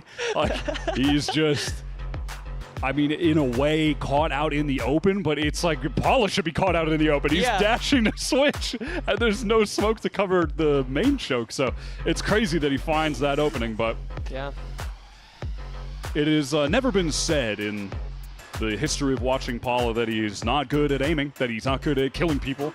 I mean, back when he debuted with MIBR a couple years ago, you could tell he had the raw skill, but was definitely a diamond in the rough, needed polishing. Yeah, like, the polish. But he has always had the ability to win out duels, hit 6 shots. Yeah, that is just a pretty dry B exec that catches off both crew anchors. And you just had Heat on such low HP already, so you can't really confidently hold anything because he took that damage earlier in the round. He's just getting kind of ping-ponged around by the util coming through. It's a good slow game Fluxo are able to play. Crew Economy has still been in a great spot from winning the pistol, from saving a couple of the guns. They've got an op in the hands of Heat. It is glass, but yeah, still that singular threat prevents Fluxo from really being able to press both simultaneous lanes. See if Les can get something done, though. He's the one stuck with just the Sheriff over towards A main. Double flash combo. He has to get the hell out of there. Great little kill from Dante, though. Good punish for him to take the brunt, and then Dante with the off angle, then the follow-up, and now as the null command comes through, it's got to be just him and him alone. Nothing more. Fluxo can skate them out, but that allows another insert to the doorway that's not properly checked. And from there, everything else crumbles. JZZ, disadvantage, but MW already calling him out, having to use both cages just to go for the coin flip. From there, with the spike down, just an open audience. Restabilization for Crew instantly after they were on the verge of losing it. Yeah, I think I'm assuming they spotted Les as well. Maybe saw he had the Sheriff. Don't know for certain, but regardless, like getting that double flash onto him, hearing the audio of him running away there, it just baited Paula in so hard. And Dante, unflashed, just staring at the angle, gets the freest first kill. Another player as well to just stack up and be ready at that site when they're baited in. Cycle very present for Crew for this second quarter of regulation.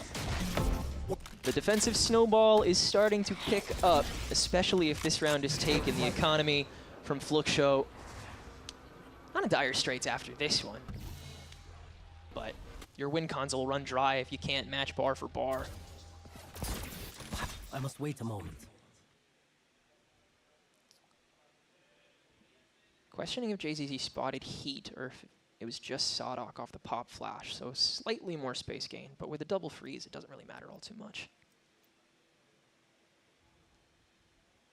Fluxo have exercised a lot of patience in these mid rounds. We've seen them then pivot into some slow takes of the extremities, just contacting, but that's a dangerous game when you know that Heat is going to be opping consistently. Hey, look, there he is. And Fluxo again, knowing about that presence, it seems like they'll just go for what worked to pressure the crunch the first time. Hit that trademark. Apply a little bit to Heat, but not too much. At the very least, he's traded nice and quick for the one. Fluxo can take that as an excuse to get in.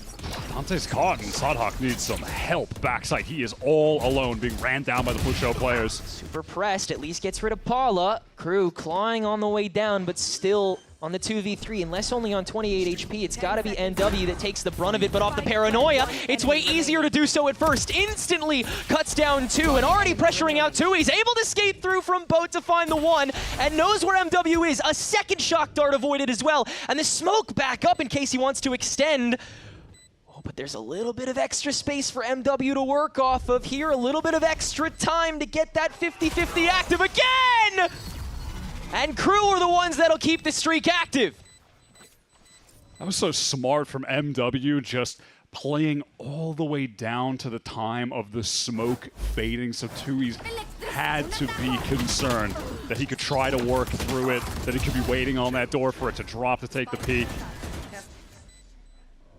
He plays to the time, never rushed the situation, and comes up with the 1v1 clutch. Time to get It's that KRU back in the 50-50 lead. active again! And that's me. And I got 4 ultis on the verge of dethroning this for what would need to be kind of the only time this late into the half. Then yeah, you do have that snowball. Let's play. Tour de Force out the gate here from Heat just to keep the creds okay. Cage triggered. And they'll let him hit mid now. This is already the most presence they've had down here. Barely breached a market since this.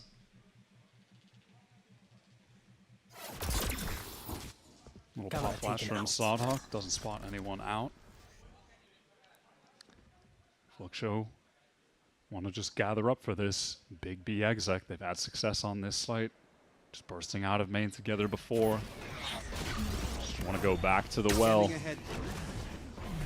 Standard recon for backside. That paranoia comes through at switch, and the smokes are going down. There's a lane for Sodhawk though. Through main as the Hunter Fury just stalls up everyone. Yeah, good amount of time wasted and a tag at the very least, so KRU can be here to have that support system active. Dante and Sodhawk both ulting and both falling near instantly here. At the very least, he's maybe in a resible spot. Yeah, he is, and Heat able to at least hold down the territory with the help of the smoke that's set up, but they'll spray right back through it, and there's only a limited amount of spots where these final players could be. Sodhawk, now that he's been back up, he's got to be the only one to get through, and he can't. It's once again Fluxo's undeniable presence of the full stack that lets them work it out and tie us back up. Yeah, they're very content to just take the big team fights. Yeah. Like, they're not concerned about that lane and main being open. They just wait. Hunter's Fury is done. All right, we're all just swinging this together. They get into the site. All right, well, KRU, they're going to try to play for this res, of course. It's possible that Sodhawk can come back up. We're just going to get ready to team fight this again. Just go brawl through all of the lanes. And they went out both of them, really. I mean, KRU are only in both of them with the numbers because Sodhawk had 2 lives, so. That was a Fluxo doing well. 4 ultimate round from KRU as well. I mean, that completely drained the well. And now if you lose this round, your creds are screwed too. Snowball rolled right in the other direction. Yeah, I mean, KRU they haven't actually been on a full save at any point, have they? No. Some of the rounds they lost, they carried the guns over, still have been able to buy ops consistently. As tough as it gets for Fluxo, they want to get in on this B site again. It's been working. Why not go right back to it? Paula feels invincible in this spot, even went back as it smoked. Now it finally is. Tui's able to provide that backup. Now the whole stack is here, and I mean, this is Fluxo's comfort zone, but lane not initially checked. Paula can get the trade-off right after the 1. Again, Fluxo has to come from behind a little bit, but they'll make it work. Now the neural theft to confirm the final location, so Dante's got to start speeding. Tui's catches it, and Heat, known on the flank, knows he has to win the 1v to start, and the first whiff will lead to the reset. Oh, yikes. Come on, guy. There you go. Okay, now we can finish the round. One way or the other. And Mazine from the boat. JZZ on the blocks. This cross is well established, and One enemy remaining. there is no paranoia available, so Les just has to contact into Heat, trying to go for the double up. Instantly takes care of JZZ, spots the shoulder, 2 off to the tap. Mazine barely holds on again, and Fluxo have the lead. It's one of those situations of, if they're not going to stop us on B, we can just keep hitting it. Just keep testing them. Just do it until KRU figure out the answer. They thought the answer on this one would be, all right, let's get MW all the way backside, play with the Odin. When they come in B, we're just going to throw out the recon, try to get the spam through Boathouse. Doesn't come up with any kills. Fluxo is still able to just fully push into backside, deal with both of the anchors. And then on the anti-eco, all right, let's mix it up. And then when we're back on the full buy round, let's just go hit B again. That's about to be the vibe, probably. Let's see if they can deal with Heat. He is pushed up right into the cage. I mean, they know that this is what KRU likes to do on these ecos. It's what they've already done earlier when they had the other one they had this half. And again, with that early first blood, they can play uber patient from here. KRU are just going to gamble everyone over to this site. Yeah, let it ride, It's a baby. one-site map. Just play B. It's fine. Yeah, Flickshow's coming over here anyway. They're ready for the pop flash setup. Slide out from Dante, yeah. Oh Alrighty. my God! I mean, someo's got to trade on the ball. Somebody's got to get him, right? Ace, let's go! Oh my God! Ain't have to do it that fast. But yeah, we definitely take those. That is ridiculous. Someone has got to trade that, man. Crazy. Somebody stop him. He is casually up to 13. One enemy remaining. All the kills aside, just look at that expectation, though, of the timing. He's already pre-turning for the flash, and I'm sure he has a teammate that was maybe playing anti to swing off him, or maybe they got blinded, but yeah, that's crazy. That is just crazy.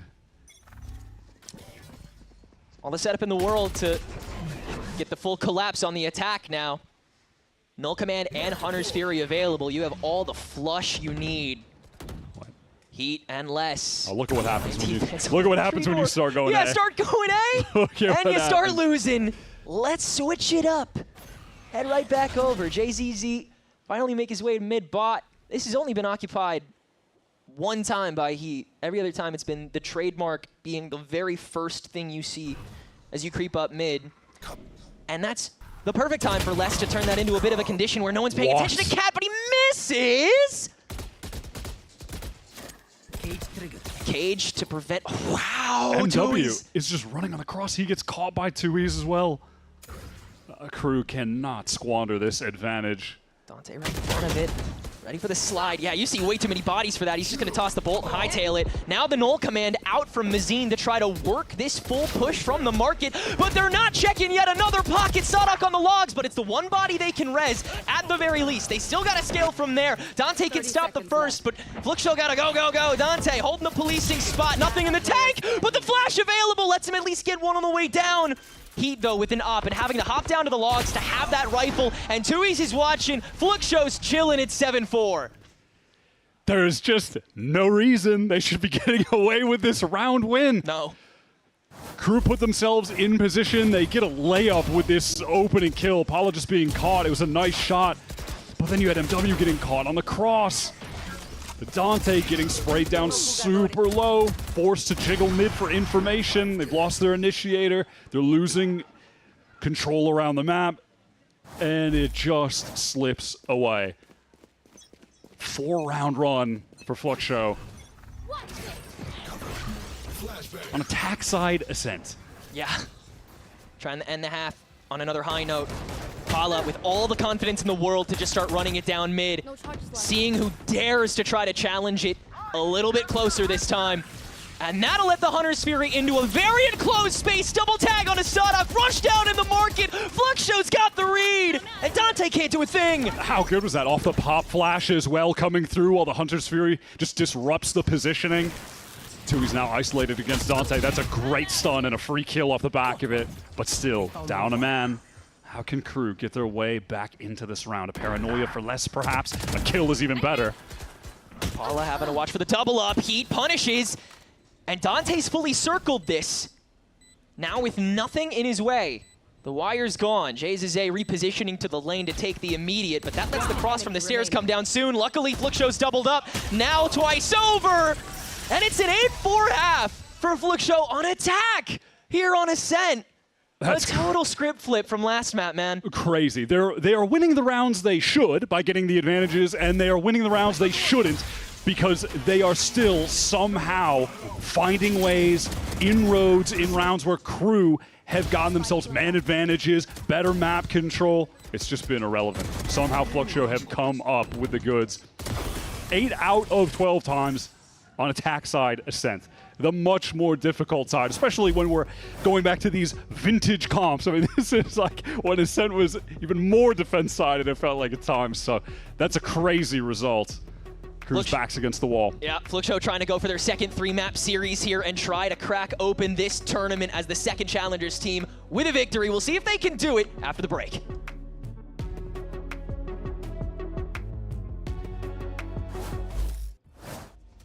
Whenever I use Zowie monitors, I would say I just feel my element. Demon 1 is good! Without Nyack, the biggest difference was the ghosting. It was a immediate change. If you see something and it's not actually there, you're gonna miss your shot. Black Equalizer and Vibrance, I can react quicker to it, I can shoot better at it. This guy is just spectacular! And that way I can always trust him, that I can just focus on competing. My performance will always be at the top level. Zowie.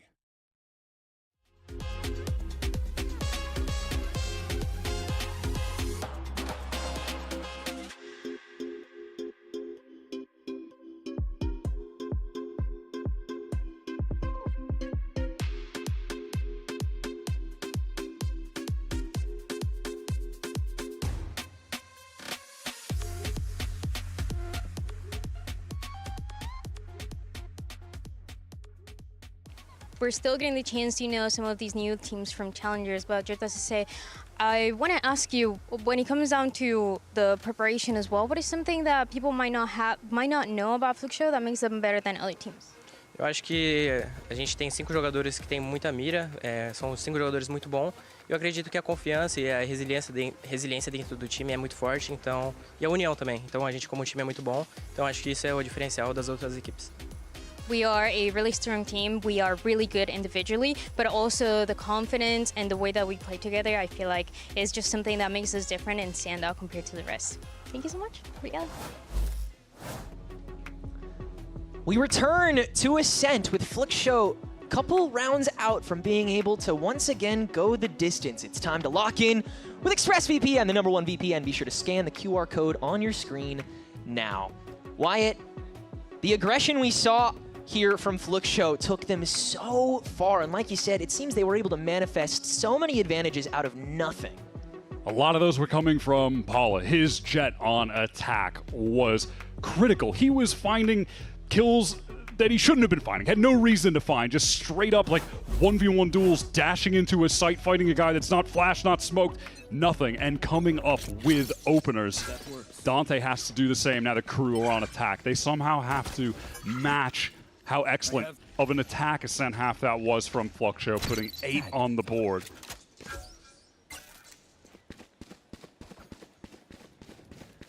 KRU have won every pistol so far this series.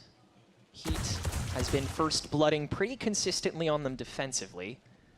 It looks like they want him to be the pinprick for this opener on the attack. That knife cannot get taken care of in time, and even still the trademark can get thrown in here. Good neutral start. How KRU feel confidence to just work back to those loose ends on a 2 players controlling space so they can get into this split execute. Sanatsu, Tui's anchoring down this side, paranoia to stall, but Tui's caught by that stun. He is cooked. Good distraction dance by Dante there as well to just have that presence feigned. And now the ground has been fully taken over. Fluxo quickly on the run back, trying to get something reactive going, but with that smoke on heaven, this feels like it has to be a re-explode. Okay, Paula. That was crazy. Dang. 2 players are pretty tagged up across the board, save for Sodhawk, but still 5 on 3. They need to close this out. These are the situations that Fluxo were winning on the first half when they shouldn't have been winning them. That has to change. KRU need this pistol round bad. Held up on 1. Trade off for Paula. Gets 2 on his way, but Heat can do the rest. And the impossible won't happen just yet. KRU stay perfect across the series for pistols. I like that game plan from them. Just a little bit of that pressure into B main, and they work back towards A into that split at a pace that Fluxo were not ready for. You could just see from the positioning of their 2 anchoring players that they did not expect all of that pressure, multiple players coming through tree to happen at that point in the round. Tui's was just totally cut off, isolated, killed, stunned, and then Zanatsu is just on his own. He can't face down all those players on his lonesome. So it's a well-called round. And obviously a desperately needed one for KRU. For that follow-up, Heat daring to stick around even after getting caught by the cam. Yeah, you know he's not done either. He's just going to stick around. So Flickshow trying to find a nice Gamba punish, but KRU's already sticking their tendrils into this map to make it 6-8 nice and quick. There has been at least one pistol round that a team has been unable to follow up on in just about every series so far this tournament. This would be an outlier if KRU is able to take it here and win in 2. Deploying drone. I'm definitely keeping my eyes on Paula throughout this second half. He's up to 16 now from the 14 that he started on. This is a map that in Challengers throughout their run, of the 6 times that they've played it, his numbers have been volatile here, as low as putting up 6 kills in the Grand Finals to as high as 21 and everything between. But it's never been a map that he's been this dominant on historically, so it's possible that he could have his best Ascent performance in a lower bracket elimination game, making it back to the VCT against KRU of all teams. That would be so sick from him and just so emblematic of the progress that he's made as a player. Yeah, it really has been such a tumble back and forth for him in that Brazilian ecosystem. Brought up to MIBR for a shot, lasted 4 matches, back down to Stelli, brings up for Furia for a year, gets 5 VCT matches in, thrown back down to Stelli again, and now here he is trying to beat both of those streaks. VCT match number 11 for him, and it just might be his best one yet. Holding on the trap wire to start here, seeing what he can meet. One suppressed.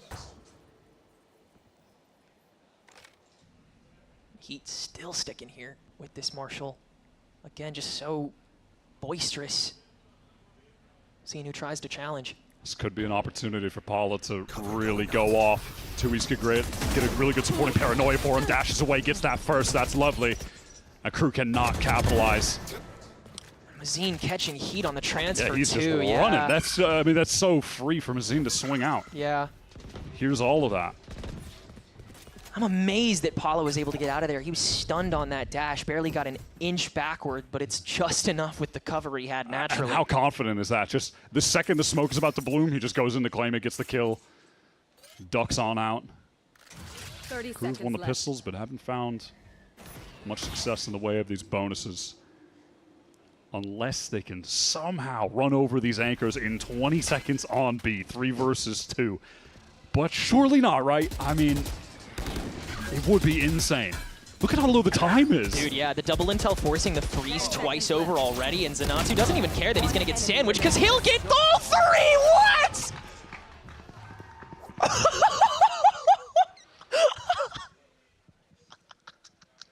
Getting the first one was great. The second one was sick. The third one was just illegal. Impossible! Oh, yeah, that one, you just, I mean, you almost expect those kinds of things to happen when he isn't playing the Sova, and now he's just doing whatever, man. And like how blinded up was like, I mean, yeah, that was crazy.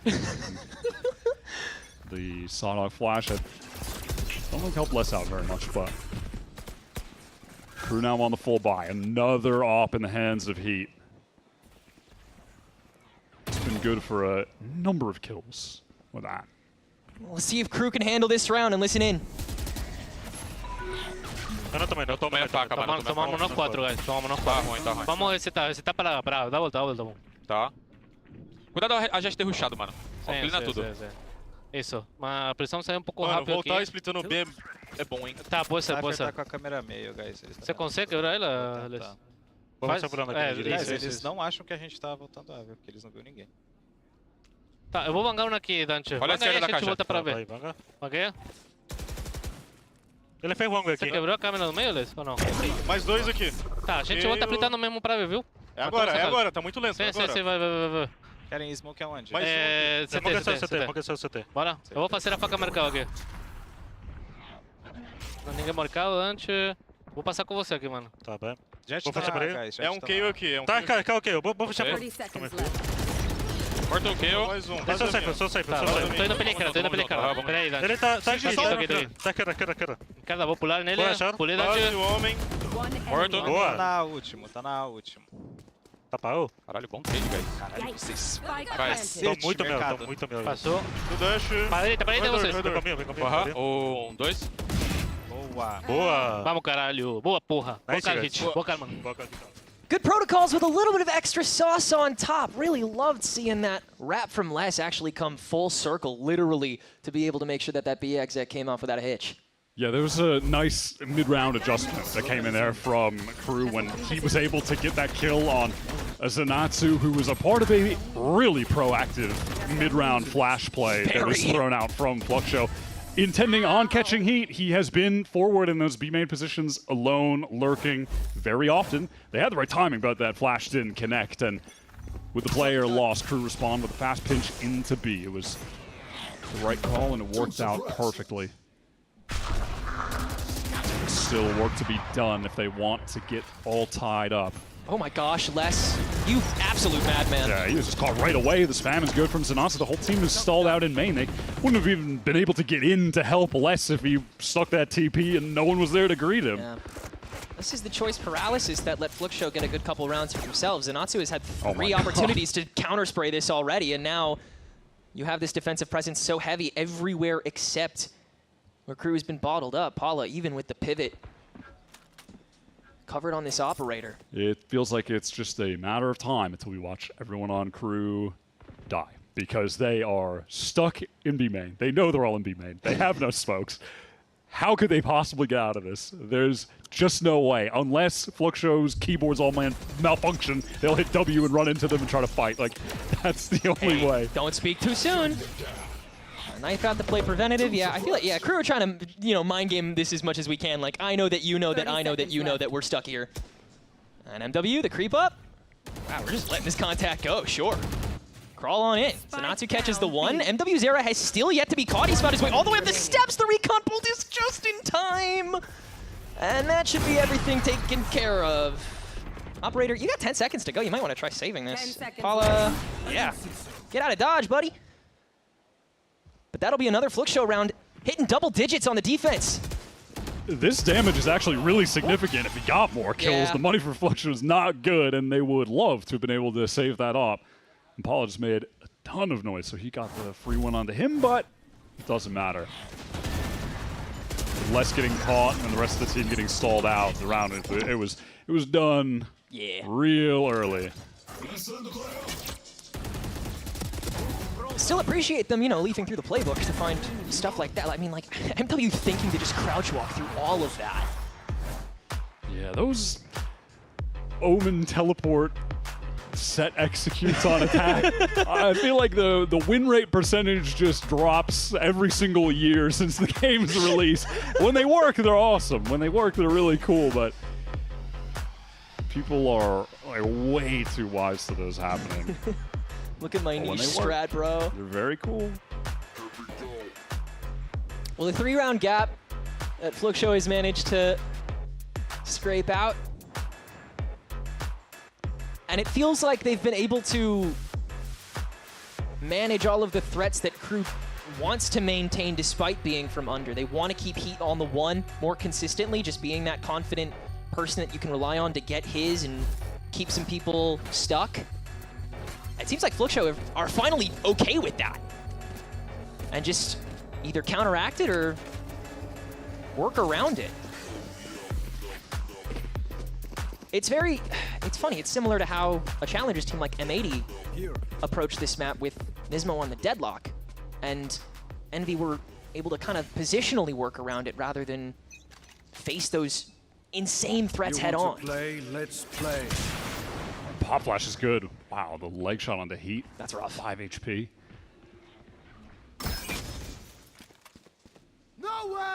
I was gonna say, does he dare let the Hunter's Fury loose off the tag? Yeah, he does. So he gets the one connection and the kill. Sadok is just stuck on the architecture. And you have heat at 5 HP. Yeah. Out of the timeout. whatever plans KRU may have had in this round, feels like we are never going to see them actually come to fruition. Unless somehow Paula gets caught and pivoted into a BX. It works. That is real aggro, buddy. Yeah, very gutsy. Ambitious is, I think, what we like to call it for Brazilians. Because it always could work for them. You know, for Paula, like, that could have worked. Yeah, it could have. In this instance, though, you've given KRU an opening. So, of all the times to give KRU an opening, you don't want to do that when you're up 10-7 on your map pick. Facing down the barrel of elimination at the end of your 2026 Valorant run. It's okay. He has earned that confidence in this server. I will not dispute that. Zowie's good timing on this paranoia to shut down that push. Dante's getting the space, but he can't see a damn thing. Finally able to get through, but yeah, all that space just held. Tui's didn't have to move, and he got two. MW Zera's Hunter's Fury finally tracking him down, but they can't even crowd surf properly off of it. There's still 2 people in the way, and with 10 seconds to go, I mean, if you tap, you're just going to get challenged here, and that's going to be the clock on you. But Flickshow will keep it safe, go for the double in. NW, that's a tough angle to take, but Zenatsu's got it covered. And like you said, whatever plan KRU would have hoped to come into with this round, probably going to have to save it. Hopefully they have time to. Looked like Zenatsu just snapped right to MW's head there. He's been a laser. Yeah, that was risky from Paula. But luckily, when they go back towards that A side, Tui's had the answer. That paranoia never being forced out at any point earlier in the round. Was able to save it right for when the execute was coming through A main. All of the players there. Just connects onto everyone. 2 rounds away from Fluxo taking a map against KRU. And man, if they were to take this series, could there be any larger indicator of a changing of the guard in Brazil beyond just like Leviatán, the new generation, but these guys who have been hanging around kind of in the tier 2, in the lower tier 1 of Brazil, overcoming Sadhak, Les, etc. But that's still a ways in the future. That's still beyond this map into Sunset. If Fluxo can manage to take us there, and they are so close. Paula and Heat having this op ditto. I really like him maintaining this aggression, especially with the knives available. Just so much fluidity in how he can activate. But KRU on the velvet rope of the tree room. They haven't toyed with this cat pocket at all, really, so far this half. And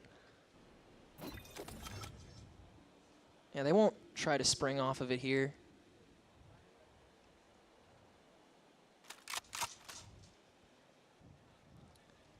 I feel like anybody other than Paula is able to play pretty reclined here because you have that null command for the take back. All right. And that little jiggle is enough to get Paula off the angle. I'm scared watching KRU if they were just going to try to pure contact into it. XX coming through onto B. Paula's forced backside. Heat with the quick pinch, too, to catch anybody who creeps up, but you can just spray through the smokes instead and get Zenatsu nice and early. Paula flashed out, now cracking the knives in the op-out.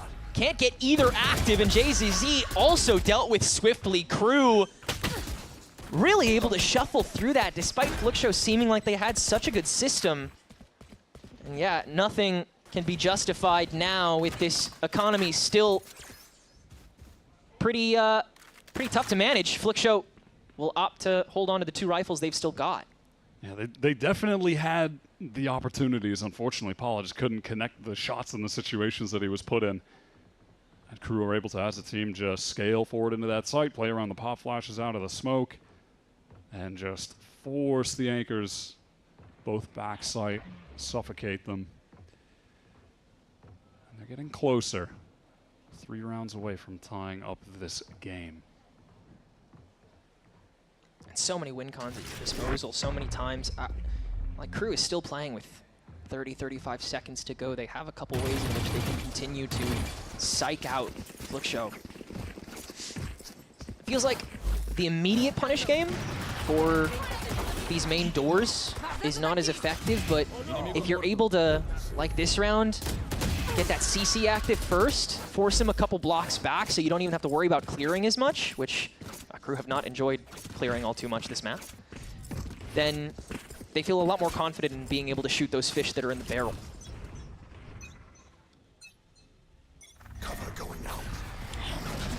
Early attempt at top mid control here for Paula with the operator. Can't land the shot on the jump peak, and so just has to turn tail. But that'll keep Crew engaged at the very least. And as always, in the meantime, you just have Heat over on that B side, taking the space in main. We've seen Fluxo try to go for mid-round timings to deal with him. Pop flashes into main with a swing, or Apollo just trying to timing peek. Heat has been such a nuisance here. Full exec coming in.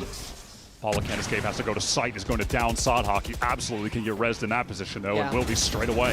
That is certainly one way to force that operator another leg back. But now you have to start giving bodies to the problem, and MW is going to have to be the first. Sodhawk with the quick trade down the lane, but Crew can't properly extend unless Dante is able to blow through backside. With the help of the smoke, feels like they can slow that down, but Crew need to get the spike down. Mazine, he had flashes, but they just go dry into the smoke. The smoke that Dante's made his home. He gets 2 free kills. Red's going to come through with a snap. Is sick. And Sodhawk there to clean up in tow. Man, it looked like Fluxo might have been set up for a quality flood there. But it's Dante in that smoke. Just early control of it. Gets the free kills. Feels like the KO from Fluxo not really, you know, dotting the I's and crossing all the T's by just getting in there dry and not using one of the 2 available flashes. Yeah, you got to use something to make your way in there. And Dante, that level of patience from him didn't come out of nowhere. He's really had to unlearn those old habits that helped him pioneer Neon in Americas a couple years ago. On the singular duelist, so much of the close clear is asked of him, and he's gonna do it all this time on A lane. That site's open season. Fluxo try to set up a little bait play, embedding Tui's into Wine, and this round is just done. Fluxo were basically on the save here anyhow, so might try to deal some damage, rip some guns away, but does damage even matter? No. They need to close this game out, and Crew are making it dangerously close. Yeah, and in here instant, it feels like it is inevitable. Les doesn't even die. 1 HP. A spit in the face, a flawless one. To net Crew all that mojo back. For an IGL like Sodhawk, a player like Les, they have been in how many high-pressure situations, elimination games in their career. In that way, they've got the experience here. This is nothing to them, right? But for Fluxo, this is 5 players, one of which debuting in VCT play-ins in Zenatsu, that are trying to claw their way back into this space. There's a lot of pressure on them. Of course, there's pressure on Crew, but they know how to manage that pressure. We have seen them do it so many times in the past with different rosters, different iterations. This Fluxo team, they're in the lead by 1, but they have to dig deep to close it out. You can feel that changing in the momentum as Crew string 3 together. This core is one of those Challengers teams that managed to stick, for the most part, together throughout the entire season. See less stats there. His stage 1 performance was outrageous. But as they played a little bit less Lotus, the numbers have gone down. He's been struggling to find his footing elsewhere. You know, had to pick up the Harbor. On Breeze, for example, playing a bit of the Omen here. He's had a solid game right now on Ascent. Hasn't been bad by any means, but if he taps into that loud less form, he can just close this out for Crew at any given moment. One of the greatest ever to come out of Brazil. Cover going out.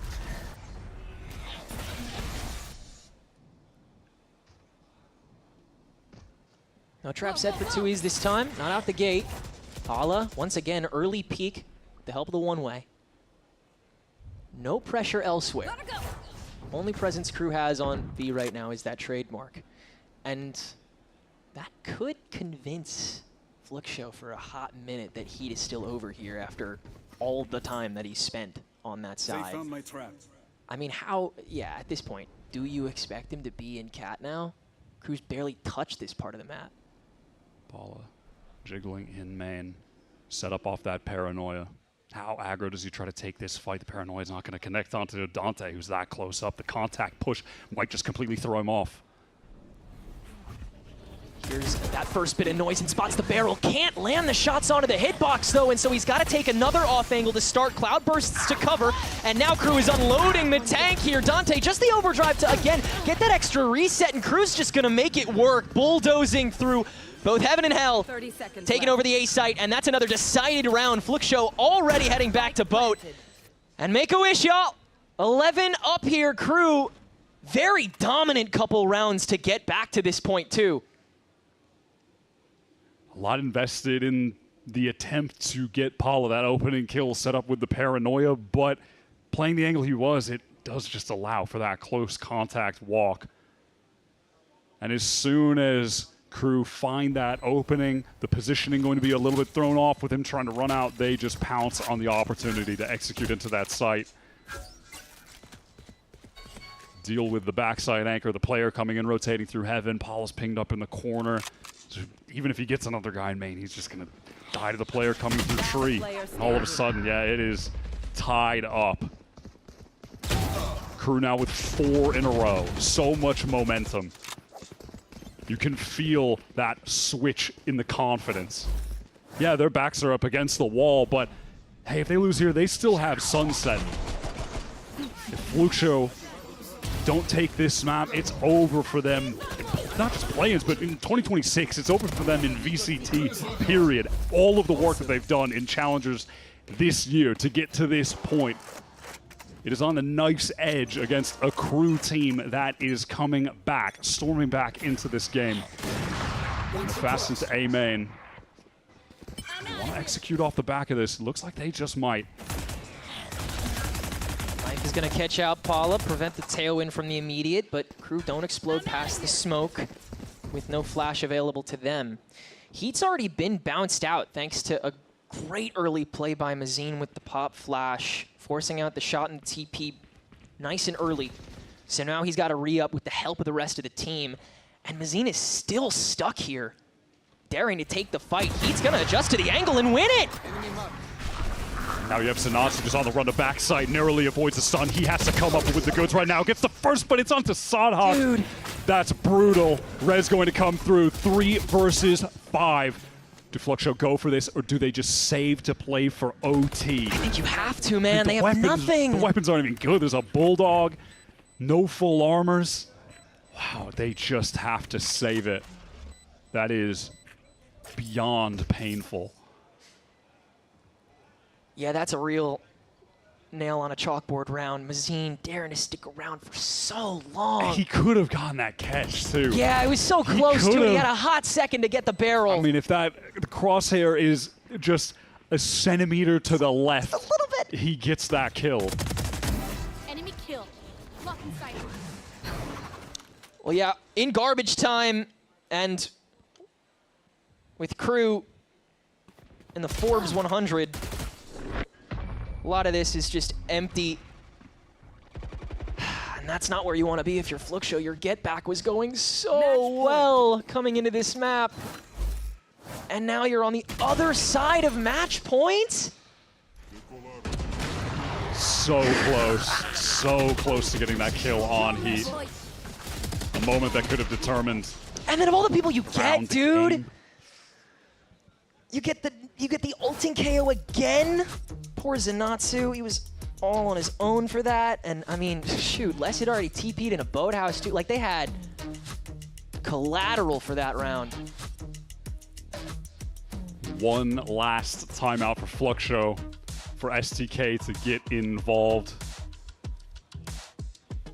Try and stop Sadhak and Les from getting KRU over this finish line, from closing out the game. They accomplished a lot together those couple years in Loud, a lot of podium finishes in Americas, globally. But now he has to come up with something to stop them from beating this Challengers team that has been grinding all year to get to this point. Paul's been playing his heart out on this jet. Can't afford the op, back to the rifle. Fluxo buying up everything that they can. Still challenging Heat the same way they have. The jet and or the KO. The timing is, you know, more up to them in a perfect world. But you know where the action's gonna be. KRU knows where they want to end. Hunter's Fury out mega early after the recon bolt manages to catch the Natsu, and he's already gone! Board cleared out in seconds. Tui's giving himself away with the paranoia, and KRU know that this pivot is inevitable defensively, so now they can freeze. They got 75 seconds and a 5v4 off rip. They feel no sense of urgency. None.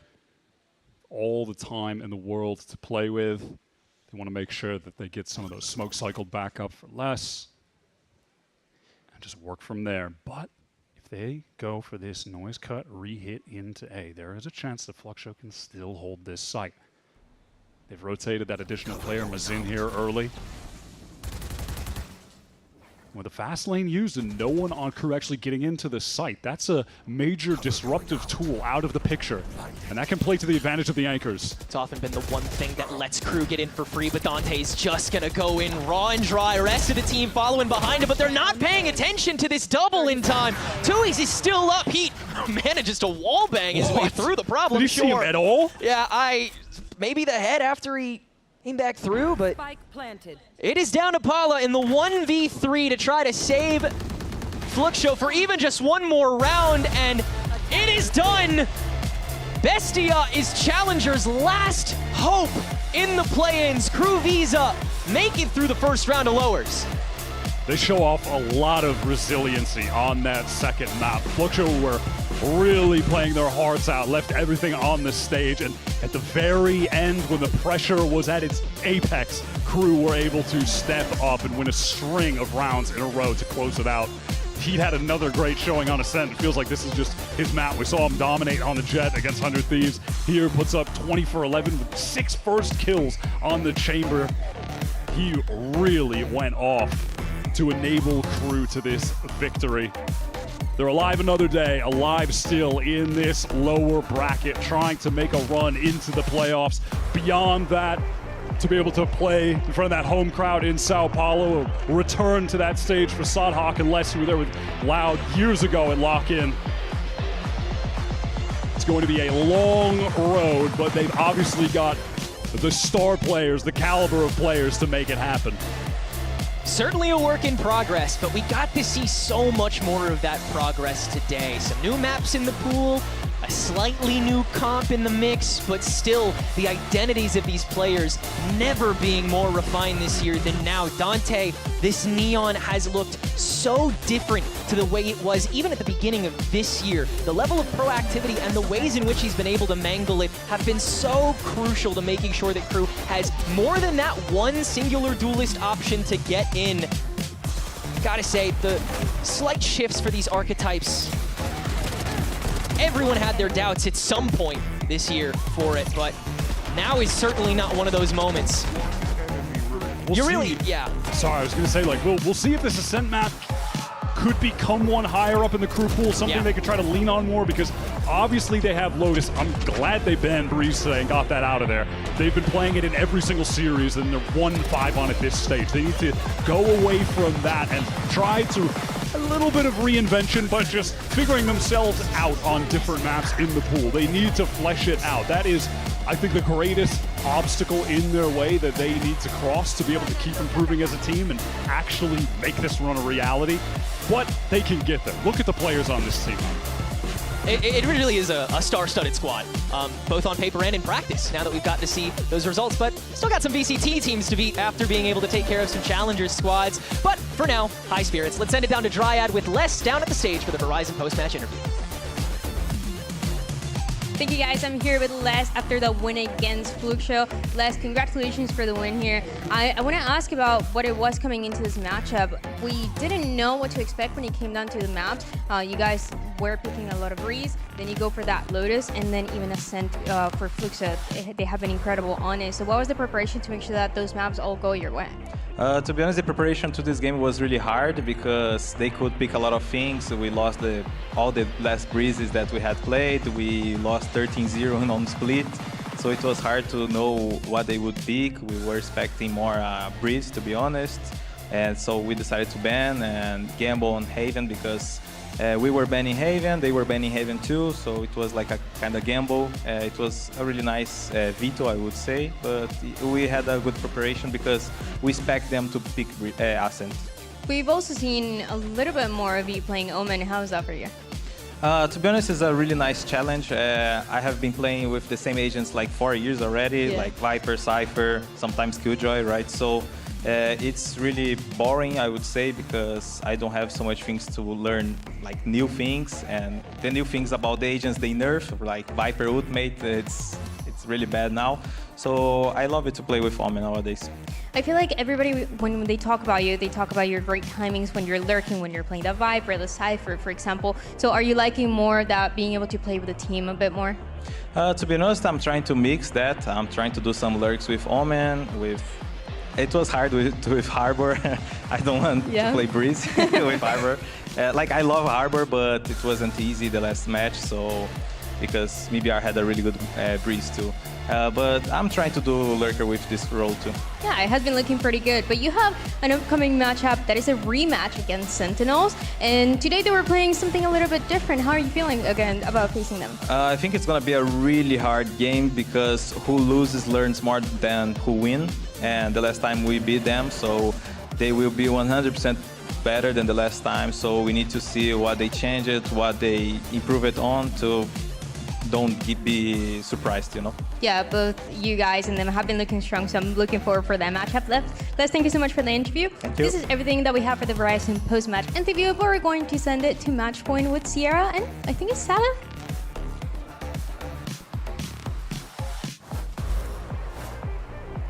Thank you so much. Hello, everyone, and welcome to Match Point. We are here with Sadok after a fantastic victory. You closed it out in 2. Were you getting a little bit worried there near the end, or all part of the plan?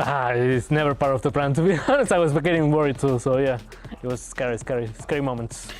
Yeah, it was good though that you're able to bounce back because I was nervous for you guys, like 8-4 down. But then you ended up coming into some pretty pivotal moments. Round 20 for me was one where it's kind of all hanging in the balance for you, right? Like KRU are up by a few rounds, or sorry, Fluxar are up by a few rounds, and if you win this, you can force them onto an eco. I wanted to ask you, as you build up into this super pivotal round, like how do you make the choice to end up calling for a little fake out towards A and finish on B? To be honest, I think it was the round we started on A, getting A pressure, if I'm not mistaken. Yeah, it kind of looks like utility to sell like a mid A split. Yeah, I was trying to set up less to get the info fast on A, because they were really taking priority on A. And after, I think I didn't show there, but they used a knife on B, and KO had ultimate. So for me, it's like, okay, if he's showing himself on B, he has to rotate to A. And me getting the first dead, it was okay, to be honest, because I'm KO, so easy res, yeah. And then after we got the info on the second kill, yeah, that was unfortunate. But yeah, I mean, it's good, you know. Like it was kind of easy to read once he did the knife, the KO knife, because he was like, okay, he's playing retake on B. Yeah. He's gonna knife and just run towards A. And yeah, that was basically what happened. It just left the jet and we had a pretty good read. Yeah. I was interested in the timing of when the exec came in as well, because I'm not sure if you're able to like figure this out or predict this, but like for a while they had a 3-stack over on B with the Jet, the Cypher, and the KO. But then I think because the Cypher knows that you have ult up, he ends up and goes plays and spawn to be out of range, but that means there's no support for Paula on site. Yeah, exactly. Like these things happen even if there were like 4 people having the KO ultimate. Sometimes it's really good because it's kind of like an extra life. I think it was risky because if KO decided to be there and counter ult, yeah, we were doomed basically. Yeah. You know? But it is what it is. You take chances when you're going down. You know. It worked out, right? It worked out. It works out, and you got the momentum from there. But something I want to talk about within not just this map, but the series overall, is just these pistols. And I promise you, none of the other teams are watching, and none of the other opponents are watching. What is the secret? Because you're on fire for these pistol rounds. Yes. 4 for 4. I think it was more like we're rewatching our pistols, and we were never taking our kind of like our chances, you know, like our moment. We're not playing like more defaulty, you know, we're just trying to, I don't know, 3 push here or let's go down on mid as many teams are doing right now. So we were like, okay, once we play a little bit more chill in between us, like take our timings, it was working super well on practice. So we're like, okay, maybe it's not our phase to just rush something us for, you know, because we're not doing, for example, playing retakes on pistol is super hard. It's super hard because you don't have util. So for us, it was like, okay, maybe we just need fast rotations and just be in 3 wherever they are. So does that mean like you started shifting away from more like hard, like preset pistol strats? Yeah, more feelings. Like we still do the presets for everyone watching. Enemies, we still be scared. Be scared of those. But I'm super scared because like we know also a lot of teams are like having those pistols where they go just run it down four guys. So once we get the info, we can also like shift more quickly, and just playing together is more gambly sometimes. It feels more gambly. So yeah, for us, that was kind of like our solution. Yeah. I love that. I mean, it's working out so well for you guys. It was just incredible, and you get so much momentum off of that. But with this victory today, you're still alive in this thing. And taking a look at this bracket, I mean, you still got a bit of a journey ahead of you. It doesn't ever get easier. You're up against Sentinels next. How are you feeling? These guys, here we go again. You know, again, we're gonna face them. It's been I was telling you guys, that was our only victory in stage 2. So I think they're gonna be really pissed to play us. They're gonna be super mad and they're gonna come just to destroy us, which is good. I like that. Yeah, I like that because it's gonna be a fun match. But at the same time, yeah, they're a hard team. They're a hard team. We were watching them just before our match and they're hitting the shots, you know, like those guys are on fire. So we have to bring our A game and just do our stuff. Yeah, I like it. So you said you watched the game today. So you know that John played Phoenix for the first time ever. Yes. What do we think of that? Bro, if I could, I would play Phoenix also, to be honest. But no, like he's playing it super decently. I know it has to be kind of like a quick adaptation by them, right? That's a thing that is a little bit scary because I don't know how the team is going to react now that the IGL is doing Phoenix, Phoenix plays, and maybe him being in how can I say it? Where everyone is going to be better for them, you know? Where the action is. Where the action is, yeah, exactly. It's going to be better for them, but at the same time, I don't know. We have to see. I have to rewatch the VODs and see how they felt. Yeah. Fair enough. We'll get you out of here so you can go and watch some VODs. But thank you so much here, Sadak, for joining us for Match Point. Thank you. Best of luck going up in that match. As for us, everyone, thank you so much for watching. We'll see you tomorrow. But for now, here's the Samsung OLED Fast Replay. Wow, I love Samsung. Thank you, guys. Oh, I think it's going to be a match made in hell, baby. Hello, everyone, and welcome as we get ready for this matchup. An epic confrontation is surely to be had between 2G and Sentinels. Can't lose his life here. Turret's done. There's another player behind that wall. You got to start defusing this one, but need to at least get it to half as he continues to tick forward. Jonah has to poke around the corner, but QCK gets the kill, but it don't matter. Bit of a weird situation. He could have a timing onto Jonah. Drinks, I don't think knows either. Wait, oh my, he was right next to him. Cortez, nice off angle there onto Gobera. Looking for a second on QCK, he's just good for it. Maybe even get a third one here. Hunter's Fury gets activated, pressure starts to get added. Shenum, though, is able to get 2. Wait a minute, what can Bring Stu? Can Bring save the day? Oh no, he can't, but it's oh so good for Sentinels. Wait a minute. They got some guns, they got something to work with. He's got assistance as well. Here comes the push through, but they're able to take out the help. Now it's down to Jonah P. Jonah P going up against one, and he clutches it out. But with John being the last man standing here, no. He's gonna hit him with a flash around the corner, trying to chase him down. It's now down to a 1v1. It's IGL versus IGL. John QT! John's gotta get contact up front. He gets him 2, that's more than enough, but then comes Shenum. GG, as Sentinels will punch their ticket to the next round here at Play-Ins, and the journey starts now to make it to champions. It's been a long day, whether you're a Brazilian Challengers fan having to sit through with your second seed going down, or an Americas Challengers fan having to sit through Sharper and Enterprise making their runs in Pacific and EMEA. If I can speak for the little guy for just a moment, we're just hoping for a rainbow. Now this is going to be an uphill battle. Offensive Nightfall this time around, and that's Dante's cue to peek out from that cubby that never got fully cleared. Razorvine to try and slow him down, but instead, it's the convergent pass that still doesn't even proc him. Dante takes care of Zanatsu. First down, tries to feign with the fast lane. That's gorgeous. Sadak had no idea he was coming back to that. And he wants to re-up on the river again with 12 seconds to go. Intimidated on the boxes. Zanatsu! Not nearly as discouraging as it could have been for Flickshow, but still unabashedly KRU's map and KRU's victory. Here, a little bit of extra time to get that 50-50 active again! And KRU are the ones that'll keep the streak active. Rip with the pop flash setup. Slide out from Dante, yeah. Oh Alrighty. my god, I mean, someone's got to trade on the ball. Somebody's got to get him, right? Ace, let's go! Oh my god. Look at how low the time is. Dude, yeah, the double intel forcing the freeze twice over already, and Zenatsu doesn't even care that he's going to get sandwiched because he'll get all three! What? Zine, he had flashes, but they just go dry into the smoke. The smoke that Dante's made his home. He gets 2 free kills. Red's going to come through with a snap. Is sick. And Sadhawk there to clean up in tow. It is done! Bestia is Challenger's last hope in the play-ins. KRU Visa make it through the first round of lowers.